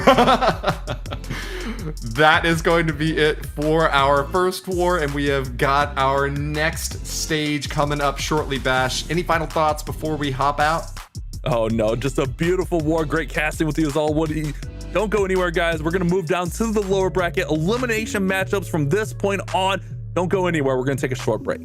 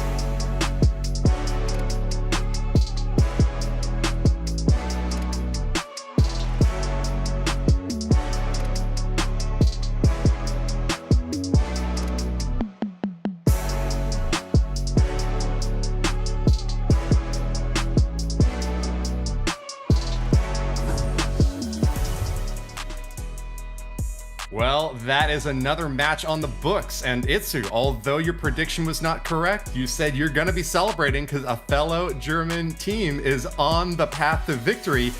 And as I have heard you said out in Germany, wir schaffen das. you know, we can handle this. That is the spirit that we want to see from a squad like that, taking it all the way to the top on the final month of competition. A world champion team, maybe back to back. Do you think it could happen? I mean, let's not jinx it just yet, but I feel like overall they have shown, especially their defense so far, is looking really, really good. But at the same time, there are some other teams still in the bracket that are looking scary strong. So let's take a look at that next match, which is going to be Dizzy versus Team Electros. Both teams have looked really solid so far, especially Dizzy with their own unique style. I guess their fun style of playing the game right now, where they're playing for the prize money but not for this golden ticket. And it feels like that this is overall a really big buff to them, because they're coming in with those off-meta synergies, which no other team is predicting whatsoever. It has been a very exciting roller coaster to be a fan of Dizzy throughout this year. With an early qualification and the golden ticket in their hands, they've made it back to every monthly finals since then, but haven't made it to the end again. This has been one of their next best chances to try to get into the grand finals of a monthly qualifier. And with a perfect war earlier today, who can stop them? It's going to be a difficult effort for Team Electros, but more is riding on Electros' performance because they have not yet qualified. Let's take a look now at Dizzy X Stamina's performance from yesterday and get a sense from what they've been able to put up so far. Their attacks were just looking so strong, with like different approaches, different strategies, and as well, I feel like just this one attack was one of the highlights of the entire weekend. But we have seen that Pillow or Darkstar, how you could name it before they rename, was just breaking down the base in a way which we are not seeing many times. But at the same time, they're just so successful currently with this style of playing, getting 15 stars, but in general, scoring really, really high. And I feel like this is just showcasing them just having fun and replaying those different strategies. And I hope that we're going to see that again. But there is another clan and another team in this match who has something to say against that, and that is Team Electros with their lineup of Diego, Crispy, El Tano, Rigo Torres, and I'm Your Lin. And they are coming off of a really close match versus Elevate, where in the end, everything was in the hands of their opponents. And I hope that Albiolin especially can somehow bounce back for this match. This is a shot at redemption, and that is exactly what these guys are looking for. An opportunity to prove themselves against one of the best and to try to return to the world's stage. A squad like Electros has had Electros in particular has had a very interesting run so far this month, having defeated Vatic and only losing to Repotted Gaming. With a win over another golden ticket team, Elevate, they have shown that they have got what it takes to make it to the end and claim a ticket themselves. But they're going to have to defeat another pre-qualified team in Dizzy. And what a difference it has been so far today. Seeing a squad like Dizzy with a perfect war and Team Electros barely eking out a win, we have now got a very difficult challenge ahead for this points scoring team. Let's take a look at the caster's prediction and you'll see where we are at. And I feel like I'm going to be standing out alone on this one, Mitsu. Yeah, I mean, after the last performance of Dizzy, it is hard to go against them. But I think we should just go right back to you. Why did you go with Team Electros? Like, why do you think they're standing out to you? What makes you believe in them? I think that Dizzy is a squad that does really consistently well, but that when the stakes aren't as high, in a case like this where they already have the golden ticket, they have a little bit of vulnerability to getting cocky, getting a little bit too excited, getting a little bit too thrilled at the chance to win again. And it really can be their downfall. You know, we have seen them score 15 stars, but we've also seen them just really toss wars out that seemed very winnable. The audience prediction at home is tilted in Dizzy's favor, 57% to 43%, a little bit closer than our caster predictions. But I think that Team Electros has got a great shot at making it to the top as well. Squads that have won golden tickets have been eliminated early on, and it's because of teams like Electros that know that everything is riding on this next war that they have made it so far already. But remember, whoever you predicted to get the win, you can show your support and earn rewards yourself at event.supercell.com/clashofclans, where you can register all your brilliant predictions and show your support. Answering a few questions along the way if you got some trivia on hand, and earning in-game rewards, Itsu. That's right, making sure that you're upgrading your village and especially those equipments, because we can really see that those equipments making a big impact on those matches from the pros. And we have the first attack on our hands. Diego is going to kick things off for Team Electros. And he came into this weekend with an incredible hit rate, but since then he is struggling a little bit. If there's a time to bounce back, this is the time versus Dizzy in this lower bracket, because everything is on the line. Such a risky position for Team Electros, and having to attack first. Good drop on that invisibility, does manage to take that multi-archer tower down, and keeping this... Oh no, the RC going to the outer edge. Bad news as the Giga Bomb is going to blow up right in her face. Ooh, a lot of damage. Ability is forced. He has to recall. The question is when and right now, but he has lost that ability. This ability is just like a safety net later on in the attack, where he is able to let her stay back and make sure that she's recovering again. But this safety net is now gone. The overgrowth is getting used to make sure that the pathing is not getting messed up by the town hall, and everything is going to split in that core. Instead, we're going to have the pathing towards the far right side, but the ice golems are having different plans and are trying to lure things into that core. Tough position now, but a nice spread on these troops, and the overgrowth down in the center of this base gives Diego a little bit of breathing room as they try to make their way into the big compartment in the core, dealing with a lot of splash damage. He's going to pop that Eternal Tome early and will send in the troops. Last overgrowth is down and there's no more spells left to commit. He's got to have his fingers crossed because his biggest decisions have already been made. Diego finds that Queen and King ability, his last big opportunities to deal some big damage to the inside here. Crusher Mortar surviving is very bad news, as that central compartment's going to be tough to crack into later on in this raid, Itsu. Yeah, really pushing into that back end, but the compartments have to be open because this Crusher Mortar is out of reach for the Archer Queen. With only having her ability left, this is not looking good, especially the splash of this mortar is going to make it really hard to get value from that Queen ability with spawning the clones and as well the action figure. There goes the giant, so one of the clones has the chance of reaching in there. She's trying her best, but there's just too much base left, and at this stage it's all about the percentage point. Finding a lock on the monolith, not a good spot to be in, as more percentage will not be possible when the Queen's facing off with such a high damage dealing defense. A monolith and a multi-inferno in the core of that base mean that Team Electros are going to be denied the triple to start things off. And it's up to Dizzy X Stamina to respond now and to try to beat this 87% 2-star standard set by their opponents. Dizzy have done it before so many times. We've been harping on their consistency. Will they be able to maintain composure against a foe also in this lower bracket, knowing that whoever loses is eliminated?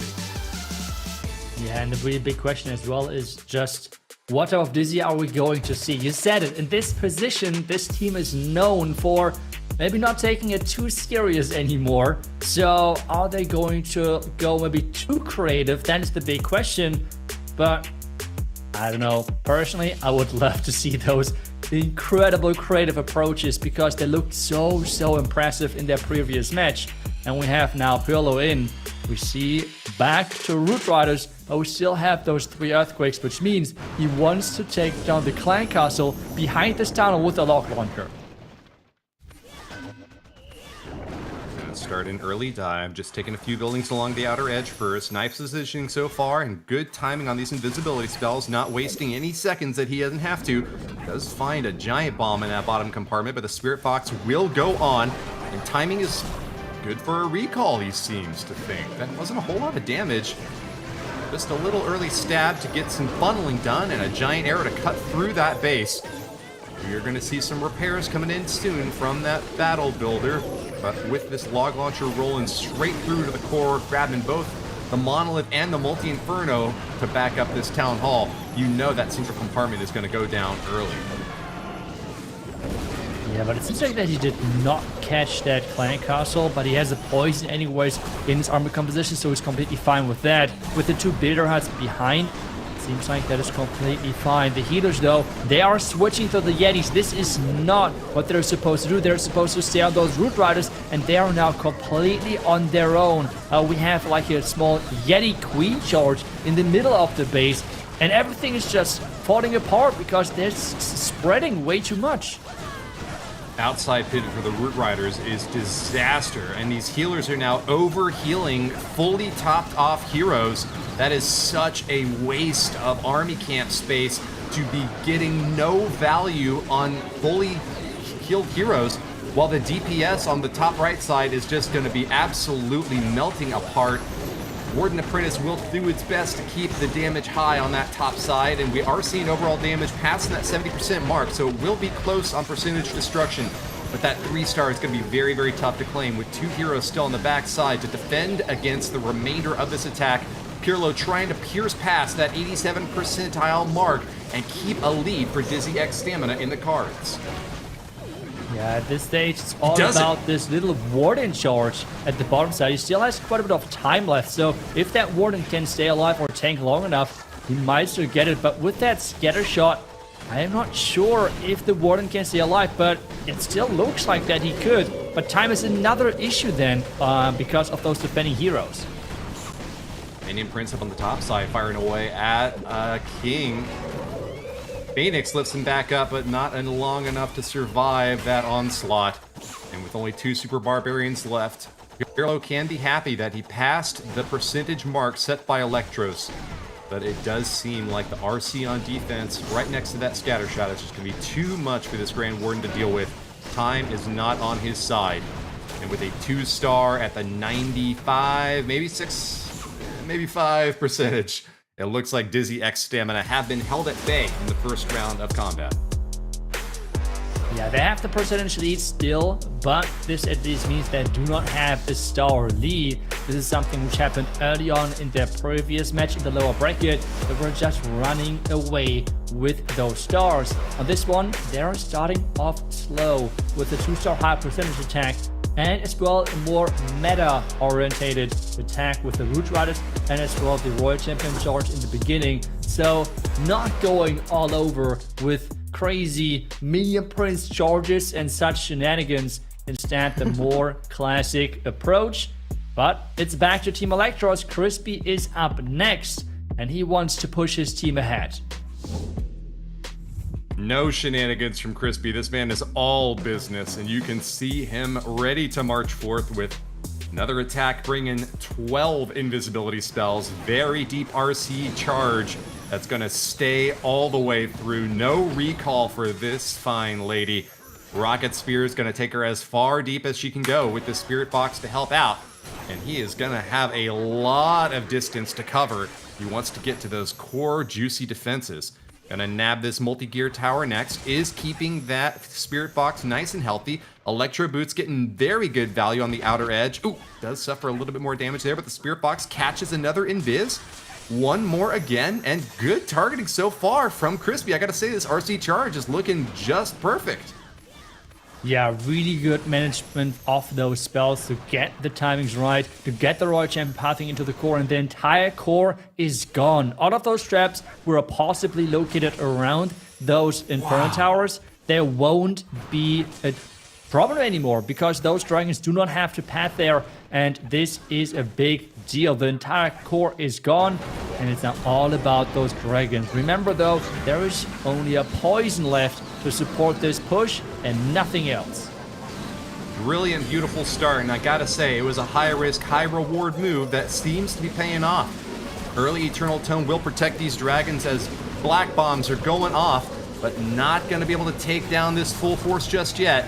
Crispy might have hoped for a little bit more damage onto that Town Hall, and with that splash coming out now, those dragons are going to be taking a beating early on in this raid. Exterior air defense on that top side, as well as one well protected on the very back of this base, are going to be tough to reach. But with the siege barracks coming out on that 7 o'clock position now to support these heroes, there still is going to be a big double-fisted punch coming right into Pirlo's face. But is it enough for the 3-star? That is the big question on everyone's mind, as Crispy is losing a lot of his offense on the top side. Dragons just not making their way in as deep as he had hoped. They somehow did not even make it through the first compartment. The tunnel compartment is gone, but after that, there's only 2 dragons alive. I am sorry, only 1 dragon alive. Well, the Archqueen at the bottom side did go down as well. The Super Minions are trying their best to pick off some more like defenses and buildings in general to make sure the percentage points are getting increased. But this seems to be falling short by a long shot. 85%, 86% is getting collected, but that is it for it now. In 22 seconds, I'm not sure if he's going to get that storage out of the way, which means 86% 2-star, and Team Electros is struggling again and do not get those 3-stars in, and this now leaves the door open for Dizzy to get maybe their first 3-star.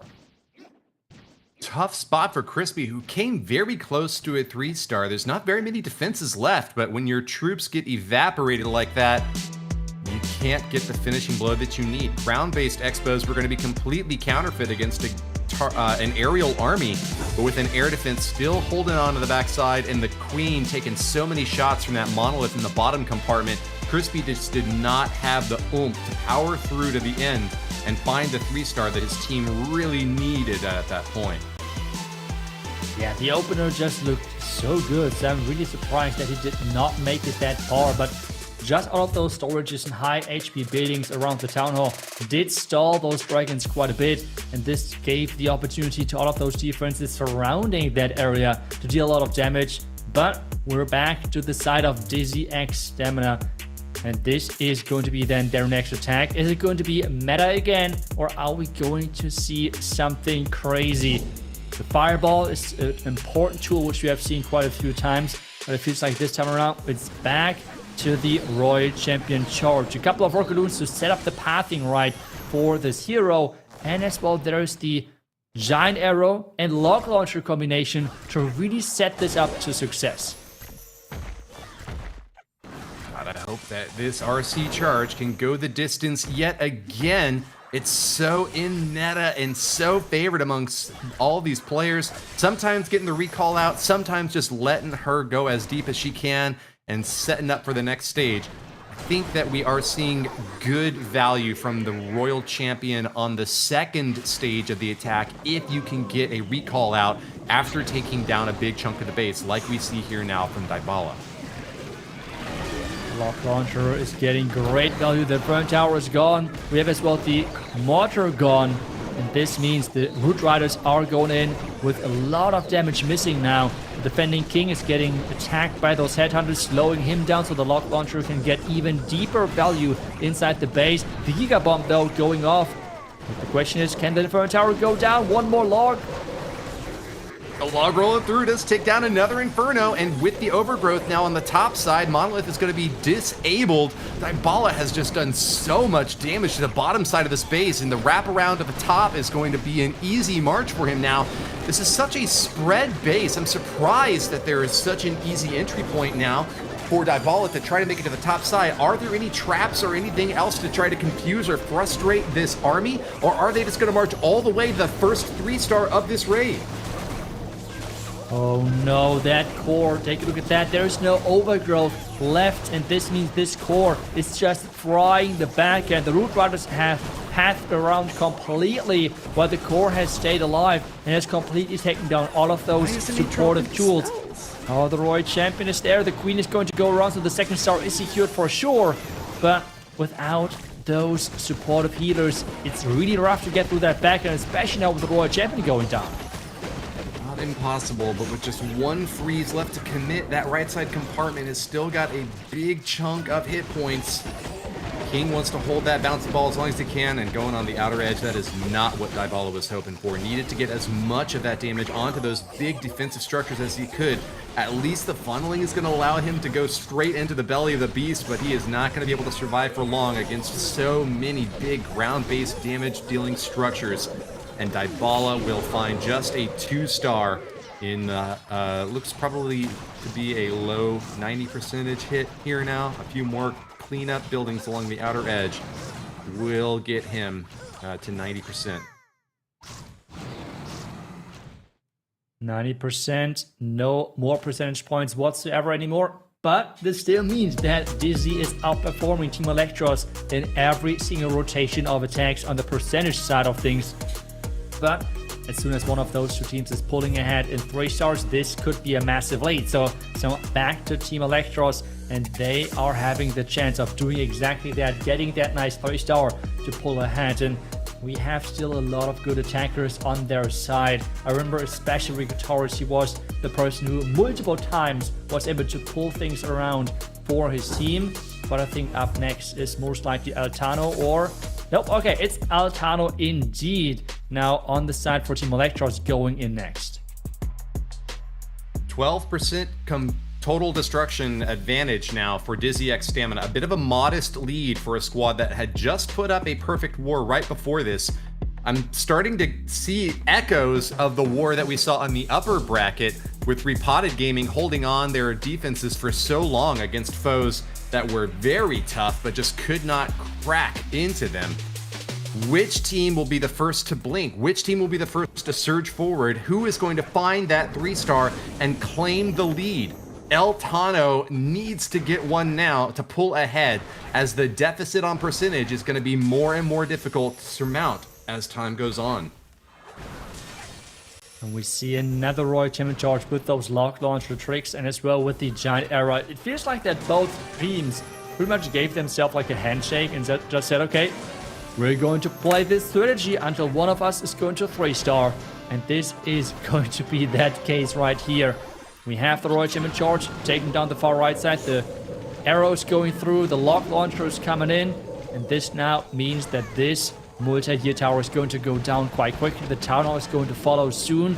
And then we're going to see the Root Riders going in from this left side into the base. The core, though, looks really dangerous. So it's all about the timing and the placement of this overgrowth spell. Very nice for these Root Riders to not have to worry about splash damage coming in from the Town Hall, though. That means that we can focus that spell usage just on those big defenses on the backside. Keep an eye on the Crusher Mortar, Scatter Shot, Multi-Target Infernos. Those are what cause many problems for Root Rider raids. You're going to have this big Eternal Tome ready to pop at a moment's notice whenever Tano notices that the big damage is starting to come on in. Overgrowth is down, and it only catches the Ricochet Cannons and the Monolith, allowing his troops to target onto that multi-target Inferno to try to finish that off early on. Backside multi is not going to be able to engage, but it doesn't seem like there's very many troops at all on the multi to begin with. Altano's having a lot of difficulty in this assault, and it's just withering away against defenses that are so cleverly positioned. Nico Paz from Dizzy X Stamina has got a very tough core to crack into. Yeah, and it felt like, again, the same problem as we have seen earlier multiple times, which is the healers. The healers went down a couple of seconds before he realized, and this means he used that Eternal Tome ability way too late. Another lower scoring attack with not crossing the 85% mark. And I don't know what happened to Team Electros. They had incredible sets coming into this weekend, but right now they're not able to show this. I'm not sure if it's the nerfs or what exactly is going on here, that the teams have perfectly predicted them, baited them, and not giving them the opportunity to play the strategies they usually like to use. But those attacks are falling short every single time, and the healers are a key aspect of that. Going down too early, multiple times in a row, the same as we have seen earlier. Well, you heard it in the last war from Bash. A 30% advantage is almost as good as a full star, because that is just going to be so difficult to overcome in the late war for a team with only 2 attacks left. that is where we are at right now for Team Electros going up against a Dizzy X Stamina squad. If Berbatov, aka Fluxy, manages to get the 3-star, not only would they have the star, they'll have 99% average destruction advantage on top of that, making it extraordinarily difficult for Team Electros to survive in this lower bracket. But Fluxy isn't perfect. He scores triples quite often, but sometimes things go awry, and a base that is built to specifically deny Dizzy's strategies might just be able to hold off again against this tidal wave of destruction. Let's see how he starts with this RC charge, catching a few early Teslas and not staying too distracted for long. Yeah, trying to clear out that compartment with that fire spitter. You have the first defense going down, the poison tower as well. Is he going to try to commit to more? No, it was just a really quick dive in there, which means that the box is staying alive, which means a lot of hit points on that Royal Champion are staying alive, and that is really a nice thing. Ice Golem is in, Hog Riders are now following, and this looks like a solid opening. The poison is deployed as well for the defending furnace, if there's any. The queen around the outside, with the king supporting pretty soon, and Royal Champion in there as well. The question now is, how good can he control the core? Because that could be a horrible split for him. But so far, things looking controlled. The overgrowth makes sure that everything is now going to the far right side and staying together. It does seem to be a more common approach for these soft Royal Champion pushes to bring 2 overgrowths and keep that RC long in this raid. A deep assault now from Berbatov, who's keeping his eyes all over this map, zooming in and out for tile-perfect placement and trying to ensure that as this right side corner goes down, he can keep those Root Riders interior. He does indeed. Would really appreciate an ability to take something down off that multi-target Inferno, which is burning through Giants and the Grand Warden. Ability just got forced by Berbatov now, but the Giants have finally made their way into that multi-target Inferno. Can they finish it off with support from the RC? I think they can. The problem though is, it was too late. The healers again went down. It's always the same issue for those attackers. Without those healers, the damage which those defenses have are just so crazy strong. He's now trying to still push through with still having one hero ability left as he's popping that Archer Queen. But there's still quite a few defense left. The Royal Champion is trying her best to overpower at least some of them. The King is joining in. But without any more wall breaks, he's relying now on those troops to get through those walls and deliver that spiky ball. Dizzy X Stamina will keep the percentage lead now, passing that 71% mark. Every additional percentage will be in their favor on the tiebreaker. Trying to crack through with the last spiky ball. He sends it in. There's not many defenses left. Big bombs exploding in the left compartment, but it's not enough to deny Berbatov. He claps his hands and pumps his fists. The last buildings go down, and Dizzy X Stamina have a triple. Not only that, but a 29% average destruction lead over Team Electros means that TE needs back-to-back triples and back-to-back defenses to have any hope of holding on. And that was quite impressive and surprising, because those healers did go down somewhat early, and being able to really rely on those hero abilities to clutch things up was a really nice move, especially with keeping that Royal Champion alive in the core with those invisibility spells. Back to Team Electros. You said it right. They have to get every single attack as a 3-star result now, and Rigo Torres has to start this streak. He has done some great fireball attacks as well as some other amazing attacks. What is he going to go in with this one? It's rocket loons, it's invisibility spells, and earthquake, and he's starting things off with the fireball to make sure that he's getting a quick entry. Rigo earned your viewer MVP pick in the match yesterday with a superb 3-star that seemed to find very little resistance against even the toughest of bases. Team Electros are down, but they are not quite out. And with a squad leader like Rigo Torres on the scene, expect to see them given their last ounce of effort to try to bring that star total up to 12 and compete against a Dizzy X Stamina squad that has finally found their footing with a triple of their own. Oh, the push is looking good for his heroes. The Flame Fling at the top side looks great. He has to power through the defensive clan castle right here, as he still has plenty of rocket dunes left for the back end. Spiky ball bouncing in between. He's trying to push that push towards the core. And the Royal Champion now getting everything else hopefully right. Royal Champion slowly taking down those defense, and with a rocket spear she should be able to outrange the Rage Tower compartment. No Root Riders. Rigo Torres is a one-man army, sending in his heroes right into the core of the base and relying on those rocket loons to take out the exterior structures. It seems like the plan is going off hardly without a hitch at this point, with still so many spells to support the back-end push. He does have a tricky compartment on the right side, seeing still a multi-inferno. Oh, never mind. He's got a Flame Flinger to deal with that compartment. There's hardly any problem that Rigo Torres cannot solve. But can he keep the pressure up for another minute and find the 3-star to keep Team Electros alive?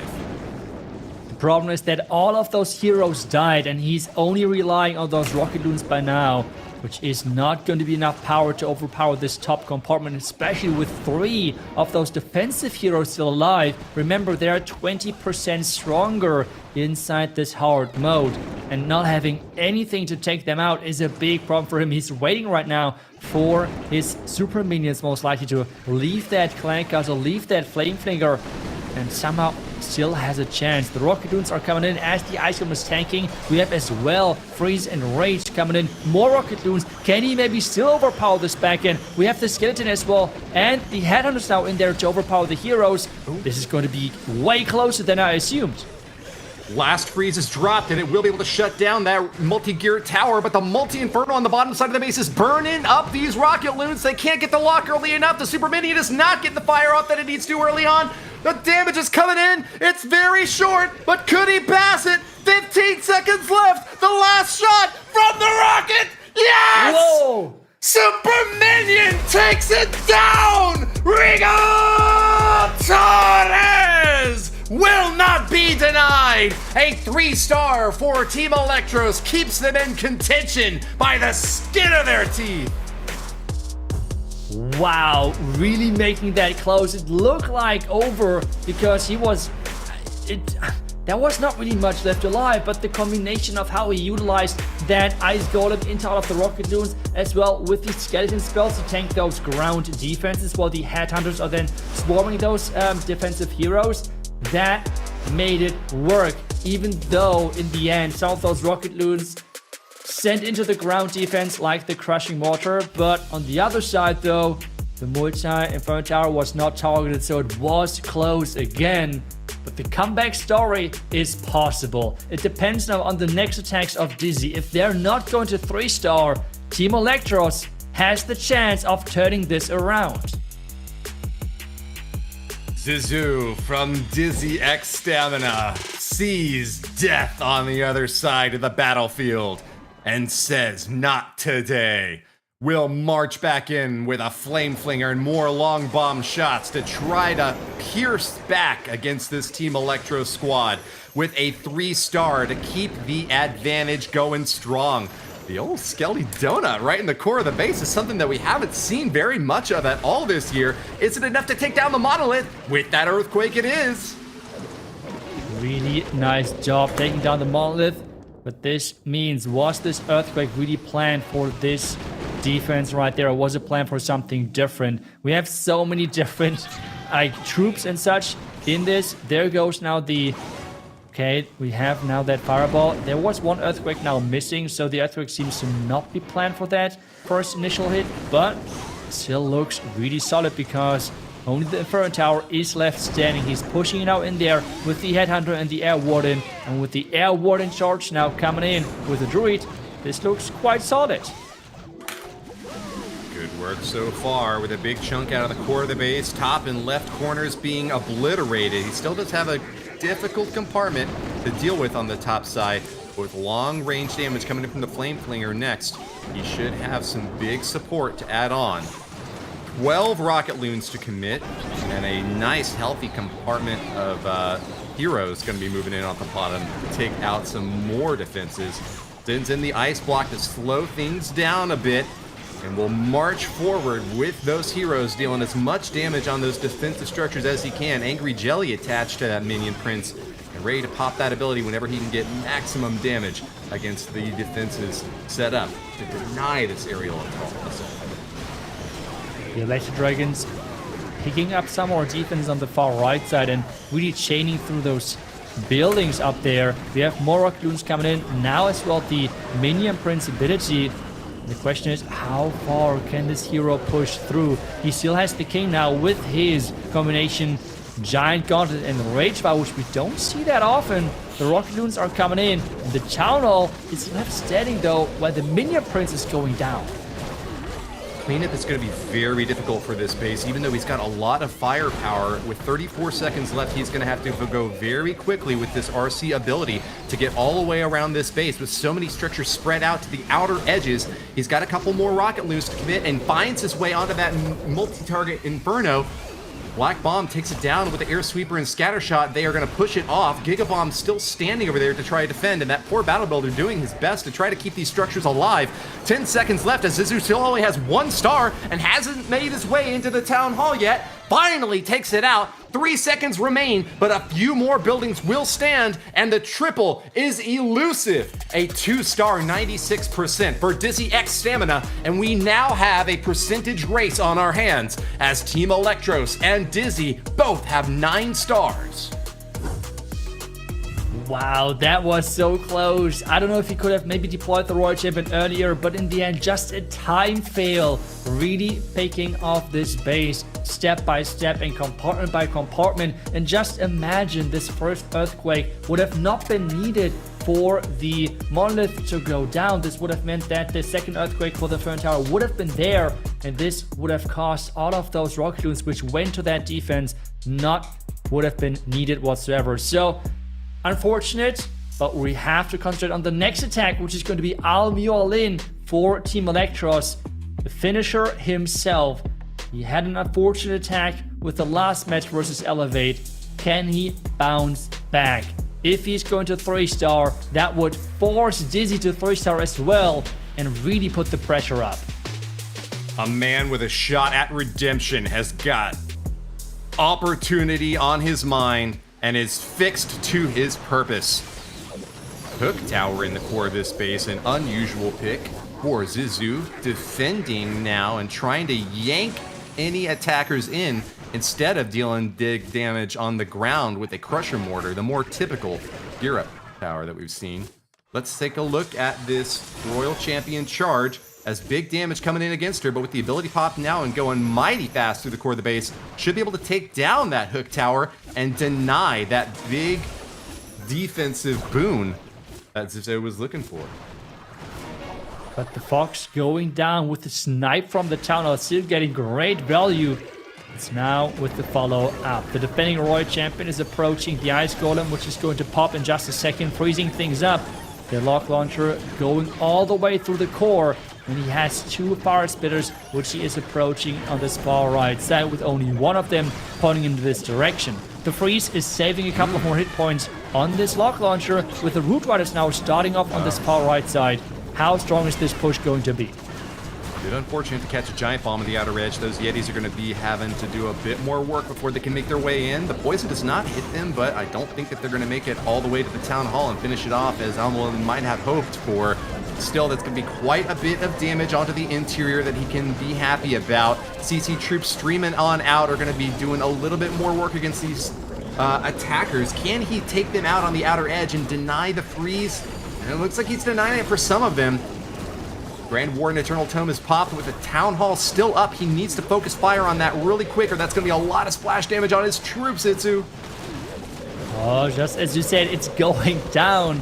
But the backhand is still looking strong. That multi-gear tower has to go down quickly. It's picking off those Root Riders one by one. The Archqueen and King ability can be, again, those deciding factors. We have seen this so many times on the backhand of a base. King ability into Queen ability is such a powerful tool. There we go with the first ability, which is that Queen. The King Spiky Ball can still deal so much damage to the remaining defenses. The next compartment is getting opened by the Root Rider. Everything is coming down to the last couple of defenses, and this looks good.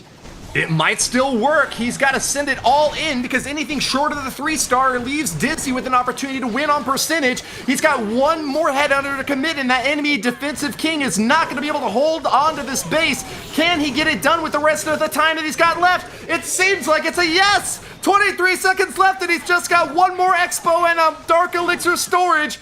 A sigh of relief from his teammates as they know that they have now done everything in their power to score victory. And with 12 stars, that is quite a mighty performance against a Worlds qualified team. But it's all in the hands of the last attack for Dizzy X Stamina, as a 3-star from them would put them over the percentage hurdle and send them onward to the lower bracket finals.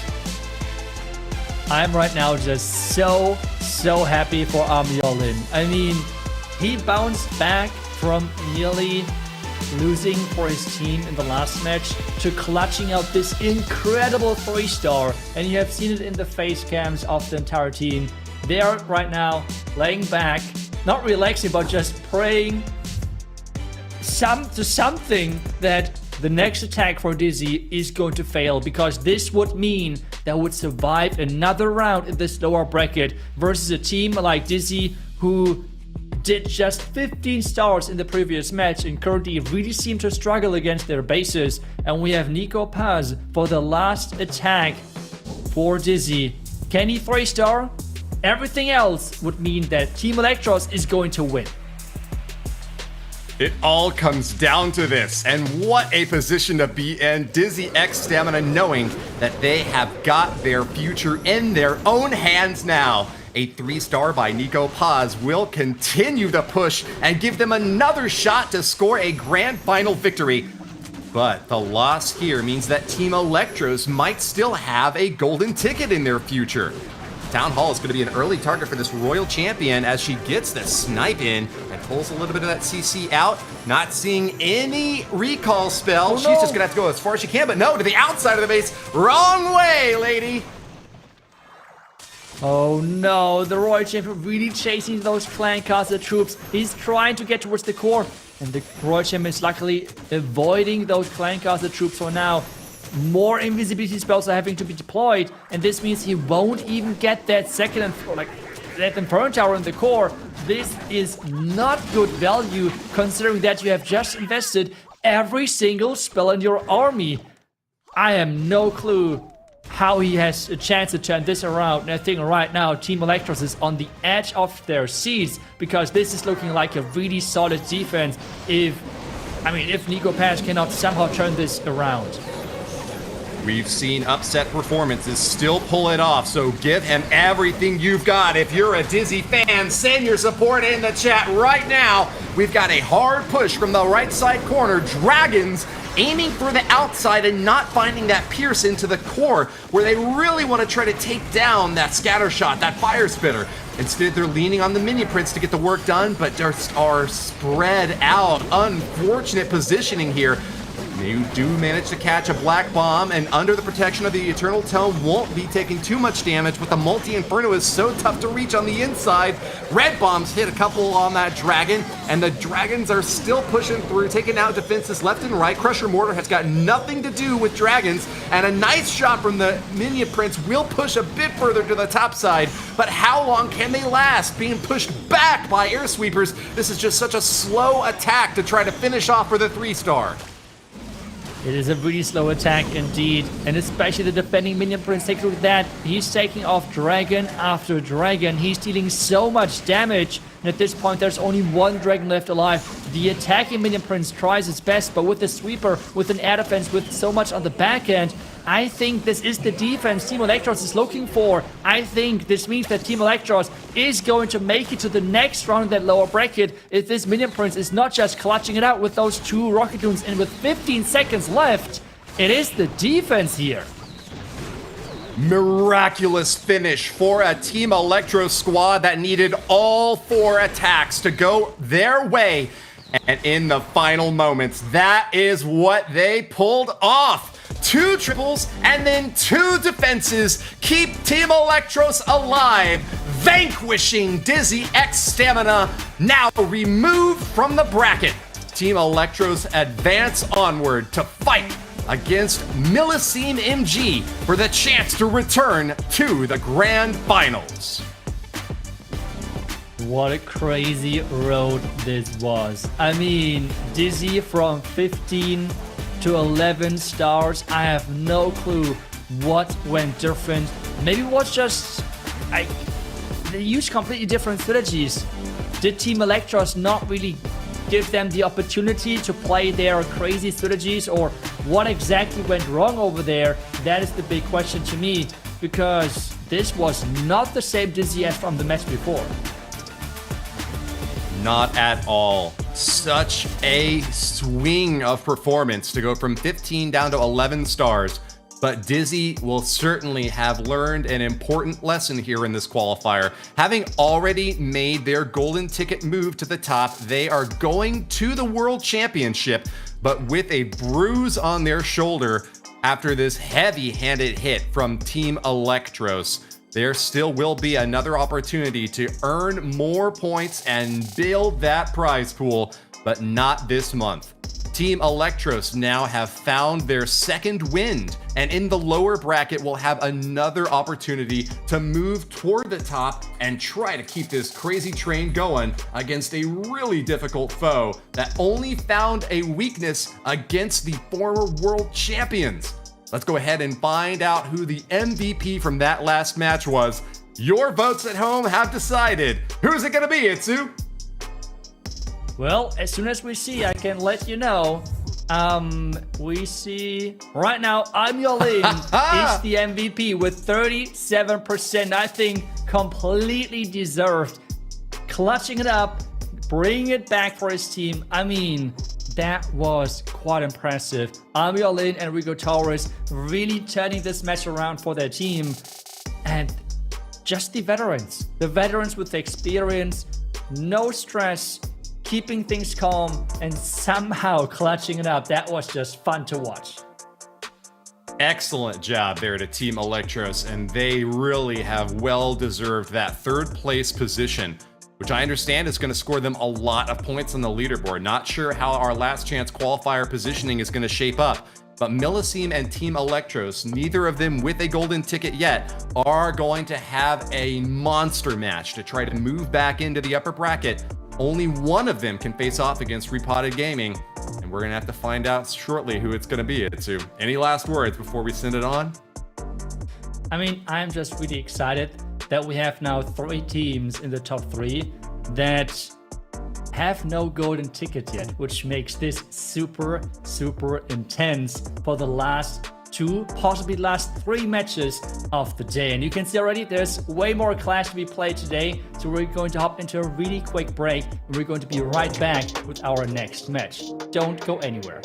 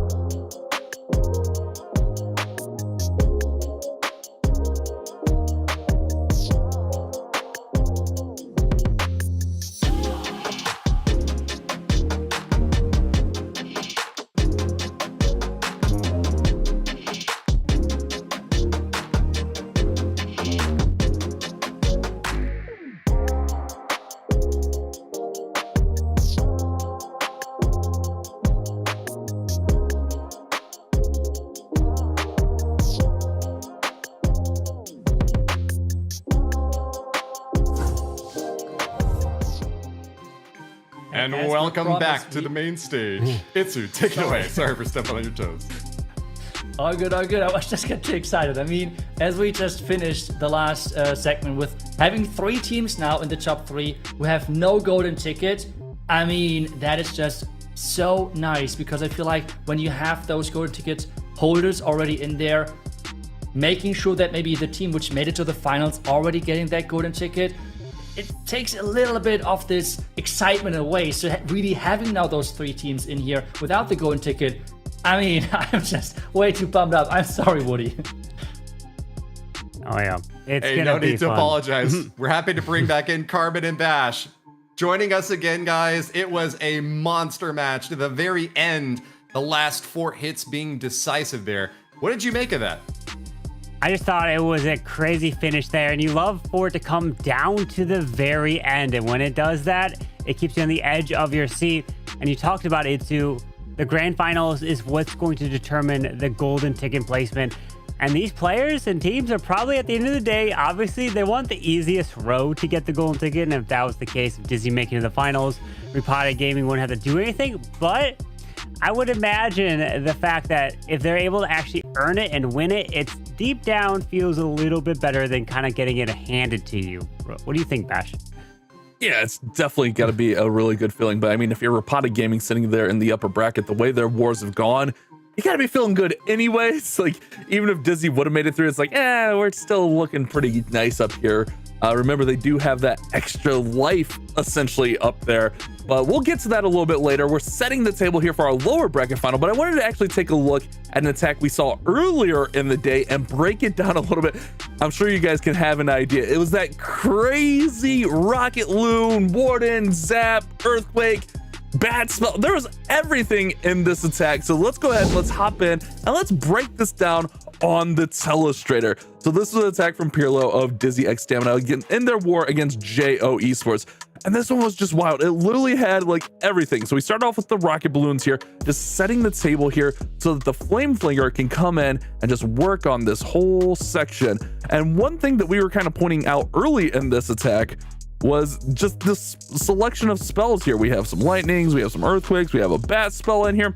But the real important thing, you can't see it now, there's a lava loon puppet on this warden, and here it goes. Lava loon puppet is going to allow these lava loons to come over and tank this air defense, which once that air defense is down, it's going to allow this warden just to work on this whole area and get this all taken out. Now, he does have the fire spitter kind of shooting over here and dealing some damage to the warden, but the whole point of that lava loon puppet was to go ahead and just free up this section so that the warden could take all that out. Now he's got stuff working down here on the bottom. It's just really like a 4-pronged attack. He's got Dragon Riders over here working, taking out these air defenses, and then finally the Minion Prince with the bat spell in over here.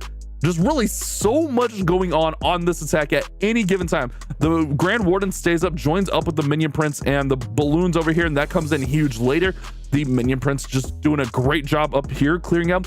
And it's really just everything just kind of collapsing in towards the middle. They're just clearing out everything from the outside and just kind of circling the drain and getting into the middle of the base right here. But you just can see everything continuing to work through here. All the troops doing a great job, and he even holds on to that Royal Champion for quite a while. Here comes that Royal Champion now, and with not too many defenses up, we just have the multis right here and the Town Hall, obviously, and the Ricochet Cannon that just went down. There's really not much that's going to stop this. Ice Golems out of the Clan Castle, not a big deal. She's going to deal with those kind of just passively. Super Minions out of the Clan. This attack was just wild. Like, breaking this one down, it was more of, I just wanted to show you guys this one again, just because it was so fun to watch. Rocket Loons to collapse and take this Town Hall down.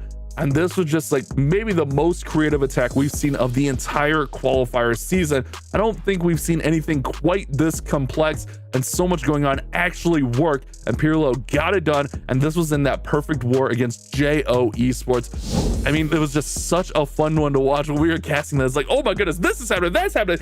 So I definitely had to show that one off again for you guys. So let's go ahead, let's bring everyone else back here. Again, we're just getting ready, setting the stage. Woody, what were you thinking watching that one on the sidelines there? That attack was pretty wild, right? Wild and crazy, Bash. All 10 of these attacks, it feels like, have just been such a heart-thumping opportunity for expertise to be shown on the battlefield. These RC charges, it seems like, have to happen in almost every attack unless you have a Grand Warden Fireball popping off. But knowing how to approach them, how to get the timing right, and how to adapt if the shoe's not going the right way is really, really important. You know, we've got a little bit more time before our next match, and something that's a really fun thing that we love to do here on the Clash of Clans World Championship stage is to remind you about some fun things that have been going on in the past. So if you've been keeping a close eye and know a little bit of trivia, you might be able to keep up with this next video.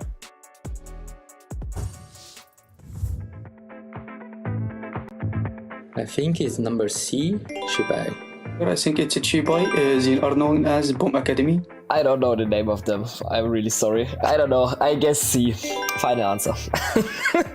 The answer is Shibai, and I remember because mainly the Ashen One, the god, doing the celebration, standing up in front of the main stage. It was an iconic moment. Number C. C, Alana. C のアメリカの Atlanta, USA. Answer in the C, it's in Atlanta, US. It is Atlanta. C again, Atlanta, USA. 2023 foi o ano que a gente foi campeão e o MVP foi o P. Castro, letra B. P. Castro. It was Picastro. It was, of course, the god B. Castro. I'm not sure. I think I would say Picastro, as I think he had a really crazy run. Picastro, it's the correct. It was B. Picastro. Bom, eu vou chutar a letra C. C 11月 October? If the town hall is released in December, maybe I would say November. I will go with November. I would say the classic October. Clash of Clans completa 13 anos.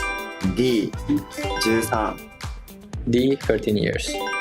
Of course, 13 years. I've been playing the game since 13 years, so of course I remember. It's number D, 13 years. I'm trying to collect all the birthday cakes at my village, so... Probably 11 for 12. I would guess it's 12. I would say 12. Eu queria desejar um feliz aniversário pro nosso querido Clash of Clans, que faz 13 anos em 2025. クラクラ13周年おめでとうございます Buon 13 anniversario, Clash. كل عام وانت بخير. كلاش اوف كلانس لإتمامك 13 عاما. Joyeux anniversaire, Clash of Clans. Alles Gute zum 13. Geburtstag, Clash of Clans. Clash of Clans, que los cumpla muy feliz. Feliz aniversario. 13 años no son nada. Gracias por los hermosos momentos que nos das a todos. Y bueno, gracias vida por presentarme el Clash of Clans. Joyeux 13e anniversaire à Clash of Clans. Nice, so we can learn as well some different languages here with all of those different answers in the end. Wishing Clash of Clans a happy birthday. But as well, the big question now, Carbon, is are you collecting those birthday cakes as well, or are you going to get rid of them? There's only one right answer, be careful. I'm actually not going to get rid of them. Of course, I have them on my village, and I've got the birthday cakes. I don't know if I have the very first one, but I also am collecting the Christmas trees as well. So, you know, those are the two main things I collect. I'm assuming, Bash, you've got them all. Yeah, not only do I have them all, I have multiple because I'm one of those toxic Legends players that has every empty space on my base filled with decorations. No. So I have like 14, you know, year 6 birthday cakes and 13 year 7 cakes. So I have a bunch of cakes just littered all across my base because, yeah, I'm that guy using the cyber scenery full of decorations that you just hate. It gives you a headache attacking my base. Well, hey, I'm not kicking it with the cyber scenery, but I do have back to the 5th anniversary cake there to show y'all. And, you know, the Christmas trees and the Halloween decorations to match it as well. So just a little humble brag from me. But every new year brings even more excitement into the Clash scene, and we're very excited for 13 years to now be on the books and look forward to 13 and 130 more. One of these gravestones myself, and Clash of Clans will still be powering through strong. So let's go ahead and get the next match underway. Itsu and Clash bashing. The pleasure is all yours.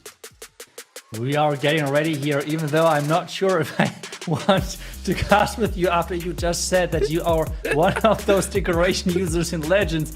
I cannot get over this over here. But we are getting ready with this next match, Team Electros versus Millisime MG. And those stats are showcasing or highlighting that this should be a really close one, Bash. Yeah, it's definitely looking to be a close, especially the way these two played in their last matchup. I mean, Electros, it feels like they definitely have the momentum on their side right now. The strong finish to that last war with Rigo and Almolen coming in with triples to win it was so clutch. But Millisime MG, they went up against the defensive juggernaut of Repotted Gaming. Like you were saying earlier, I love that we have 3 teams without a golden ticket. This is going to be an exciting series of the next few wars here. Yeah, and there's just so much on the line, because something to really highlight for the players and for the viewers in general is just this huge difference, because just with getting that golden ticket, right, getting that golden ticket in general, this is such a big jump in prize money, but as well prestige, being able to play on the big stage for Clash of Clans, and especially in a live event, is that different just in general, and really makes this golden ticket not just because of the prize money itself inside the qualifier, but just this, what everything follows after, such a big deal. So this is why it's such a big jump between the second and the first seed here for all of those 3 teams. Yeah, definitely agree with that. But let's take a look at their opponents, MMG here, who they have been looking really strong, really solid. Anat, Isma, Mr. C, Ness4X, and Addy. I mean, look at the percentage for Ness4X, 99.57. When he misses, he's not missing by much, and they've been playing very well. Just a little bit of an unfortunate break going against Repotted. Like I said, those Repotted bases just gave them really just giving everyone problems. Even Dizzy, who we saw put up a perfect score, they were only able to put up 11 against Repotted yesterday. So this is a very important war. Obviously, the winner will go on to play against Repotted Gaming.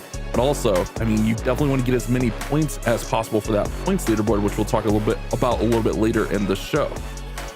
That's right, just still having everything which might follow after with collecting more points than for the Last Chance qualifier. I assume that's as well then connected with seeding in there, but either way, we're going to have those players, those teams fighting for it all, making sure that they are getting this match against Repotted in the grand finals, and maybe having the chance of forcing the bracket reset, because you have to remember, because Repotted is coming from the upper bracket in this double elimination bracket system, they have to win once in the finals, while the team from the lower bracket finals has to win twice to crown themselves the champion of this qualifier.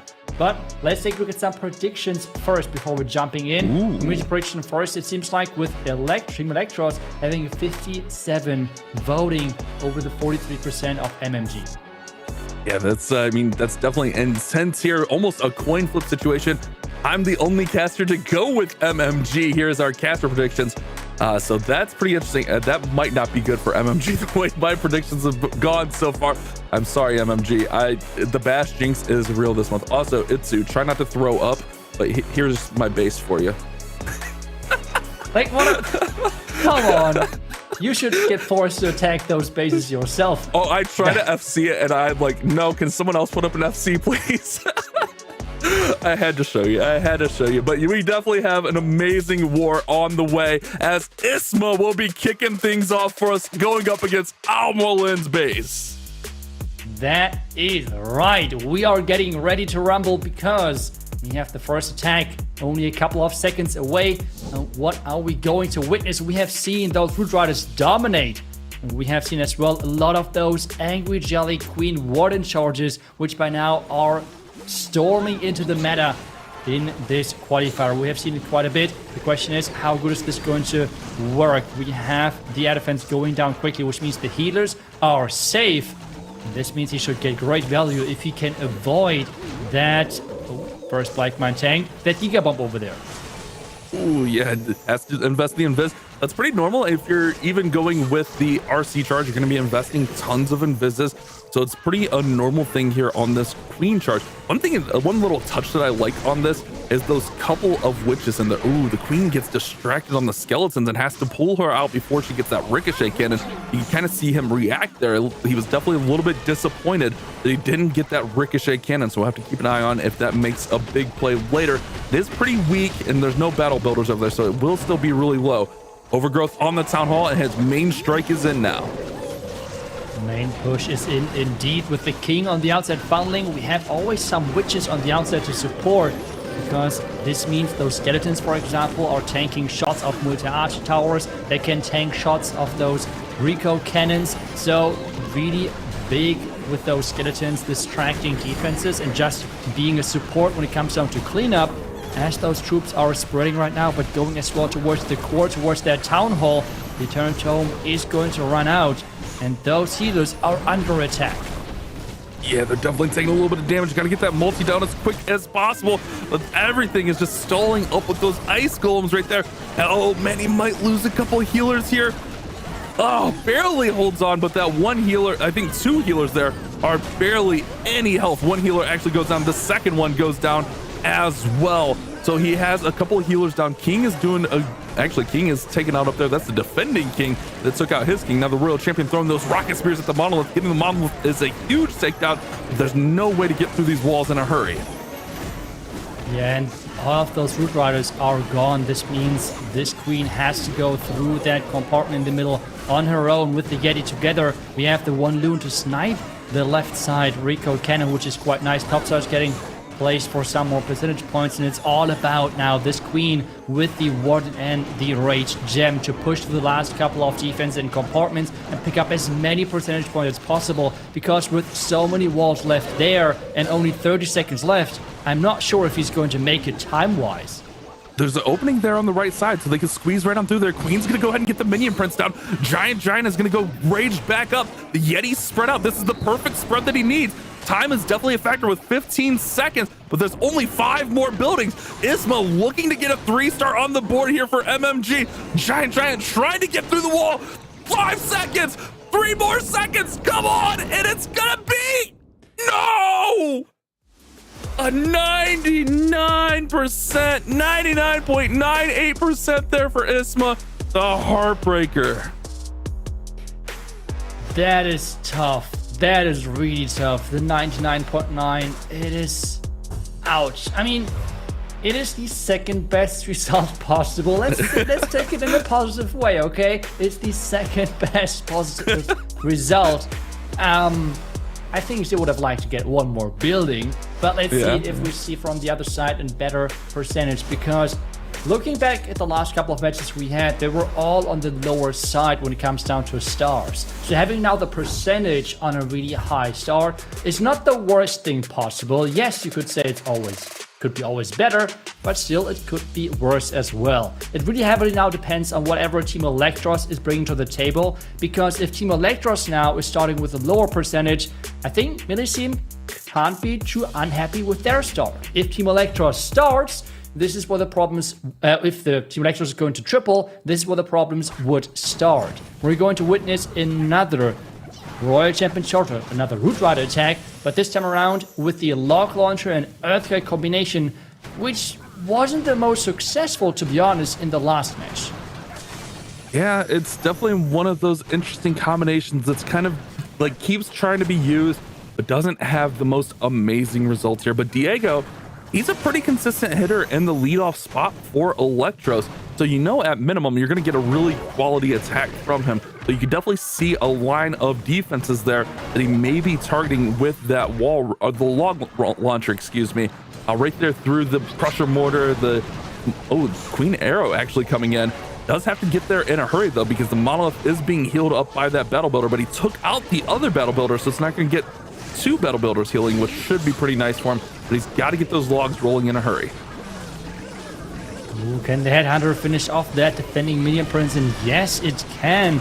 We have the Log Launcher now pushing in We have the Headhunters taking down the King before it can deal any damage, and the Root Riders are in already as well. Can the Monolith go down? That would be the big important factor here. The logs are rolling through, more logs are coming in, the Queen is following, and that might be a problem depending on how protected she can be in this core. Yeah, it's always one of those awkward things. Sometimes it's a bad thing, sometimes it's a good thing. If she pops her ability and can get some value in there, it may work out, especially if she can get those ricochet cannons under control. Actually, Overgrowth comes in to shut down one of the ricochet cannons, and the RC comes over and snipes out the other. So the Queen's actually going to be pretty protected, but she kind of needs to take out that Elixir Collector and then go to the right side. She's going to continue left, taking on more and more damage as he does make that approach to the Town Hall now with the Root Riders and everything on the right-hand side. I'm wondering if he's going to invest any spells into that Archer Queen because she has no ability left anymore and she is going down right away. Sneezy is trying to pick up maybe the merged cannon in the core. Is she going to get it? And yes, Sneezy is getting that defense out. We have now the freeze on the back end and Sneezy might even take down that Inferno Tower. Sneezy being the MVP here possibly. Sneezy putting in work. Go to work, Sneezy, get the job done. Look at the Royal Champion not throwing those spears, and Diego is looking like a 3-star attacker here for Electros, and they take the early game lead by 1%, and really by one Queen Arrow is all the lead they have, but ultimately it is a star and a percentage lead for Electros after one attack. Wow. The one building is now coming back for Millisime because we just talked about it. Depending on how the start for Team Electros looks like, it could have been not the worst start for MMG, but instead they're coming in with a 3-star, which means this one building, you said it, one arrow away from the Archer Queen, one single arrow, one single shot being the difference maker currently. But with like 8 more attacks to go, I think we're far away, Bash, from having the final result because we have Mr. C coming up next for Millisime and he's going to take on the base from El Tano. Yeah, but it's always one of those things that's definitely going to be in the back of their heads. It's like, oh man, we were this close to being even on the war. But you're right, though. You have to move forward. You have to keep your composure and try to make that recovery. Mr. C is going to come in with a dragon attack. We haven't seen a ton of dragons this month, but we've actually seen some pretty decent results with them. I know we've seen some fails, but we've also seen some convincing 3-stars, like General X's 3-star against Millisime MG in the last war, and I believe it was Mr. C, I'd have to look back here, was actually really close. It was Addy actually with really close with a 98% with dragons as well. So Millisime can use these dragons with great success as well. Yeah, and you really have to give him the shout out right now. He's doing it perfectly because I've highlighted that earlier. Depending on where you're doing the Royal Champion charts, you have to sometimes like double cycle invisibility spells because the Town Hall just shoots so quickly. And this means that if you're charging close to the Town Hall, you have to do 2 invisibility spells into Fox rotation, then again the 2 invisibility spells into Fox rotation, while normally you're doing always like Fox and invisibility spell like after each other. And knowing such things is always such a key component of getting those deep Royal Champion charges, because if you can keep that Fox alive, this is such a big game changer for the back end, and he was able to keep that Fox alive for the majority of this push. Question now is, was this enough value as the King is now powering in from this top side with the dragons entering from the bottom side? Those couple of defenses were like 1 second away on the Electro boots, but he's going to go right into that area, so it should be okay. King's going to go on the top side. This is how you always do the dragons. You always split. King on one side, dragons on the other side. There's only that one multi in that far compartment, so we'll have to see what's coming out of that siege barracks a little bit later. If it's a furnace, and maybe able to get some nice value, but there is a lot of splash on the base, so we may see some super minions coming out of that barracks a little bit later. King doing a great job. Actually, no, I already see the Fire Mites in, so the Fire Mite's going to look and pick up as much value working through there in a company with the King. The King pushing around this top set so far looks really solid. The Fire Mites coming in, taking possibly out that multi-gear tower. But we have Rocket Loons now approaching from the far left side, already taking down an air defense. The Minion Prince keep going with that Dark Crown. At this point, nearly fully stacked up, or even fully stacked up. I'm not 100% sure. We have the... oh no. Can they take it out? Can they, like the Fire Mites, do anything? The Poison Tower really slowing them down. Yeah, the poison tower is a big deterrent right there. It's not going to allow a single Firemite in there. Wait, hold on a second. It turns for a second. Firemites need to land. Go. Oh, wait. Actually, no. King Spiky Ball. That's good. That's fine. No worries. What were we panicking about? Convincing 3-star for Mr. C. The Dragons get through. And now that 1% looks ever more looming, as they could be at 6 stars instead. They're at 5. And Electros can still continue their lead with another 3-star. Yeah, but still 5 stars with only 1 building missing overall is a strong star for Millisime, because remember, those teams usually so far within this tournament have given 11, 12 stars, something like that, especially now in this later stage of this competition, where it really feels like that those teams are getting the hang of the other teams when it comes down to preparation, when it comes down to predicting their entries. And now it's on the other side again. Crispy up next for Team Electros. He did fall short in that last match which they just had. Can he turn things around? Can he show up when it matters just so much? With the Angry Jelly and Queen Warden charge into this bottom compartment. Queen up first. Testoon, healers, Warden behind. And the Queen has to go in there. I love this approach, and with the Angry Jelly, it'll force the Queen into that compartment. That's why you run that Angry Jelly. Allow that Queen just to go do work on nothing but defenses for 35 seconds. It is such a nice strategy. Now she's going to go ahead and pick up this enemy Royal Champion. Remember, those defending heroes, not only do they hit harder, they have more health. So getting that out early is definitely a huge pickup. Queen continue along her journey here, still has 1 more invis. And I'm also noticing 3 overgrowths on this. So a pretty big investment here with the Queen and Warden charge, but also a 3 overgrowth spell selection means there's not a ton of support spells aside from that overgrowth or these roots. I feel so sad for the Angry Jelly.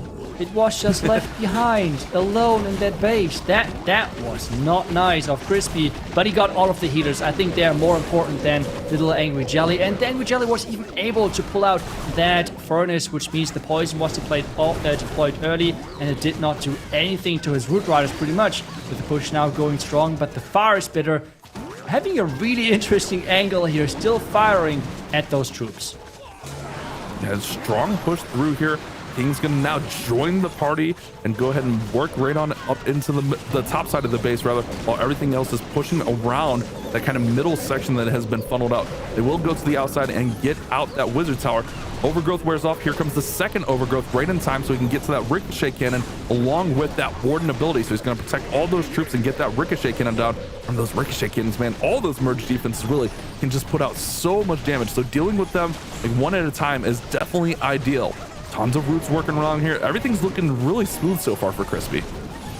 Oh, Bash, there was the one moment, 1 second before he was able to provide and push his Eternal Tome ability. The Royal Champion went down in her ability. He was not able to get a single spear off, which means that Royal Champ ability was completely wasted. Unfortunately, it's now all about this back end. Without the power of that Royal Champion, it's not going to be easy to overpower this. No Spiky Ball left. He is relying on this Archer Queen with the Magic Mirror and as well the Action Figure. The Giant has to carry here. Not many defenses left, but the push is looking strong, and the crucial thing, healers are alive. Yeah, healers being alive is massive for this attack. But that Monolith Ricochet Cannon Inferno combination there in the middle is lethal. Queen goes down from the Monolith, and now the healers are going down. There's a clone Queen up, but now she's down, and there's just not going to be enough force to get back to the middle. And now we will see Millisime MG move into the lead position, but not by much. It's just going to be 2%. Oh, wait, no, 3% because they didn't quite get through there. 96%. Millisime MG now have just a slight advantage after 2 attacks. And this advantage is really like the slightest possible.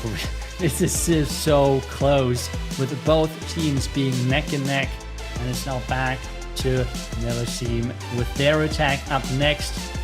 And I mean, so far their attacks, they were only 1 building short of going 2 out of 2. The question now is the next attack going to look as strong as their first 2 attacks?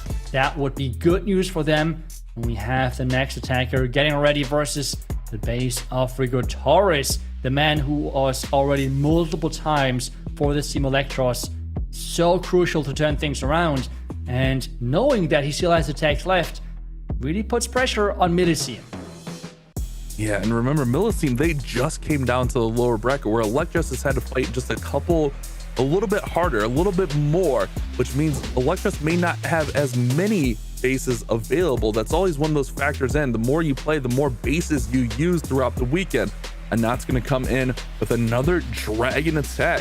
Millisime seeing something on these Electros bases that they think they can exploit with the dragons.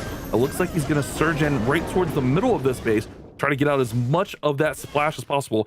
If he can get both of those Infernos, which should not be a problem as long as he redirects properly, also maybe even the Monolith, there's a lot of value to be had on this charge, but he's spinning the Tornado right now. Spinning the Tornado. Is the Fox going down though? One small bomb. So far the Fox staying alive. Is there any other traps in those compartments? So far the answer is no. Another invisibility spell is getting utilized, but with the Poison Tower going down, this means that the Fox is going down. How much more is he going to get? Trying to really push the limit here with getting the core out as well. Where is he going to go next? Is he going to invest more invisibility spells after the core being gone? The answer is yes. One more to go. Is he going to get the... Nope, the tunnel? No chance. Yeah, no chance there, but he did pick up some really nice value, and you can see the cut made right through the middle of the base. Now King, he's going to go up to the top side. I'm a little bit worried about that RC and that rocket balloon. He's got to get in that siege barracks so he can get some wizards out to help that King out. The King's just going to be vulnerable. But here come all the dragons from the top side here, and they're going to go make their way all the way around the base behind that sweeper. Here comes that siege barracks to provide the support for the King. That's right, even though it feels like Frosty was able to manage and handle that defending Royal Champion, we have the defensive furnace now out there, which is going to be quite annoying for his troops. The spiky ball goes off, hitting the tower as well. That is the main target for his top side push. But this bottom side, he wasn't even able to get through the first compartment. I mean, there's just so much damage down there. Those dragons are struggling quite a bit, and he is really relying now on this minion prince to get the job done, because the top side, not much power, and the bottom side is not looking any better. Yeah, that compartment was just stacked up, and you would think with a fresh dragon approach, with all the heroes going in there, the minion prince and the warden, it would have been fine. But man, the defending heroes in there, plus all those defenses, just really shut that area down. Wow, this is going to be a big pickup on defense for Electros. And Not definitely had to feel he could have got through that compartment much safer than he did. Town Hall does fall from the Fire Mites, and they'll continue to run up some percent. This one is definitely not hitting the mark. He does still have a dragon that he can maybe put in here and try to pick off some more, but with that queen standing in the way, there's no shot at this getting all the way to a 3-star. Yeah, but just incredible invisibility spell. It's not easy to use an invisibility spell on Rocket Goons because they're pretty much a melee troop, but he was able to turn them invisible while at the same time taking out the multi-arch tower. So really nice job to him getting that building out there, which means he's still going to get that 95%, which means another really high percentage attack. And even though, yes, Team Electros is up next, getting such a high percentage is not going to be easy. Yeah, this war has just been back and forth, 99, 96, 95. Aside from those 2 3-stars that we've had, this one has been such a close matchup. This is a great lower bracket final that we have. I love these kind of matchups. It makes me feel really good about, like, yeah, these are the teams that deserve to be here. You know, it's no fluke that they're here when we have such a close matchup like this. You love to see the competitive spirit of these two teams. But now Electros, with their 6th attack, or 3rd attack rather, the 6th attack of the war, El Tano can really look to put them in a great spot. A 3-star puts them up on stars and will get them back on percent as well. Anything short of a 98%, and MMG will be the percentage advantage holder right now. Yeah, there's a lot of opportunities as we're slowly getting across the halftime for this match, with attack number 6 now underway. We have another Royal Champion charge, again the Earthquake, which means the Rocket Launcher is going to be the way to go for him. And no Angry Jelly Queen charge, instead we're seeing the Royal Champion charge again, so back to Classic, and with an early Haste Vial, which we don't see as often anymore. It's mostly with the longer Royal Champion charges. But this time around, just trying to get in quick, get some defense out, and recall. Okay, never mind. Recall that Royal Champion easily was a bit of an overstatement here. Yeah, it's one of those tough things, like that early surge from the haste file. Sometimes it could be very unpredictable, but it seems like El Tano handled it very, very well here. Gonna go ahead and recall. Looks like the value was had right there. And now gonna go ahead and send that Queen giant arrow across the base, getting some buildings weakened up, but also getting that sweeper out. He's not gonna have to worry about his healers getting pushed off a little bit later. Now, here comes that log launcher, but the Expo locks onto it. Great use of the freeze to go ahead and protect that log launcher, but he's got to get the troops in there. Right now, the log launcher will be protected, but now the Royal Champions, actually that log launcher is just not meant to be here. I don't know if it was in charge of getting the town hall, but it is not going to get there. As now the tornado and the Royal Champions looking to slow it down. That siege machine really had a rough time not getting that much value. Let's see how much damage he can get onto that tunnel, if he can even get that out there with the Yeti Mites, but it seems like the answer is no. Some of those healers are coming back. The Multi-Inferno Tower is gone, but the Fire Mites are jumping into those healers and they are gone. We have now the push on the far right side. Things are splitting as well into the core. Remember, there is no rocket spear on that Royal Champion. If she is charging forward into that monolith, she is going to go down guaranteed. Eternal Tome is keeping everything alive on the far right side, while the King ability is still safe till the end. Remember, the Archer Queen was the ability was used early on for the giant arrow, so no ability there anymore. Yeah, it's a tough one for sure. It's definitely fizzling down, and you don't want to leave too much of an opening for your opponents here. But look at the back end of this base. He still does have some healers though. He still has the Queen. The spiky ball you just saw went off here, so he's going to look to pick up as much percentage as possible. The Queen needs to move. Queen, get out of the way of that monolith. Oh no, the monolith is going to take the Queen down. Now red air bombs are going to take the healers down, and this one is definitely starting to fizzle out and looks like it's going to fall well short of that 95% mark that was just set by Anat from MMG. Yeah, but with the Wizards, he's still picking up some nice percentage points, to be honest. He has the Baby Dragon. Where is he going to deploy that? He's going to deploy it. Okay, that was... I thought he would take down like another building on the far left side. I think he could have taken down another building with the Baby Dragon. So that is 1 percentage point, which he did not take. Currently, with how close this match is, this could be important later on. But at least for now, this just means that the match stays close.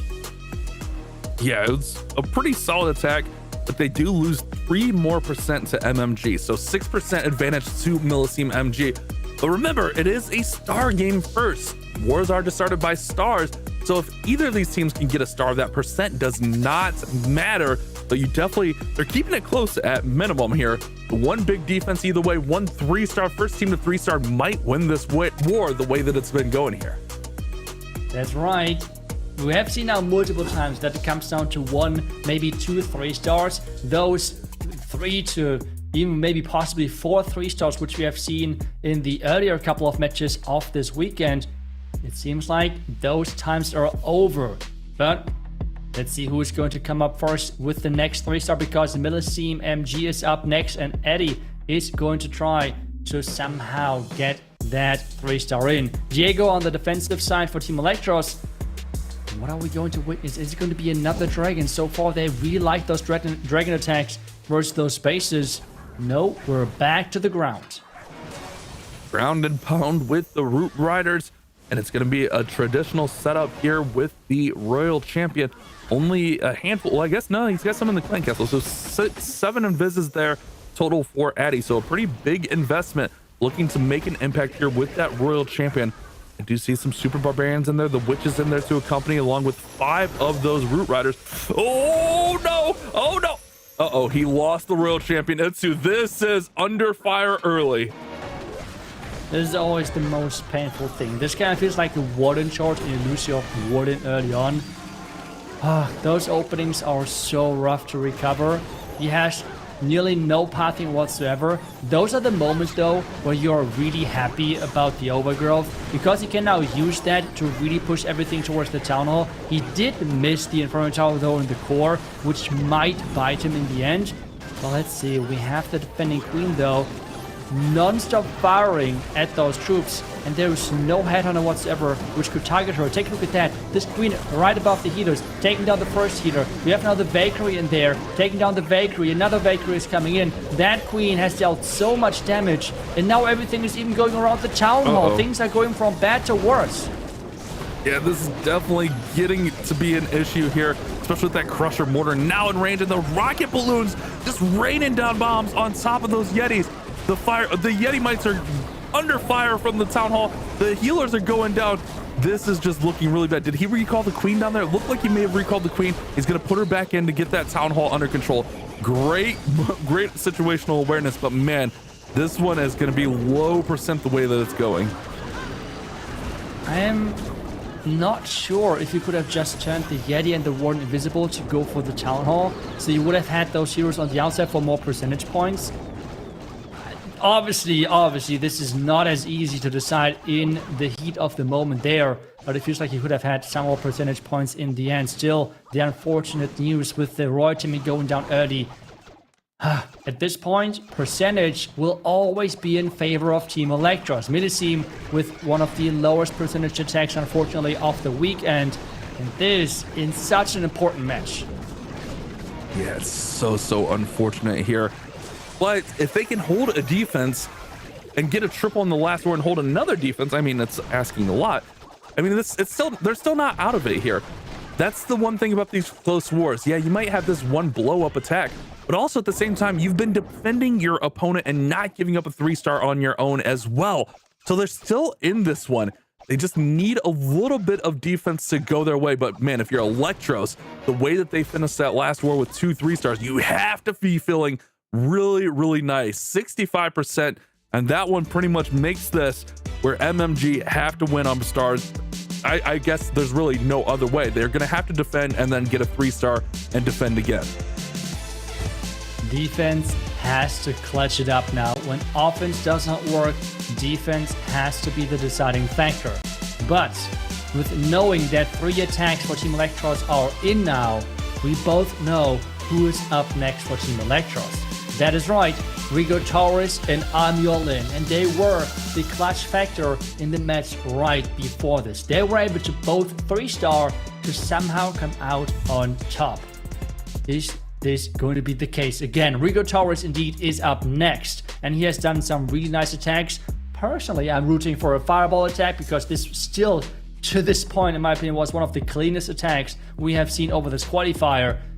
Or is he going to go back to the Root Riders? He was really successful with that as well. We're going to find out in just a second.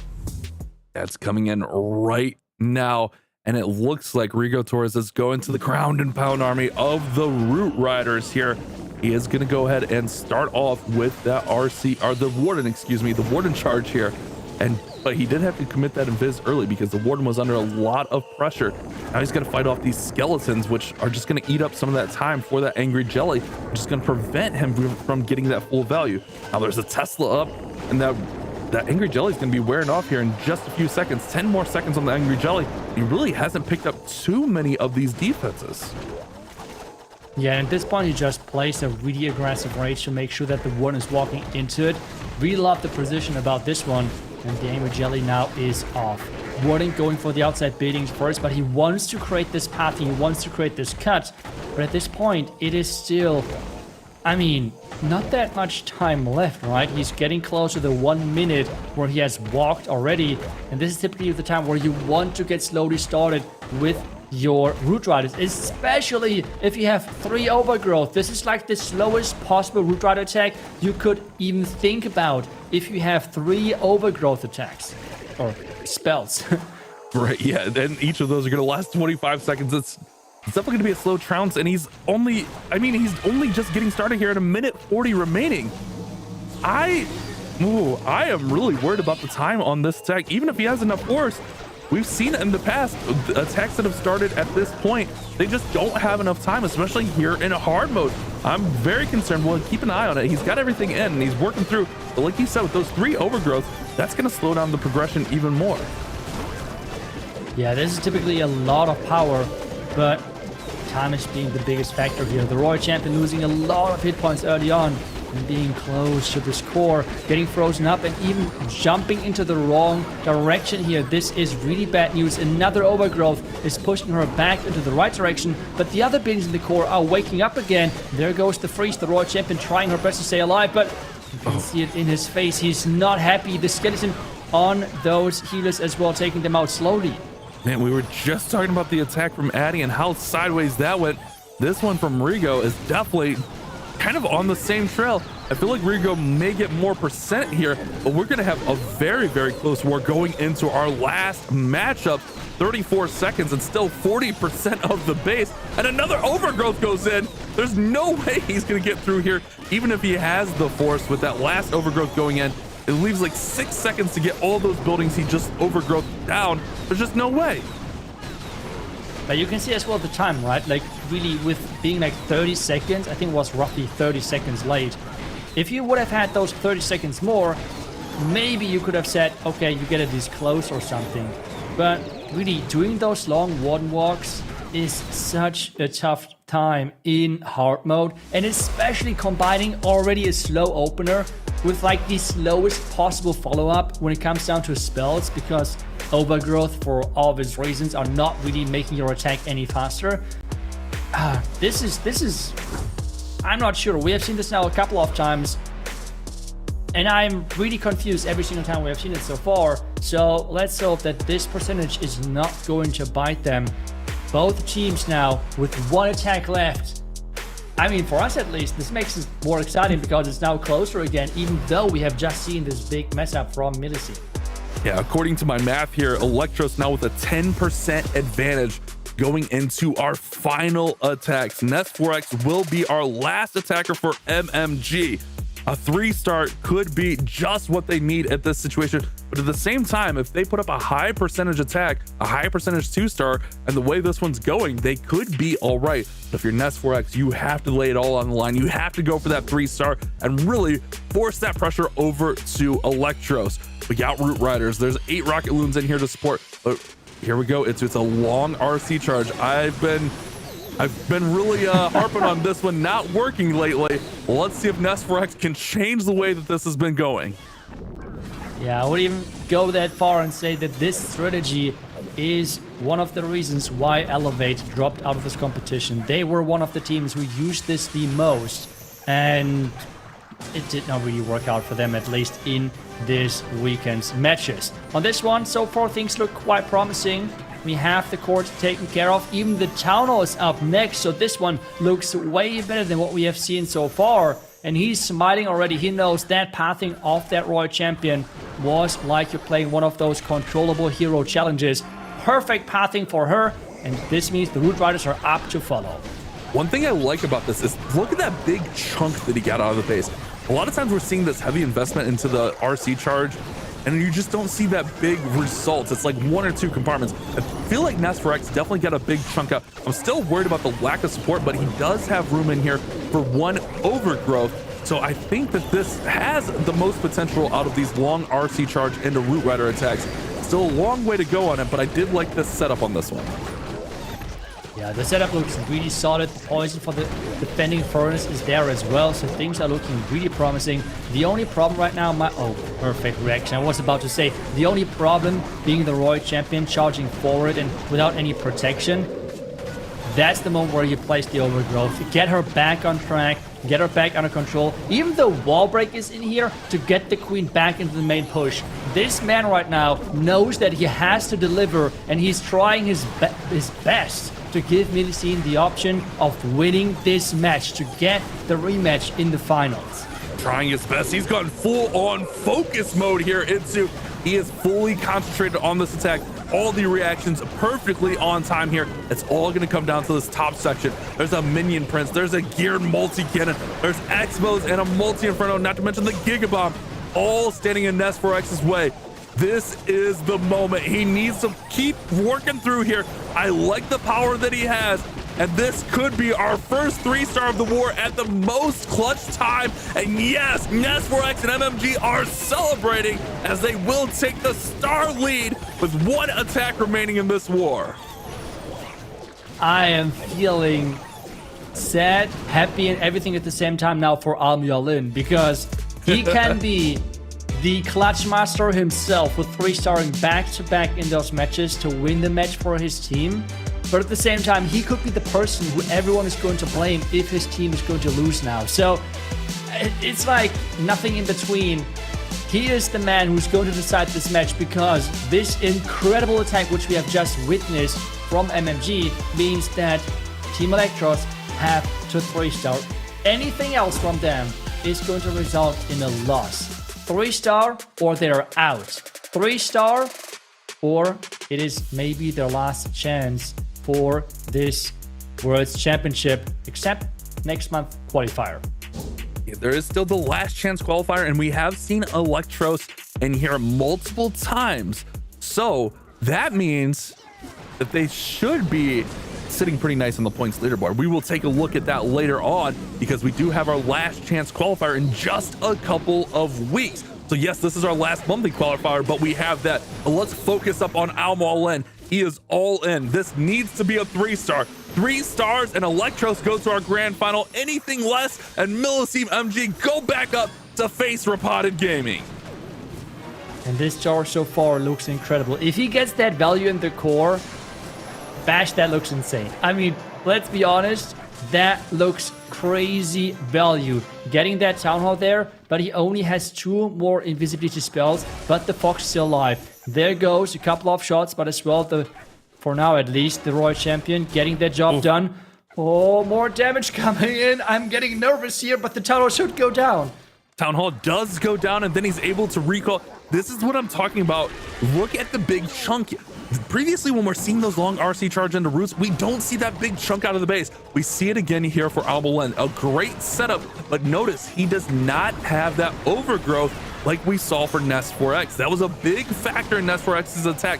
There's no more spell support. It's all got to be on the hero abilities here, and usually the king and queen abilities are towards the end. So we got to time that Warden's Eternal Tome just right. Almyolin is all in, and there's a big horseshoe shape. Can he get the luck and make it happen and move his team into our grand finals? We're going to find out in 1 minute. Oh, this is stressful. He has another Ice Golem for the back end, maybe for the top right side. I mean, there's quite a bit of damage. The defending multi-gear tower is completely taking care of that Royal Champion. Is the Royal Champion going down? No. This means there is the Eternal Tome ability there to protect the Royal Champion, even take down the defending Minion Prince. That Royal Champion got so much value. That Eternal Tome was so clutch. But keep an eye on this Crusher Mortar. It is throwing out those giant crushing cubes of destruction. Everything is still pretty healthy. Healers are still up here. 46 seconds, 45 seconds. The Queen is awaiting her shot to slow down Almyolin's army. Here comes the Ice Golem that's actually going to distract the Queen and freeze her up just a little bit. Oh no, it's the final countdown here into it. It's looking really strong. This is crazy. You can't make this up. Is Almyolin going to clutch this again for his team? Time is ticking. 22 seconds. Is this going to be enough time for him? No. The wall is there. Time. There's no Root Rider left. He's not happy with this. It's 14 seconds. Oh. Time is the issue, and he's not going to have enough to get through here. Almyolin laid it all on the line, and Millisime MG are pumping their fists because they have just won. They have just pulled off the victory against Electros. I don't want to call it an upset because I feel these teams were evenly matched, but they will go in to our grand final with a chance for that golden ticket. Millisime behind on the percentage game for quite some time in this matchup, but in the end clutching it out with the 3-star right in the end. And Almyolin coming so close. I mean, you cannot blame this man. That was such a close attack, coming down to the time for him in the end.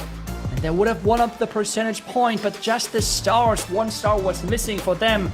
And this means Millisime is going to be the team facing off against Repotted in that final match. We can see it right here. Repotted having that rematch, or more specific, Millisime having the chance of getting that rematch versus Repotted.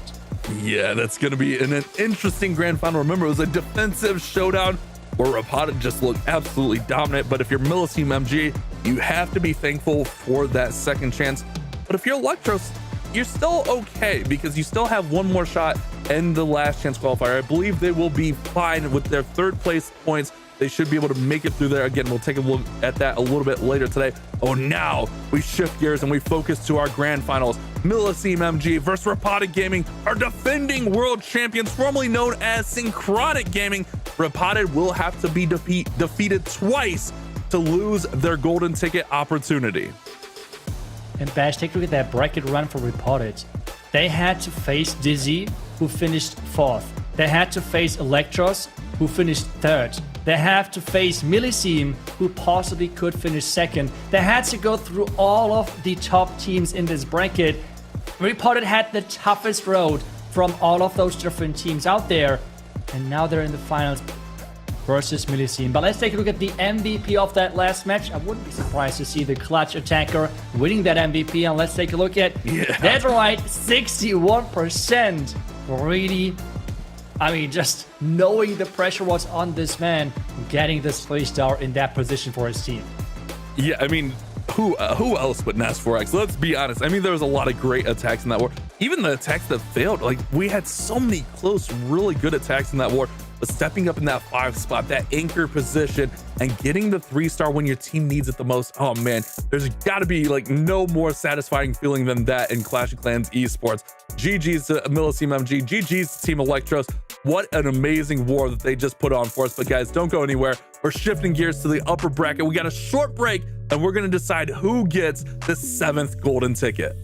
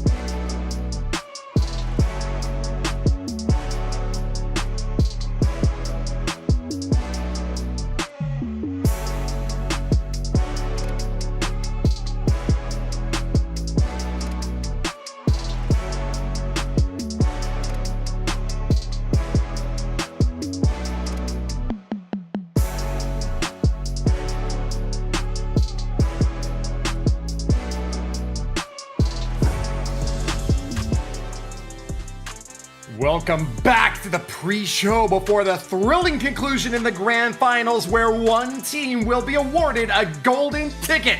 Before then, we've got a little bit of time and need to have something to stimulate your curiosity. I'm Woody, back here now with Carbon Fin to kick things off. Yeah. How are you feeling? Feeling great. We are just moments away from getting ready for the grand finals, and it's awesome to see that we're going to have a golden ticket be the result of the winner from this match. Either if Repotted wins, they get the golden ticket, or Millisime MG are going to have to win back-to-back matches, force that bracket reset, they get the golden ticket. So none other better than this scenario, and we love it here. But as we are getting ready for a golden ticket match, we have the opportunity to invite a golden ticket holder to come talk with us right now as we're preparing. And we've got the one and only, oh, they're going to update that image. It should be Kronos, I believe, from Tribe Gaming, should be joining us. There you are. Hello, Mr. Kronos. How are you doing today? Hello, folks. All good, all good. How are you guys? We're doing great, man. Doing great. We miss you in the arena, but we know that we're going to get a chance to see you again. What have you been doing this weekend? Are you watching the battles? What's catching your attention? We made 4 out of 5 monthly qualifiers. I said to myself, I can't miss the 5th. So here I am in the flesh, giving the interview. I might not be playing, but I'm here in spirit, watching along. I'm supporting fellow Germans, maybe Frenchmen. I don't know. Who knows? We're good. We took a summer break, to be honest with you. I think it was after 4 long months, maybe even 5 if you include the World's warm-up. The break came in very welcome. Just charge those batteries before making the trip out to Atlanta, which obviously is a little bit further for us than the usual Helsinki-Finland trip. Not complaining at all. I'm looking forward to it, but I definitely think the rest came in handy, and we actually had our first war back today. So we're ready to get back on the road and get prepping, because Atlanta's coming real soon, baby. Oh, yeah. Atlanta's going to be here before you know it. And as you're preparing for Atlanta, there's two teams that are trying to join you in Atlanta where it comes to Repotted Gaming, or it's going to be at Millisime MG. Out of those two, which one do you think has the edge over the other? You think is going to get that golden ticket? I find it incredibly hard to say. I think Repotted showed they again have great bases. Who do I hope will win? I would actually say Repotted. We have a little bit of a rivalry. We still have an unsettled score, if you will, from past years, especially last year in the final. Let's not go there again. But I think it's pretty evenly matched. I would say it's 50-50 in my book, maybe 55-45 in favor of Repotted, but I think we're in for a banger final. Great insights for those who are out there trying to make their own predictions. Thanks for sharing that. But I gotta say, it's a well-deserved break that you guys have had, picking up a golden ticket and qualifying for all the previous months. But you've got some other competition out there. Teams like Dizzy X Stamina that did manage to qualify for every single month. Not to put too much pressure onto you, because I know you've earned a little bit of a break. But now that you're preparing for the World Championship, and you've seen rivals like Repotted Gaming come out from nowhere and make it to the grand finals for a monthly challenge, what is your team doing to prepare for Worlds?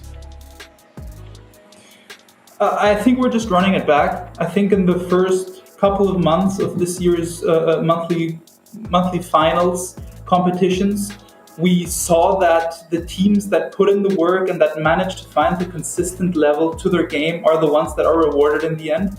I think something that this month showed especially was that if you're not like on the top of your A-star game, then teams will beat you and you will make mistakes. In my opinion, the likes of Elevate, the likes of Dizzy STMN, they are competing, don't get me wrong, they're doing well. But in my opinion, there is that extra 5% that such teams are able to like pull out of the hat and just step up that extra level, especially in the likes of World Finals, maybe in a golden ticket competition where they haven't won a golden ticket yet. I think the level of the golden ticket teams will be a little bit higher, is what I'm essentially trying to say. So in my opinion, the most important thing for us to do is to refocus, get back to, I don't want to say square one because that's the wrong word, but get back to a point from where we're able to build just a game plan and a level with which we're happy going into the World Finals. I think that includes both defense and offense. And I think it's really, really important that as a team, you're mentally and game plan wise, so planning wise, you're there on the weekend of Atlanta. I think a lot will come down to the form on the day. The Atlanta trip is very short. There will be jet lag involved. There will be long travels involved. You have to make sure that you're doing everything in your power to be as locked in as possible for those 3 days. Worlds, like out of 365 days in your Worlds are just 3 days. You need to show up, you need to play your A game, and if you don't, then we'll pack your bags and go home. That's just as simple as it is.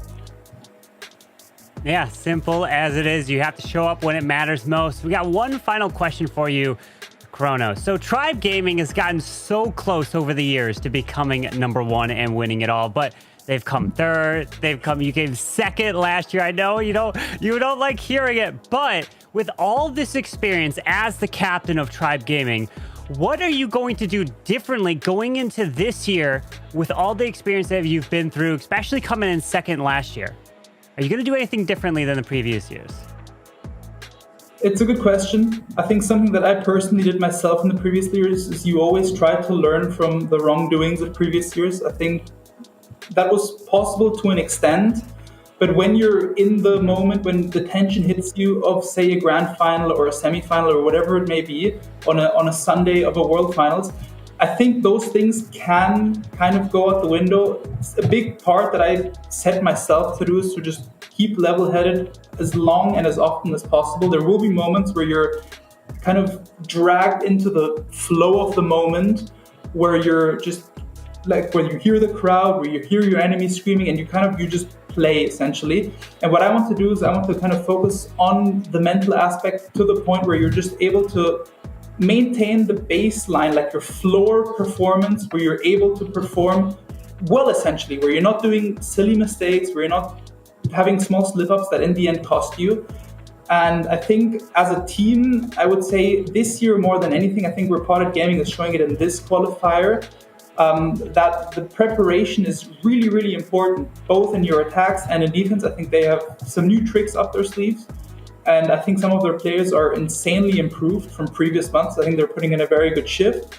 And I think, honestly, yes, it's a golden ticket competition, but at the end of the day, it's a level of gameplay that is worthy of Worlds. And from these competitions, from these, what is it, $39,000 prize pool, I think it is, from these competitions, we need to draw our lessons, and we need to be able to implement what teams have done wrong, whether it be us or other teams, learn from their mistakes as well, and then try to take that for ourselves and put that into our own playbook and into our approach for Atlanta.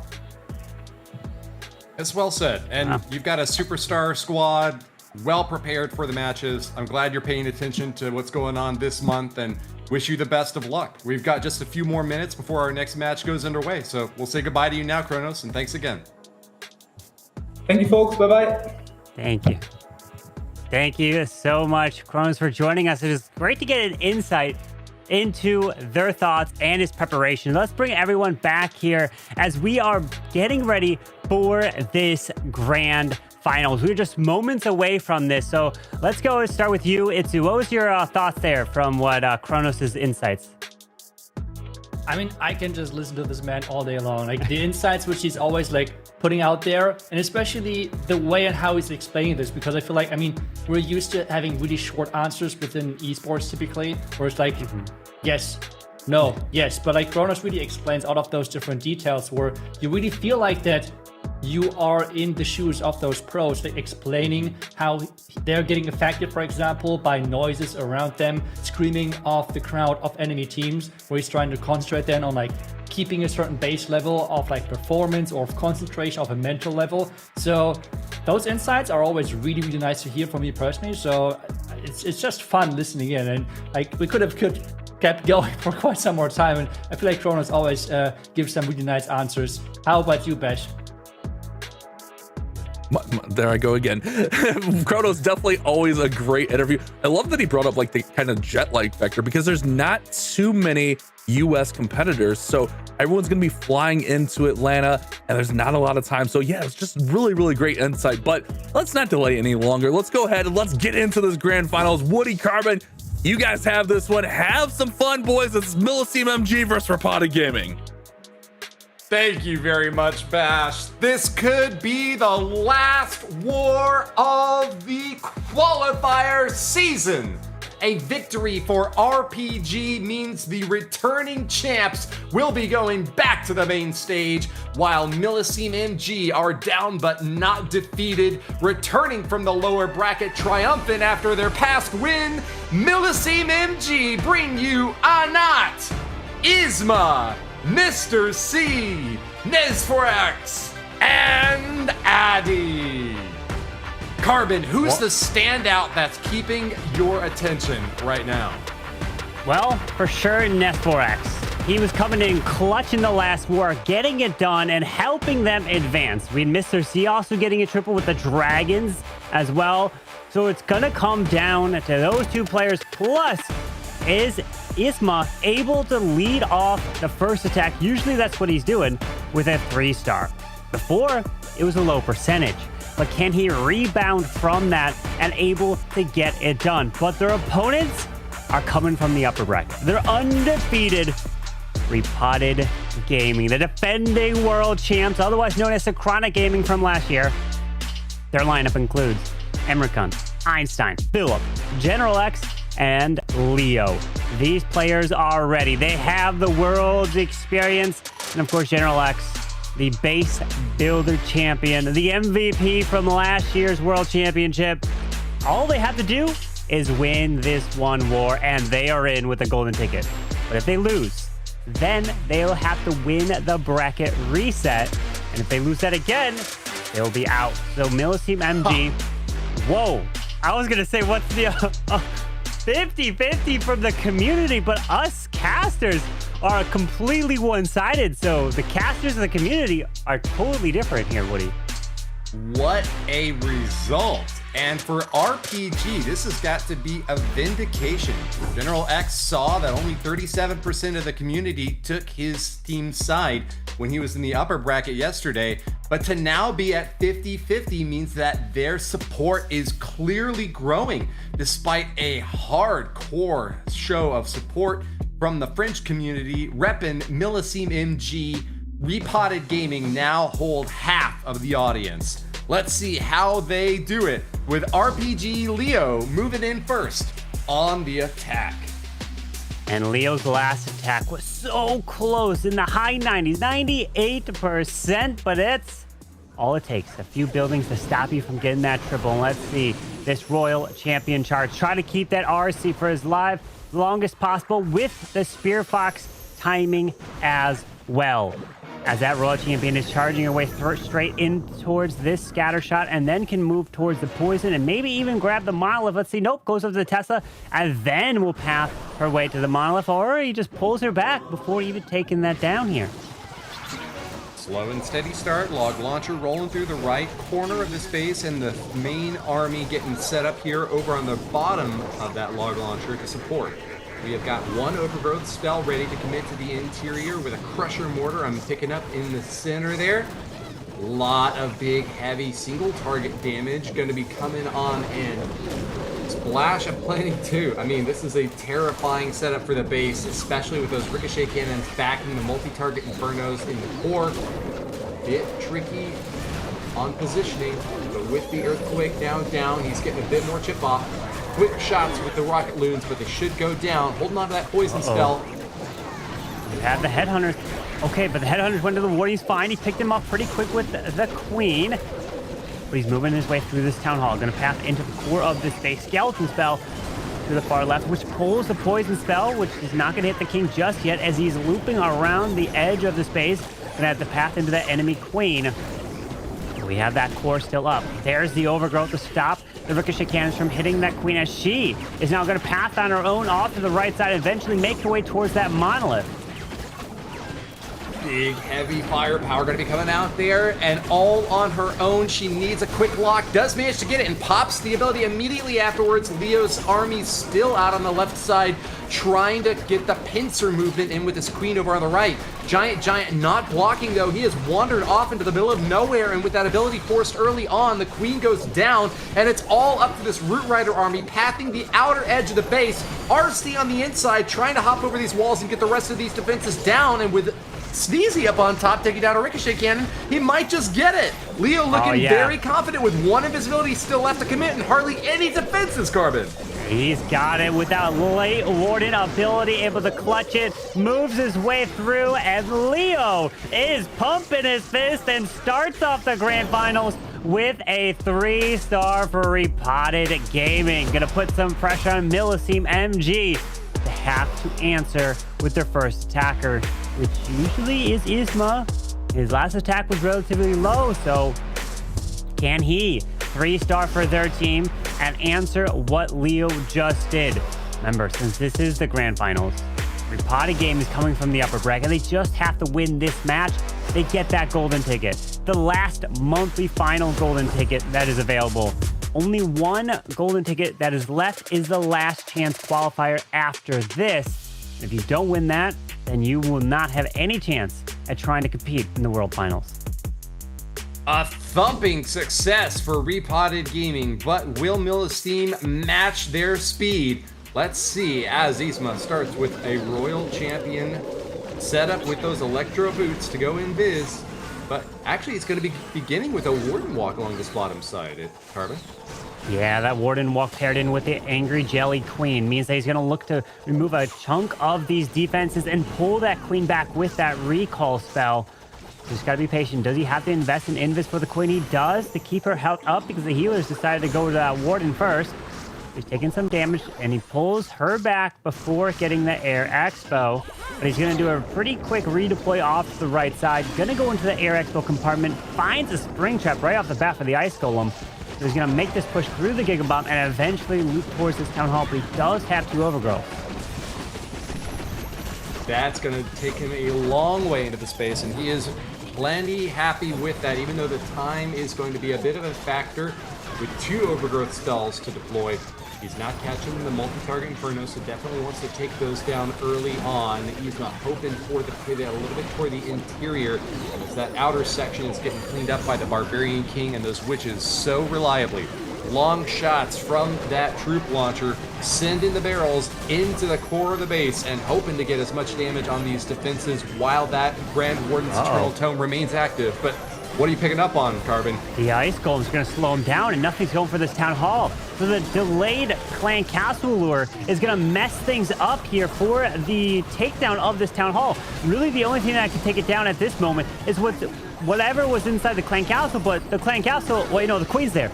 I was going to say, because it's a troop launcher, it will launch the shots. It's not like a siege barracks, and delayed troops would end up coming out. At least the Queen was there to turn back around, but she went down so quickly that all she was able to really do is get the Town Hall, and the percentage here is super low, Woody. Very difficult spot for Millisime, facing off against a 3-star from RPG and catching a low percentage 2. This is going to be very difficult to come back from on the first strike, already finding a decisive tilt in RPG's favor. Monolith still stands, no troops left to deploy. Yzma has really been rebuffed in a big way, Carbon. And if Repotted Gaming are able to pull away with this one, they could get that golden ticket and have an opportunity to defend their title from last year and try to go back-to-back champs. Because last year, they were in a completely different situation. They won the golden ticket the very first month, and no one was allowed to compete in future monthly qualifiers if you already earned a golden ticket. It changed this year for the first time ever that you're able to continue to compete and try to earn more of the prize money. So Repotted, at this point, they just want to get in to have that opportunity. And once you're in, then it's available for anyone to try to earn that World Championship title and all of that prize money that goes along with it. Well, I am so glad, alongside my fellow co-casters, to see 2 teams not yet qualified in the grand finals. What an opportunity for both of them to finish this last month of competition out strong. Let's see how General X does. Our base building champ from 2023 and World's MVP from last year has been an amazing stalwart in the RPG lineup, ready to deliver another 3-star and end this war decisively in the early stages. You can see him preparing, drops that Royal Champion and a couple rocket balloons to snipe that multi-archer tower. Goes invisible right to the edge of this base. Gonna power this RC towards the Town Hall. Maybe gonna make the Monolith invisible. No, just gonna look to grab it. Earthquake this to help take this down even faster as the RC ability. But notice the timing of the invis. Do not let that Town Hall get a shot off. Perfectly done, so that the Town Hall does not shoot on the RC, which would do a lot of damage and slow her down with that poison effect. Big deep charge now, and with timing on his side, General X very happy with how things are going so far, just very slowly and surely pushing into the core of the space.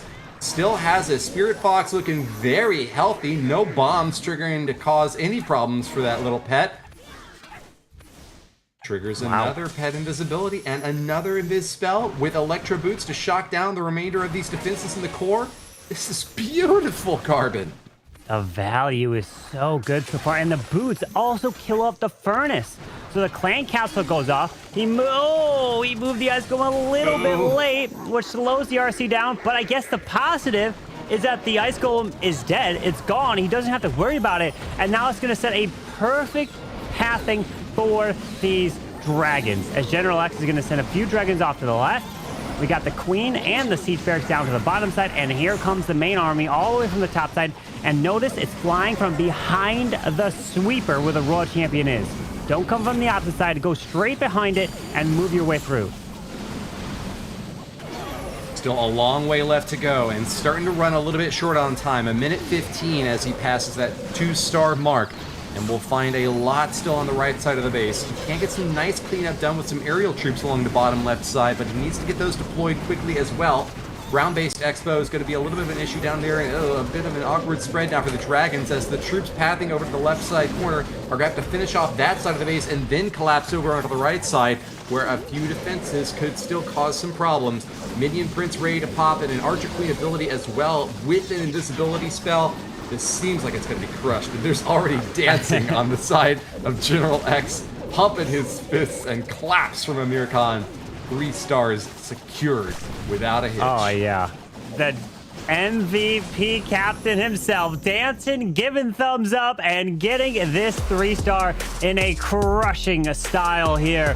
All coming down to that royal champion value. And again, not letting the town hall fire any of the shots off made a big difference because it allowed the Spear Fox to stay alive longer, and it did not slow the royal champion down. So the two things: keep invising the RC, don't rely on the timing of the Spear Fox, and 2, an earthquake spell onto the town hall, onto the monolith, help take it down even quicker. So a perfect execution from General X, and he's the captain. Delivers another 3-star, which means that Mr. C for Millisime MG must, I'm not saying he should or things would be, he must get a 3-star here, because if you're down 2 triples going into attack number 3, it feels like it's over. This is going to be such a difficult spot now for Mr. C. Now seeing 6 stars staring down at him against a team like Repotted Gaming, which is more known for their defense than their offense. This is pretty much a nightmare scenario. Without any room for error, Mr. C will start off with the Royal Champion charge on the right corner with some rocket loons to support and help funnel. Invis goes down, and a big giant bomb exploding right on that Spirit Box could cause a little bit of a problem if another one hits. Yeah, a little bit of damage. Oh, another giant bomb right on that Spirit Fox. Invis to the bottom to force the RC to go to the top. She backtracks a little to the Skellies. Another Invis just before that Spirit Fox is getting taken out. He does have the RC. Well, actually, he's only got 2 more Invis. Pops the ability now. Does she go to the Town Hall? Yes. She goes to the Town Hall. And it'd be great if she's able to pull some of the Clan Castle out so that he could deal with it on the edge. And no, he leaves the rest of the CC in this base. So a delayed Ice Golem pull from this Clan Castle could be a big problem now. See how these troops shape up along the top edge now. And elixir storage still in that center compartment could be a little bit of a distraction, but it seems like the rest of these troops are doing well on the top side, able to keep the damage off the heroes and the healers out back. CC troops are coming out, and it looks like there's a little goblin out there trying to cause some problems. Mr. C's troop launcher will continue adding on to the destructive murder ball, moving across this map, taking out as many splash damage structures early on, while the defenses are still quite high for this troop army. We've got a Grand Warden ready to pop the Eternal Tome, and as splash damage will start to stack up, expect to see it somewhere out here on this left side corner. Multi-target Inferno is going to activate. Ricochet Cannon's going to be firing away. Scatter Shot pretty soon, and there's the big pop. A beautiful bubble of yellow defense as the Grand Warden reads from his tome and speaks the magic words of power. Yeah, with the roots continuing way to the left, the Queen did get pulled back in the court from the defending Ice Golem, but she's trying to lock onto that Minion Prince on the defensive side with assistance from the Headhunters. Does exactly that. But Woody, there's a lot of defenses on the backside with that Crusher Mortar, scatters the multi, and even a defending Queen over there. As this Queen's gonna get stuck on a wall, but the multi also in the middle as the Overgrowth wears off. This King's Spiky Ball can skip through a few of the stuff, but a Poison Spell even coming back to defend this base on the far right side. He's just running out of steam, and he's not going to be able to pull through for this one, I think, right? Because that poison, the enemy Queen's going to pick things off. It's very difficult to face off against two multi-target Infernos still standing on the back end of the base, and those Root Riders just don't have enough DPS to keep up the pace. Super Barbarians storming in to try to get the one in the core first down, but not even able to get that one. And Mr. C, with a Barbarian King still chopping away at a wall on the bottom side, will be denied at the gates. A 2-star, 94%. And Repotted Gaming have taken the stage in spectacular fashion. 6 stars to 4, and everything going their way. Repotted Gaming are looking fantastic here.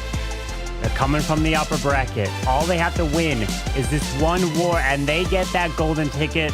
And the next player up that's for Repotted is going to look for his revenge. Einstein. Last attack for him, finished in the 70s. Did not go according to plan, but he's a fireball rocket loon attacker. He usually sticks away from the Root Riders. Let's see if he goes with his tendencies and brings a fireball value. Looking for that value to try to take it down. Sometimes you use it on the edge of the base to help grab that initial value. Let's see. He does have Root Riders. Okay, he's switching from what he normally does. Normally he loves those fireball rocket loons, but he sees something else. He's going the roots with the Queen of Charge Angry Jelly. All right, let's see if he can get that initial value and then pull the Queen and this Warden back together. Split attack and a risky entry, unusual here for Einstein. With 2 overgrowths, it's going to be another long attack. If the plan goes well, though, 3 triples in a row could put Millisime so far behind that they would need a miracle to catch up. Einstein recalls out, and with the Flame Flinger ready to pop some more Fire Mites over on that bottom side, this is going to be a lot of long bomb damage. Yeah, we have that Queen and Warden working together while the Flame Flinger is going to look to work solo to that bottom side. Nothing's in range of the Flame Flinger other than there was the Ground Expo down there. We have the Royal Champion deployed. The Rocket Loon's trying to get out in front. The King up to the top side. He's going to move towards this Monolith. Burn is on the defensive side, so he pairs in the Poison, has a Freeze as well. And there's the Overgrowth, which clips that Town Hall to prevent the Town Hall from getting any shots off, but that could be a risky move. Let's see if it can pay off here. A lot of heavy work left to do. Sneezy up on the top side, keeping some protection for these healers, but not staying on the Root Riders the way you might have hoped. We are just going to have to try to rely on big, heavy damage from this RC, but taking fire from both spitters. She is in a very difficult spot and cannot keep it up. Goes down as the Town Hall still stands, and Einstein is running out of options to finish this raid off in his favor.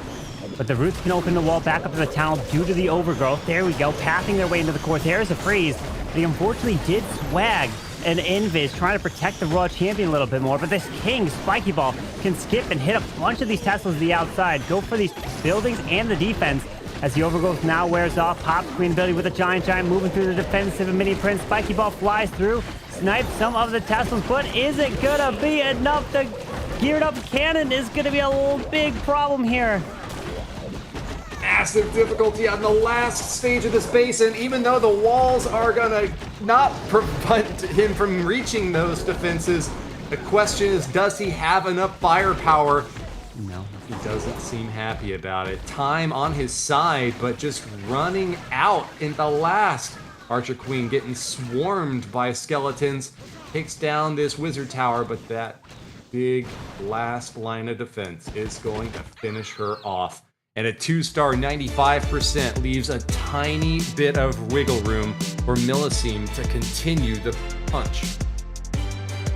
The only way Millisime have a chance to win is if they 3-star all their final 3 attacks remaining, and then Philip and American have to fail their next 2 attacks, and then Millisime MG can win on a star. Because percentage right now is not on their side at all.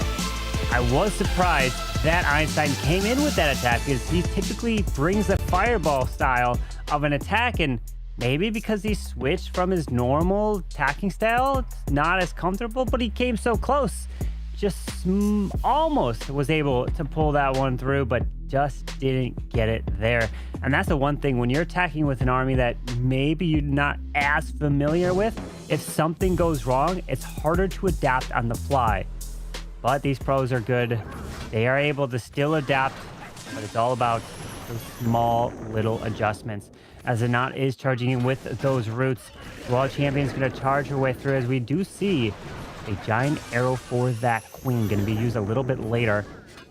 As that RC has 3 more invis to initially use probably just for this outside section. Probably won't be able to grab that monolith as he is charging the RC through. RC getting deep into the base, but the Spirit Fox right next to her, not looking too healthy. Recall comes out. And you gotta expect that he might have wished to get a stab at that monolith or scatter shot instead. He's gonna use Earthquake now and some distraction from the Ice Golem to pop this queen in. The log launcher to add on. He's gonna need a lot of damage in a very short amount of time before he's gonna start taking big shots. Monolith firing away. Gets a hit on the log launcher. A second. That is gonna be a lot of damage with a Gigabomb exploding next. That log launcher is down for the count, Carbon. Yeah, the monolith was able to sneak in 2 shots with the Gigabomb explosion, opening up the log launcher. It would have been really nice to have the log launcher continue right through now, because then it could have skipped logs to the backside crusher mortar and dealt damage over there. But now the town hall has gone down, pops the Warden Eternal Tome. We have the healing tome here that's healing things up as he continues to move through. King's on the outside facing another king. Defensive poison spell getting launched, but unfortunately he shakes his head because look at where the queen is. I believe that his queen is right there, and she is dead and not able to help assist. The giant has moved in around, but he no longer has that queen to be able to reach over the walls.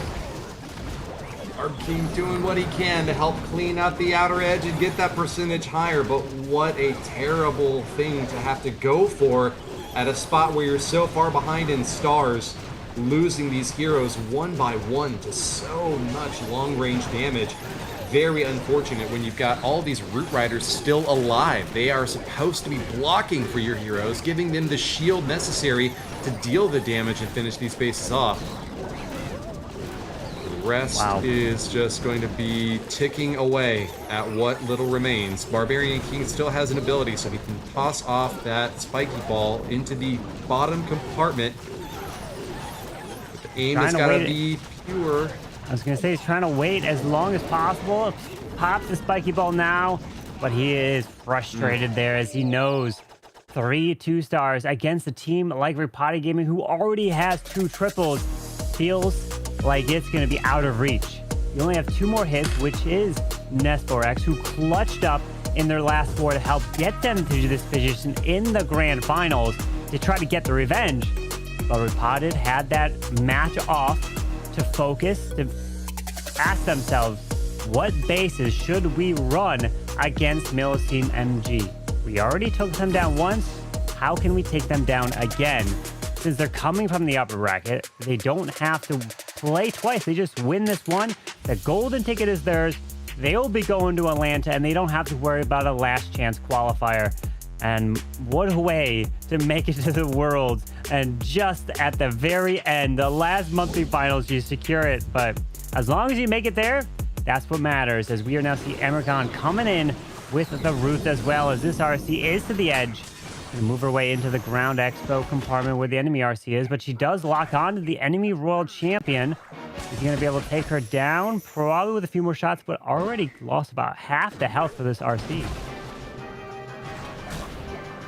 Yeah, the charge is not starting off the way he wants, and is not going to get that multi-geared cannon either.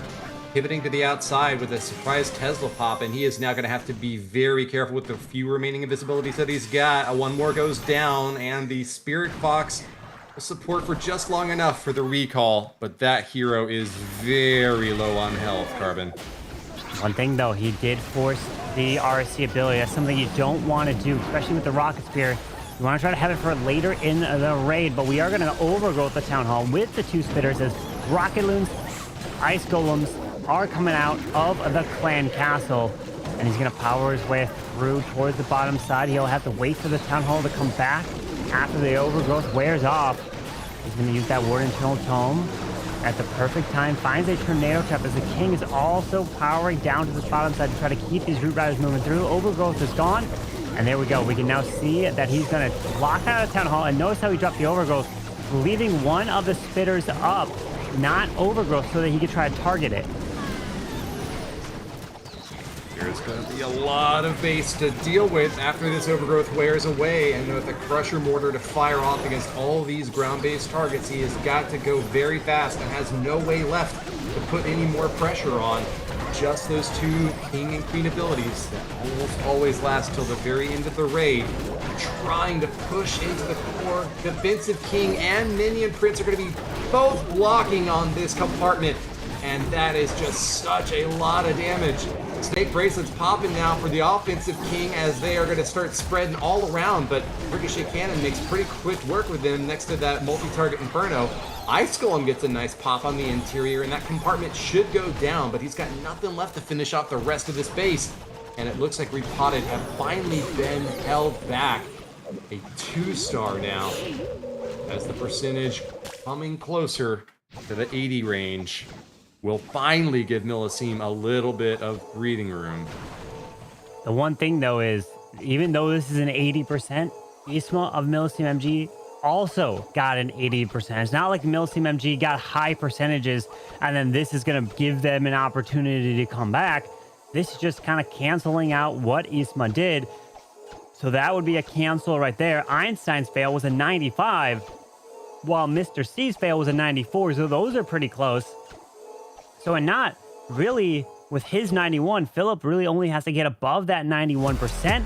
It doesn't matter, even if Nest 4X and Adi both triple, that's the percentage that he almost will need to lock it up and guarantee themselves a golden ticket. Seeming like it's over before it had even begun. Repotted Gaming just came out guns blazing and now hold a massive star lead over Millisime with only a couple of attacks left for them. I don't even know where the storyline can go for them at this point. It's like the playbook just has to get thrown out the window and you got to cross your fingers and pray. Repotted Gaming's General X on defense now, and just the bases that he's built, looking back to the strength that they had in 2023, 2024 as the world champion.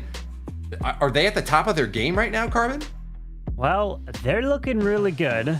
They're coming into the final one, as obviously if you go undefeated through the upper bracket, that is fantastic. That is exactly what you want to do. But here it is, the numbers that we can keep a track of. If Adi and Nest4X both triple, right, for Millisime MG, all Philip will have to do is get a 91%.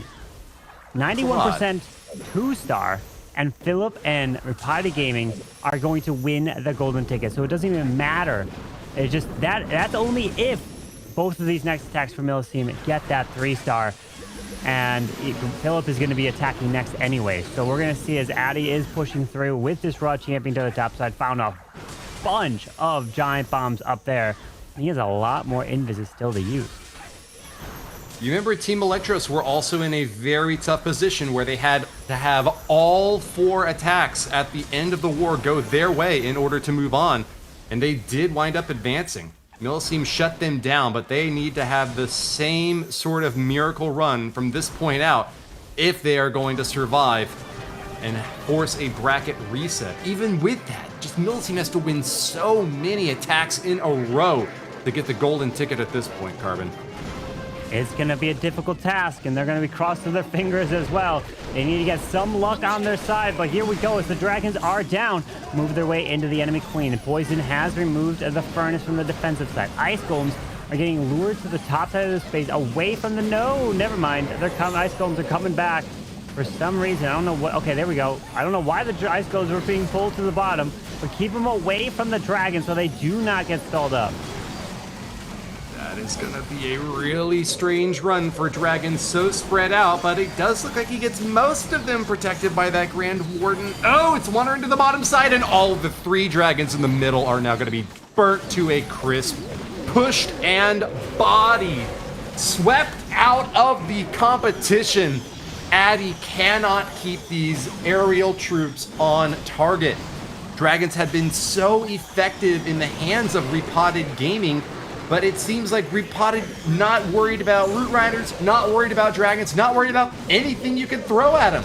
These bases are incredible, Carbon.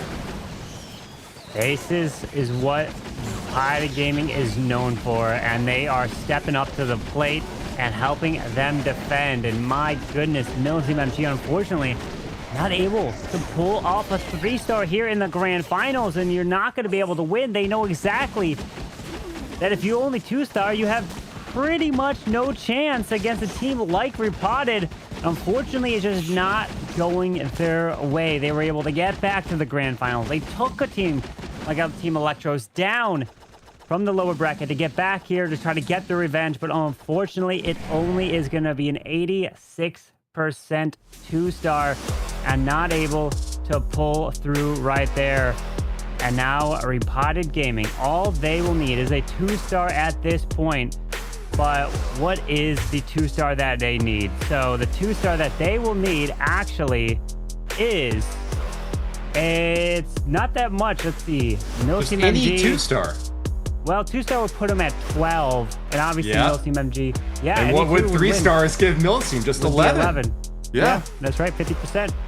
That's it. That means even a 1-star 75% would be enough.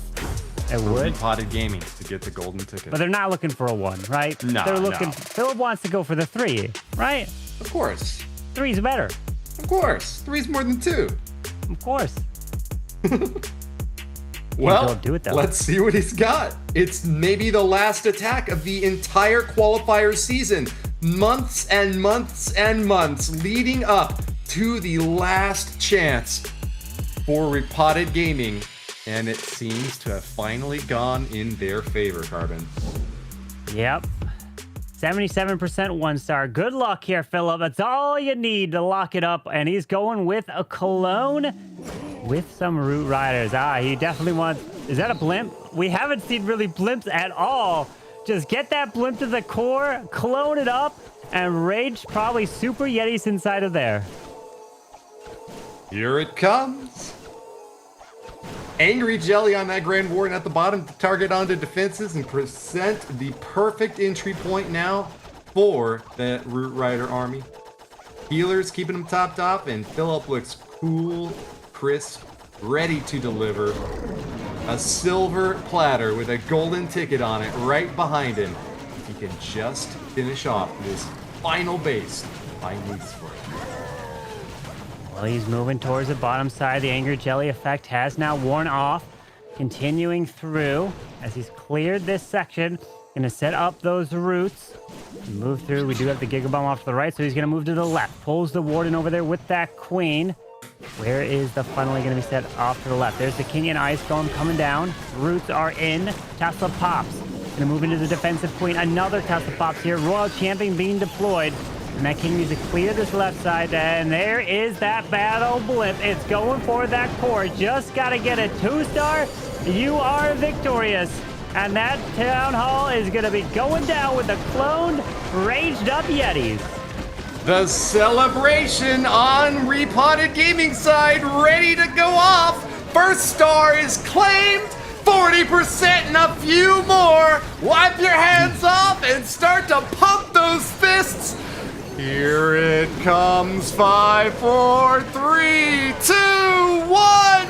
Repotted Gaming are going to the World Finals.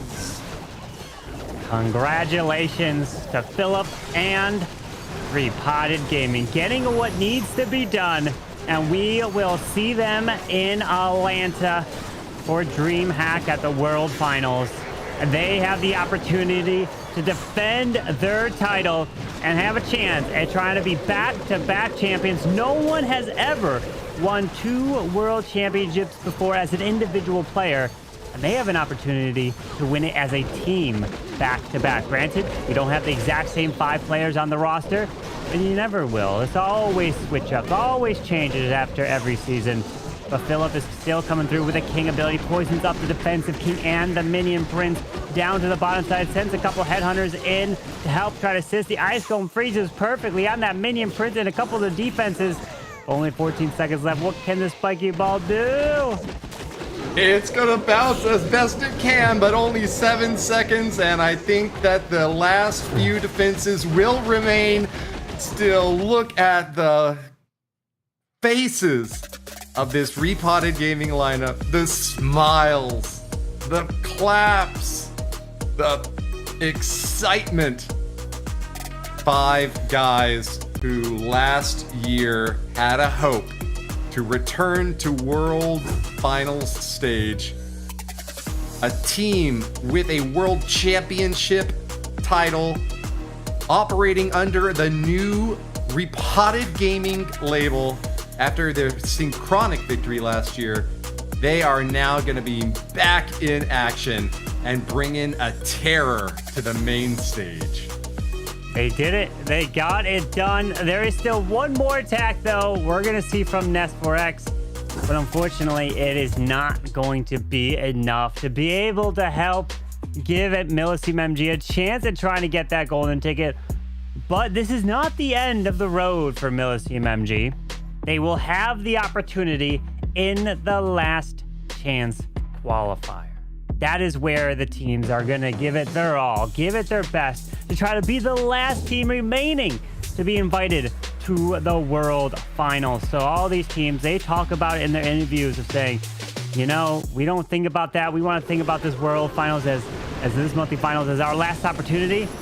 But at the end of the day, technically, they got one more competing in the last chance qualifier. So they're going to give it their all there as well. But Ness4X is charging through with the Hog Riders. Pops that King ability off to the right side as this world champion is moving through the scatter shot, looking to grab this value. Honestly, move the RC off to the left into the poison spell tower, and even the multi, but that King went quite early over there as the RC is going invisible with the Spear Fox. And let's see how much more value he can get. One last time, and give it up for Millisime MG, marching through the upper bracket undefeated until they finally met their match in Repotted Gaming.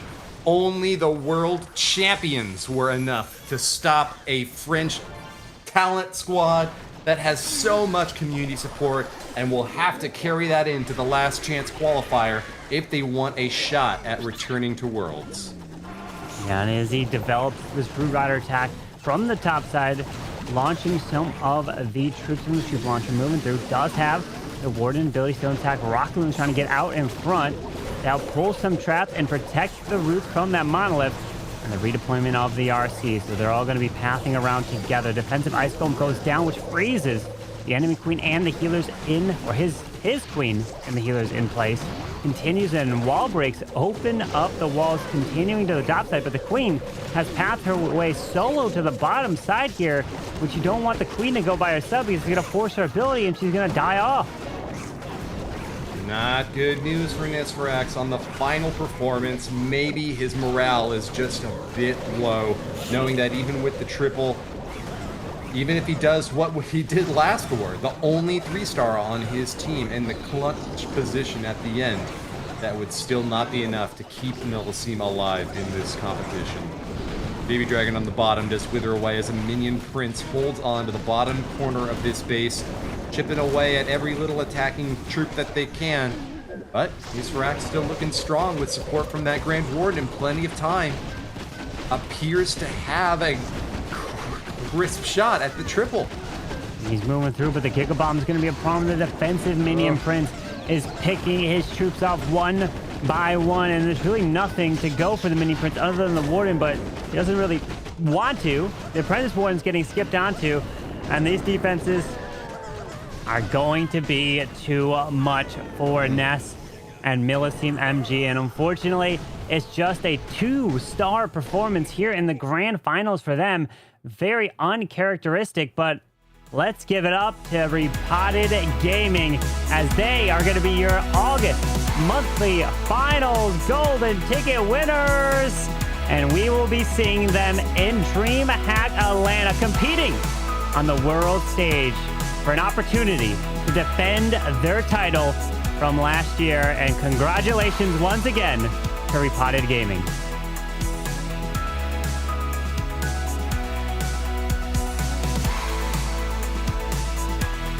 Well, for fans of the former World Championship team, it is a great month. The rest of the German-speaking community as well, including Itsu, our co-caster, who was given some good support from behind the scenes. We're happy to see Repotted claim the last golden ticket until our last chance qualifier goes live. September 13th and 14th at 1600 UTC.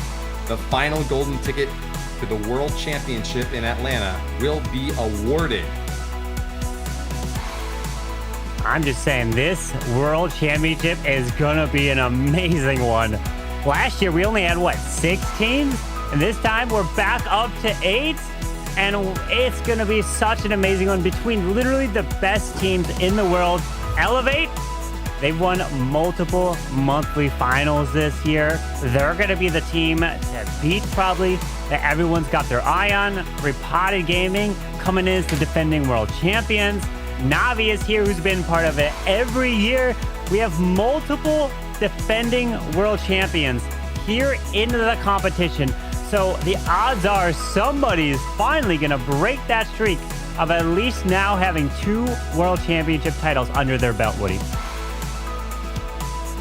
I certainly can hear the discussion about the greatest team of all time being bandied about. Who is it going to be? Repotted Gaming making another move toward the top. The champions from your upper bracket with Millisime MG. Finalists taking second place on that 12-10 scoreline. Yeah, just look at who they took down. Dizzy, then they took down Team Electros, and then back-to-back Millisime MG. Millisime finished in second. Team Electros finished in third. Dizzy finished in fourth. Like, they had clearly the hardest run through this bracket and deserved this golden ticket. They won it. They were not handed the golden ticket by the other golden ticket teams winning and then giving it to them. Repotted Gaming got it, and they deserved it. And let's take a look at the MVP from this match, and it is none other than General X, the captain of Repotted Gaming. Congratulations to him, a former Worlds MVP, a former 2023 all-time base building supreme mastermind. He has once again done it on the main stage, claiming the MVP title in your grand finals match. There's a lot to learn from watching these Clash of Clans World Championship qualifier matches. Whether you're building bases or coming up with attacks on your own, these are the players to emulate. And that's it. This month is now on the history books. Let's hear from the players themselves. We got General X back on the line, hot off of his win. Please, friend, join us. Hello. There it is. Hello. Hello, General X. Congratulations on winning the golden ticket. First off, how are you guys feeling now that you got the golden ticket, finally trying to now defend your world championship from last year? It's honestly, it feels like the first time qualifying back in 2022. So yeah, it's amazing because we had such down months the last 3 months and didn't play well, had a bit of bad luck, and yeah, coming back strong with this result is just I'm at a loss for words for that. I don't know, it's just incredible. Well, it seems like lightning has just struck your team. You have surged from not qualifying at all to going to the very top within 1 month. Was there anything, now that it's all over and there's no secrets that you need to hold, what did you do? How did you make this happen?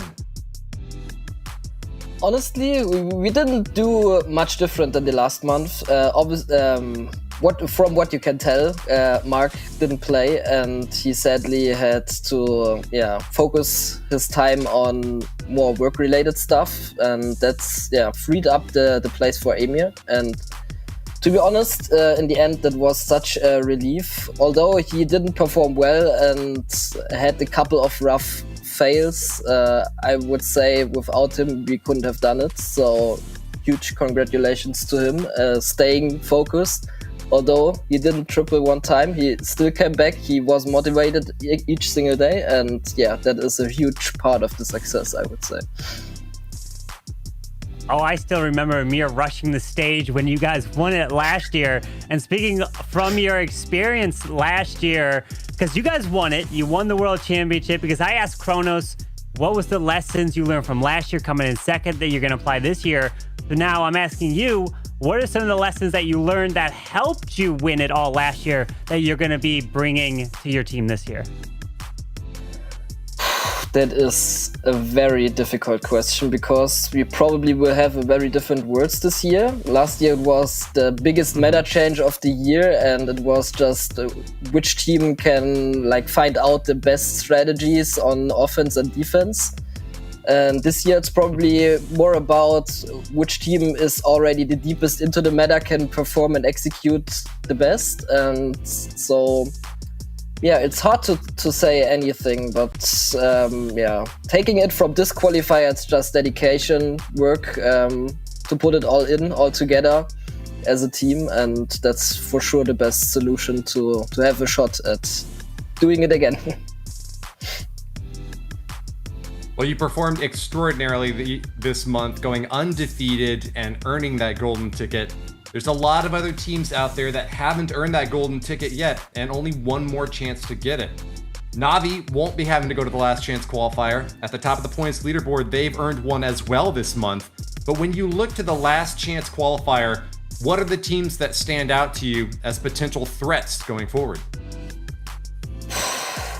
It's very hard to tell, honestly. I'm not really sure which teams, but of course there is Benzinger, which performed well in pretty much every monthly final or each month this year. So I would say for sure they are the front runners, although they missed this month. And then the two teams that performed very well this month probably are favorites as well, with Team Electros and MMG. They shown that they have what it takes to win it all, and yeah, I think with small adjustments on their side, they have a very, very good shot at making it. So yeah, I'm very intrigued what will happen in the last chance for qualifier. Awesome. Yeah, we are intrigued as well. So thank you so much for joining us. Do you have any final words, thank yous you want to say? Thank you to everyone which supported us, even if it was just a small thing. We appreciate you, and also to everyone supporting us. Thank you very much. And let's go. We go to Atlanta. Well done, General X, and congratulations to the rest of your team as well. We'll see you in Atlanta, and thanks for your time. Man, what a match we had there, Woody. And Repotted Gaming are back in the World Finals. And you know who we're going to welcome back? The other two casters, Itsu and Bash. What a match we had, coming from the upper bracket, going undefeated. Let's get your thoughts there, Itsu, about Repotted now in the World Finals.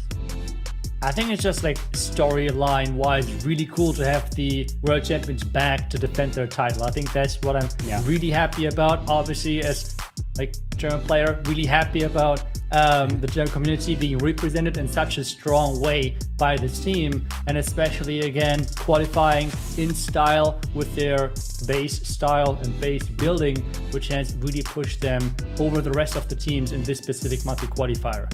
How about you, Bash? Oh yeah, I mean, just like you said, having the world champions to back to defend their title, it's such a huge thing. I'm definitely excited for it. Like that last storyline run, I mean, they're so dominant, so it's definitely good. But let's actually take a look at how things are shaping up here with our 7th golden ticket given away. This is our monthly standings for this month. Repotted Gaming earning $15,000, Millisime MG $8,000, Electros $6,000, Dizzy $4,000, and then the rest of the teams, Elevate, JO, $2,000 each, and Vatic and Carry with $1,000 there, Woody. Big prizes awarded to teams that have fought so hard for weeks to get to this point. gotta give shout outs as well, of course, to the teams that already had golden tickets there, making even more. But remember that there's teams in the background as well that have earned points now and will be able to contend for a spot in the last chance qualifier. Let's see what that leaderboard looks like. We have the career leaderboard, but this still includes the golden ticket winners, which means all of those golden ticket winners obviously won't play in the last chance qualifier. This is going to be the first qualifier, or like the first qualifier, where there is no golden ticket team winners. Everyone is going to have the chance of winning that last golden ticket. But I feel like if we take a look at the points overall, we really have to highlight Elevate and as well Dizzy. They are far above the rest. They have made it to so many different monthly qualifiers and as well performed well. That is just a really impressive performance over the entire year. Yeah, such an impressive performance from these teams. But if we take a look at the points leaderboards that are at the very top that can be competing, and we have only bads there: Vatic, Team Electros, Millisime MG, Alexi, Dizzy Supersonic, Electros JP, Reckoning, and then there's JO Esports. All these teams have been competing throughout the year, through monthly qualifiers, through monthly finals, just haven't been able to get that golden ticket. But Repotted, they do have that golden ticket, so they will not have to worry about a last chance qualifier. They can sit back, relax, and watch who will be the final team to qualify for Worlds Bash. Yeah, just a couple more weeks and we'll have that all decided. But let's take a look at our points leaderboard. Winning teams, Only Bads, Vatic Esports, Electros, Millisime MG, Alexi, Dizzy Supersonic, Electros JP, and Reckoning. These are all the teams that are currently in the top 8 position of that leaderboard. September 13th at 1600 UTC will be our last chance qualifier. So just a couple of weekends away, we will decide our 8th and our final golden ticket for this year's 2025 World Championships for Clash of Clans. Well, that's it for this month.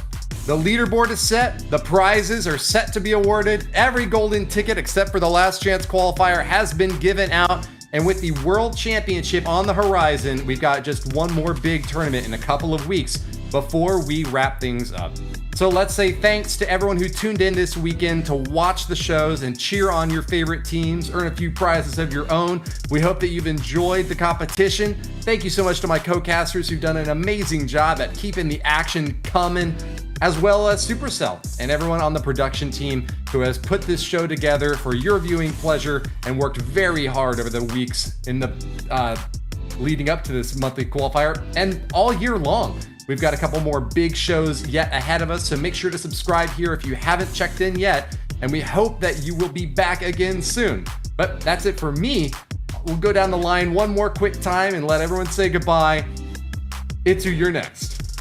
I mean, I can just agree to all of those words which you just said, the big round of thank you, but as well what I'm looking forward to is just the meta shift which we might see to the next stage of the next qualifier, because we have now maybe seen Repotted kind of like setting up a new style of bases, or maybe new especially corner compartments, where I feel like this is really the key component to Royal Champion charges. But then at the other time we have seen the rise of the Angry Jelly Warden Queen charge. So seeing how that is going to evolve is quite exciting for me, because I don't know, I like those different changes there and looking forward to how those teams are going to adapt.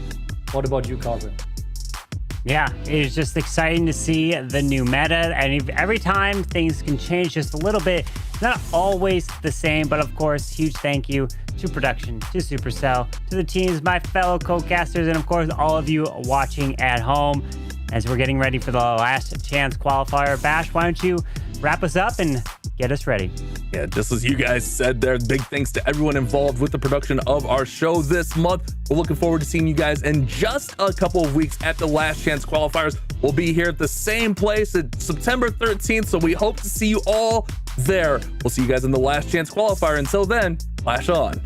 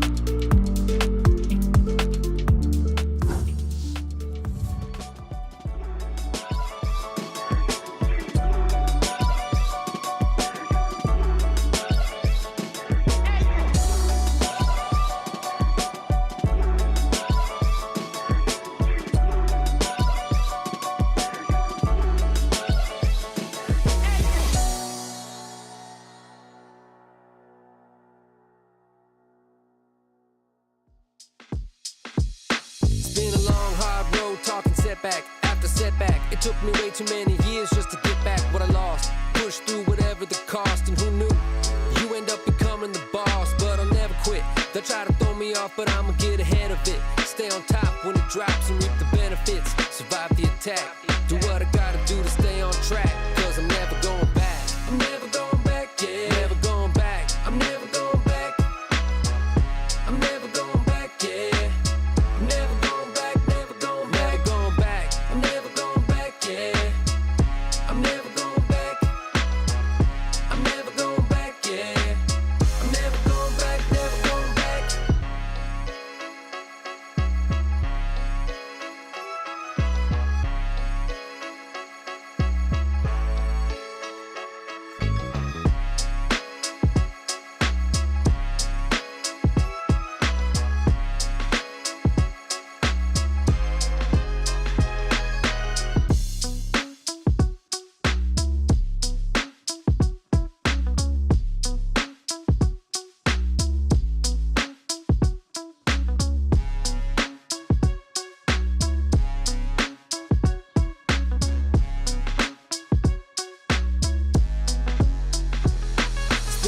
Hard road, talking setback after setback. It took me way too many years just to get back what I lost. Push through whatever the cost, and who knew you end up becoming the boss. But I'll never quit. They'll try to throw me off, but I'ma get ahead of it. Stay on top when it drops and reap the benefits. Survive the attack.